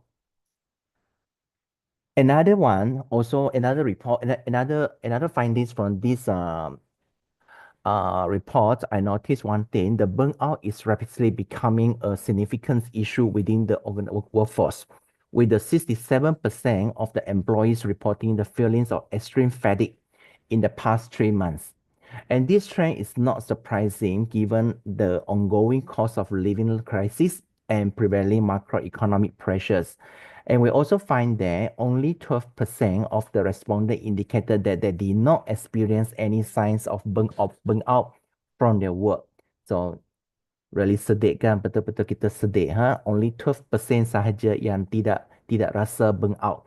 So what about the rest? Okay, now stigma surrounding mental health in the workplace remains a significant barrier, as 45% of the employees feel uncomfortable discussing it with their manager. Mostly what we hope in the leadership is we would like to do the sharing between the employers and the employees. But the thing is not like what we think. The reluctance may stem from fears of burdening others, damaging their reputation, compromising work relationship, or even, jeopardizing their job security. It is essential to foster a company culture that encourages the employee to feel safe and comfortable discussing their mental health. By empowering them to open out, organization can provide the constructive support, helping the employees to address their challenges and reach their full potential. Okay, so we really hope that if those employers or employees can have the very open attitude to discuss the problems they face with each other, this is what we want actually, but unfortunately this is not happening. Okay. So in this sharing, what I'm going to highlight here is the transformational leadership, which is highly relevant in addressing the mental health stigma in the workplace. This is not something new, but the thing is, how effective this one can be carried out, we should get to know about this. And transformation leaders, we believe, able to inspire and motivate their teams to embrace the change and foster a supportive environment. Okay, and transformational leaders knows how to encourage, inspire, and motivate the employees to perform in ways that create meaningful change. The result is an engaged workforce that is empowered to innovate and help shape an organization's future success. Okay. So I would like to invite you all to deeply study on this, the key components of transformational leadership. So there are 4 key components of transformational leadership. The first one is inspirational motivation. And this inspirational motivation, visionary leadership that inspire enthusiasm and commitment. So under this inspirational motivation, ladies and gentlemen, transformational leaders can articulate a unified vision that encourages the team members to succeed the expectation. Okay, they understand that the most motivated employees are the ones who have the strong sense of purpose. And these leaders are not afraid to challenge the employees, but they remain optimistic about the future goals, and they are skilled at giving meaning to the task at hand. That's why as a leader, we need to set the expectation.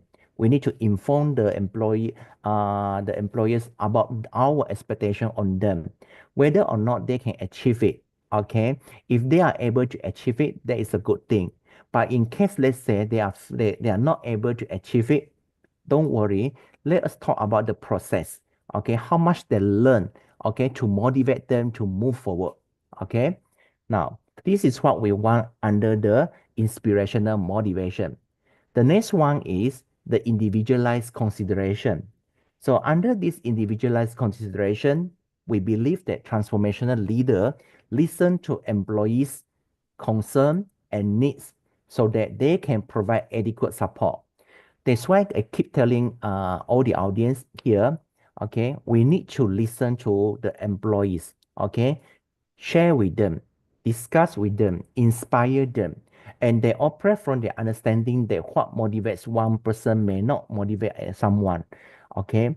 So as a result, they are able to adapt their management style to accommodate various individuals on their team. And one thing I would like to say is, the way we motivate the people and the way we inspire the teams, okay, we need to keep moving on. Okay, we need to keep moving on. We can adapt. We can adapt in the different organization, but don't adopt. If you adopt, okay, we need to understand that manusia adalah unik. Okay, manusia adalah unik.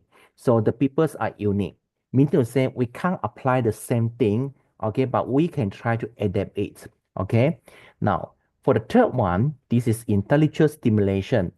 Transformational leaders regularly challenge the assumptions that take risks and solicit the team members' inputs and ideas. They don't fear failure and instead foster an environment where it is safe to have the conversation, be creative, and voice diverse perspectives.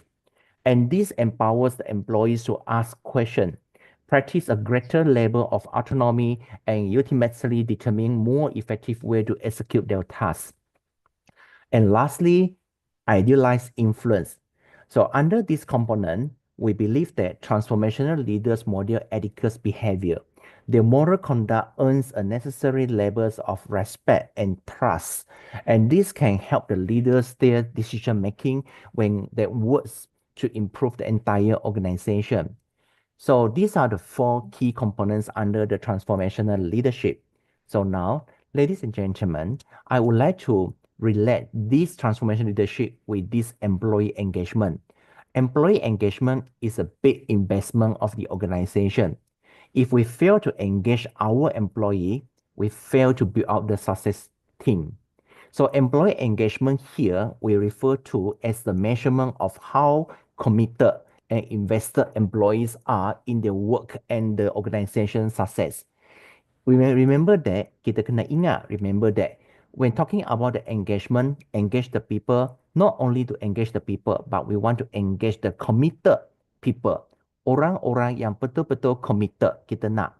So engagement isn't just about showing up, okay? It's talking about feeling connected. Macam mana kita sambung hati ke hati, feeling connected, motivated, and passionate about the organizational goals, okay? Because why? The organization working as a big circle, as a whole. You are not working alone, okay?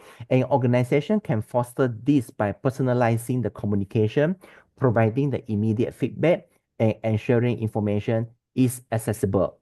And also, actually, the most important one is we need to encourage our employees to keep searching for the feedback. This is what the leader should do, okay? And when these experiences are delivered, employees are empowered to contribute meaningfully helping to drive the business outcomes. So let's see the relationship between the transformational leadership and also this employee engagement. Okay, ladies and gentlemen, Tuan Puan, previous research has explored how this transformational leadership affects the employee engagement. And one of it found that transformational leadership has a very significant impact on job engagement. So a transformation leader, we do believe that they can boost the employee engagement, defined as an employee mental, emotional, and behavioral commitment to achieve the organization goals. So when you talk about the engagement, engage the people, think about how to engage mentally, emotionally, and talking about the behavior connection. Okay, so by promoting these positive attitudes and behaviors at work and helping the employees to build the confidence in meeting the challenging goals set by the institution. Okay, Transformation leadership also motivates the employee and gives them the clear vision of the organization goals, helping them to see how the work contributes to achieve these goals. But unfortunately, from my observation, what I can see now, especially since last 5 years, what happened in the organization, we look at the KPI very, very much. We focus so much on the KPI, and then we keep talking about the organization goals. But the thing is, did you ever think how to connect yourself, your organization, with the people who work under you? And when the employees under the connection between you and the organization, okay, so only the company, the organization can see the future. So they are more likely to be engaged. Intelligent stimulation is when the leaders encourage the employees to think critically and find creative solutions to problems. And this statement's telling us what we want is we want to develop our employees' creativity. We don't want our employees to work just like a machine, just to achieve the KPI. Of course, KPI is a part of our job, but the thing is, at the same time, don't forget to develop the creativity among your employees, okay? And as a result, feeling more challenged and autonomous can naturally increase the employee engagement. Okay, now let's see between the employee engagement and also this job performance, what is the connection between these two variables? Engagement here defined by specific characteristics. Some people say how we involve the people, how we involve the committed people, and also talking about the behavior connection. And also some of the researchers say that this is about the psychological state at work. And they focus on the three important key elements here. One is emotional, cognitive, behavioral energy. Okay, and also the previous studies suggest that employee engagement is a very positive factor that enhance the job performance. Engaged employee are deeply connected to their work responsibility. That's why from the early of my presentation, I said that, okay, the most important of the organization job is not only the KPI, but how to invest on your people. Okay, that is the most important part. Now, the next one, engaged employees are more likely to go above and beyond in their roles. Okay, if you are able to engage the people, people are happy within your organization, and the employee engagement here, consider this as a very positive, fulfilling work-related state of mind. Okay, and characterized by vigor, dedication, and absorption. Now, what is vigor? Vigor, according to the research, said that it refers to the having high energy level. I'm happy to work for the organization if I'm fully engaged to this organization. Okay, if I'm not engaged, then definitely feeling sleepy all the time in my organization. Absorption here means fully concentrated and immersed in the work. And do believe that this employee engagement is a very strong predictor of their cognitive, emotional, and behavior performance, reflecting the commitment to achieve the organization goals. Now, studies in the Western countries show a positive link between the employee engagement and commitment to the organization. Employee engagement increase, we do believe that organizational commitment also grows. That's why in a lot of the PhD research, we still focus on this organizational commitment, and we try very best to predict how we can improve the organizational commitment in the organization. And additionally, the research also found that a work environment offering the psychological safety and purpose helps employees to stay committed to their organization. That's why my research focus since the last 10 years, I focus more on how psychologically we can help to improve, okay, the effectiveness of the organization.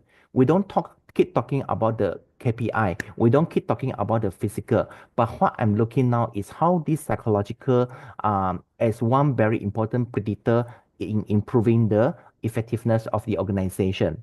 Now, a study also found that when we improve the employee engagement, but actually same time we improve the emotional engagement.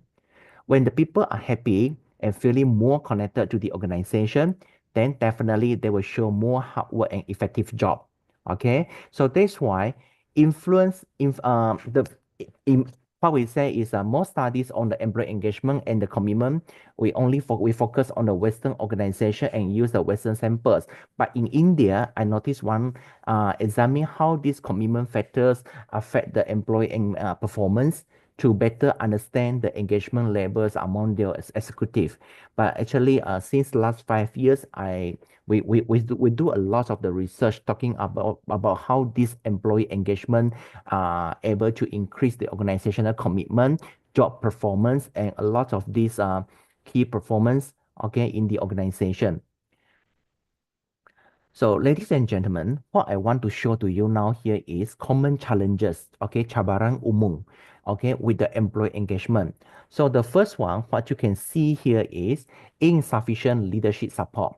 Employee may feel disengaged if they don't receive adequate support, guidance, or recognition from their leaders.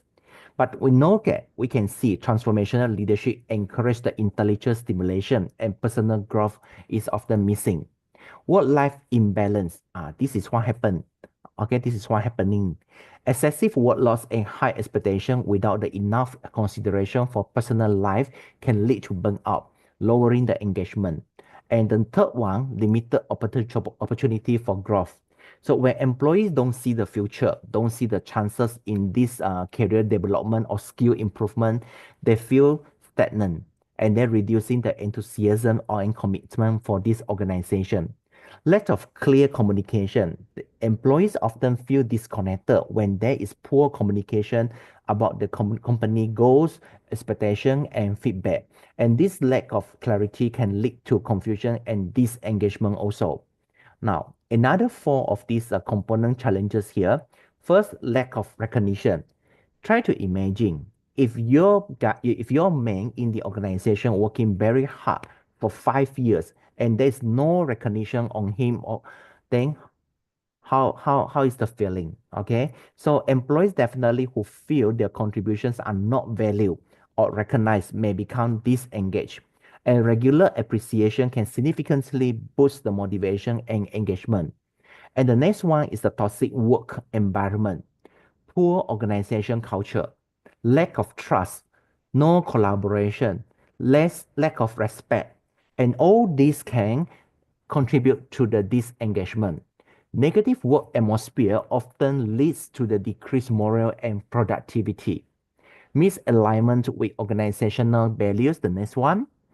When employees don't align with the organizational mission and vision, the values or purpose, they may struggle to feel fully engaged or committed to their roles. And lastly, lack of autonomy. Employees who are micromanaged or lack the freedom to make the decision may feel disengaged.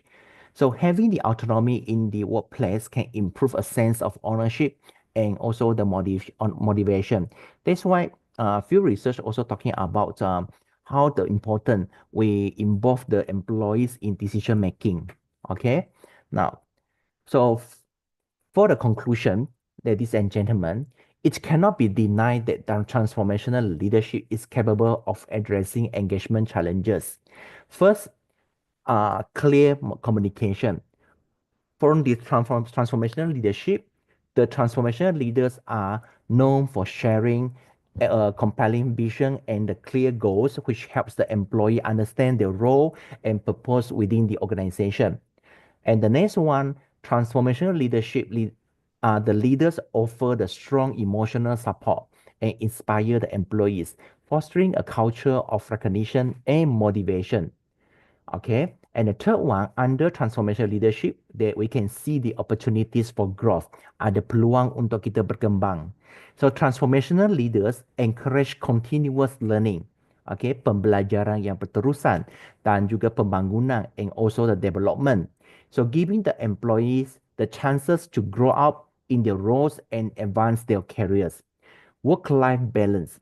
We understand that they are often empathetic, recognizing the importance of balance and may advocate for flexible work arrangement for prevent burnout.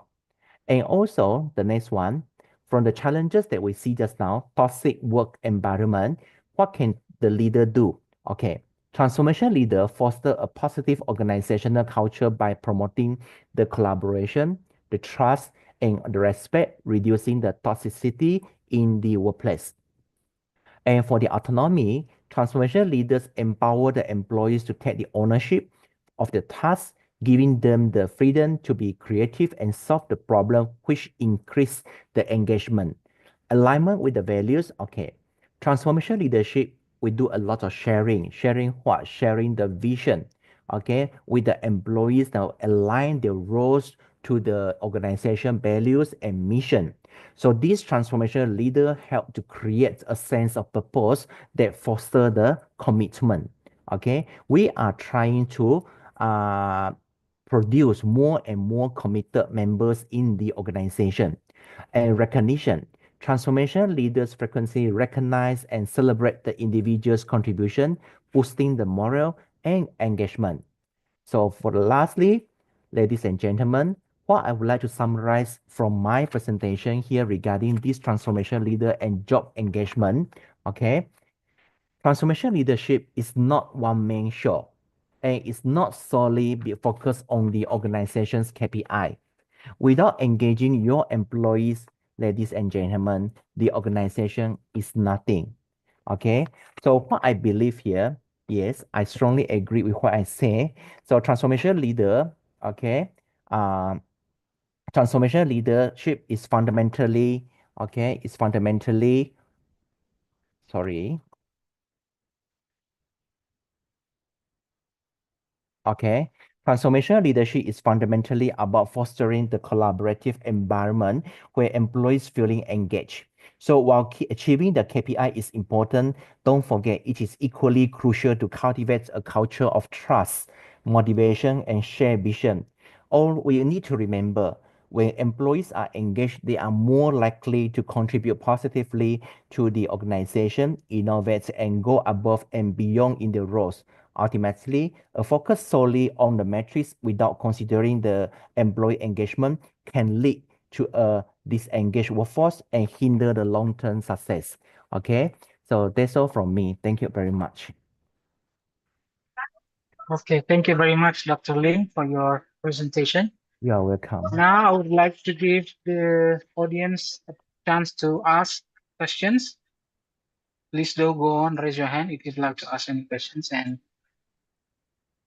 write down in the chat column if you'd like. Mr. Moderator, I see one question from the chat box here.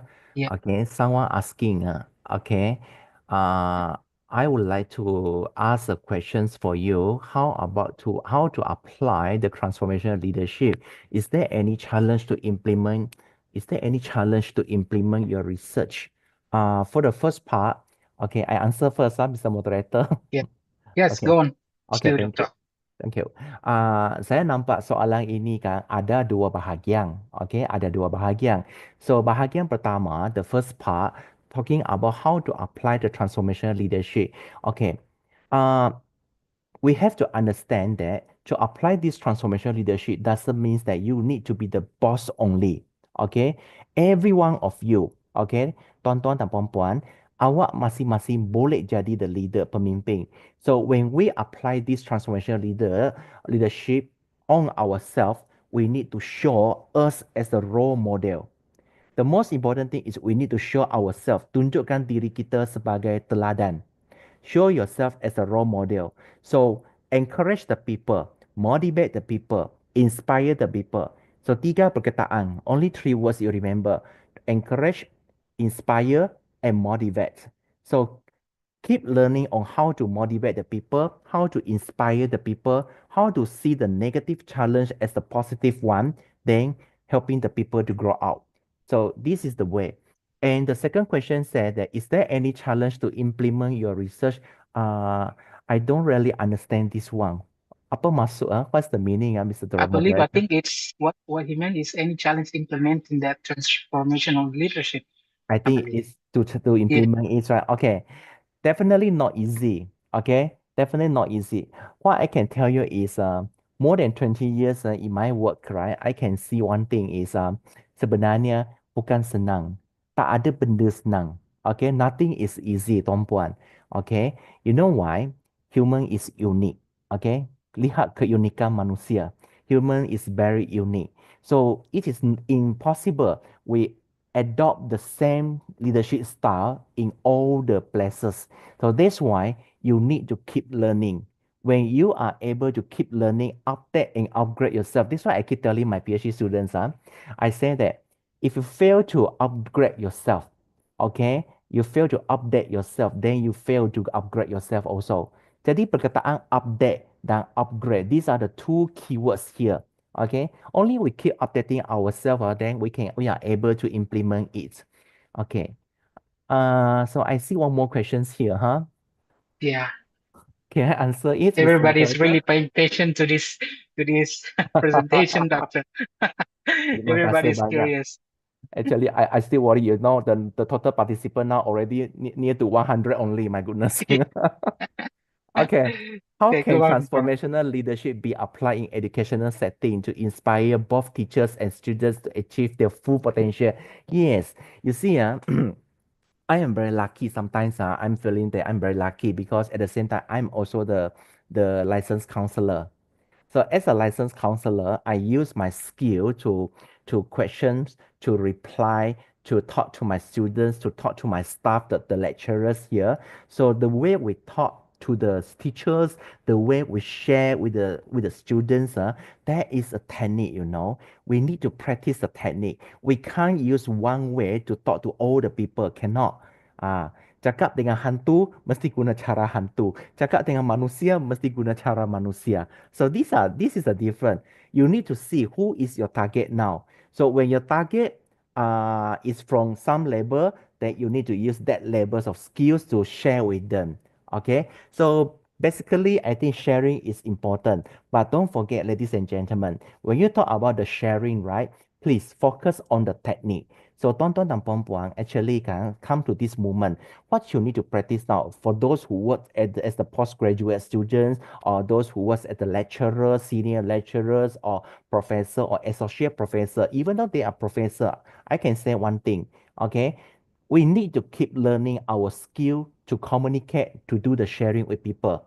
Okay, this is the very important one. Okay, so I hope I answered the questions. Is there any more who would like to ask?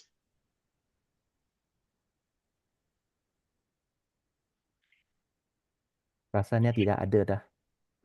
Okay, so that is all for today's sessions, and thank you very much to all the our keynote speakers and our invited speakers for their inspiring presentations, and to the audience for your engagement and thought-provoking questions. Now, we hope this the first day of the session has provided valuable insights and sparked new ideas for everyone. And please stay with us as we continue with the next day of the presentation, which is tomorrow, and hopefully we see you again at the next day. Thank you very much. That is it from me, from the moderator. Assalamualaikum warahmatullahi wabarakatuh. Thank you, guys.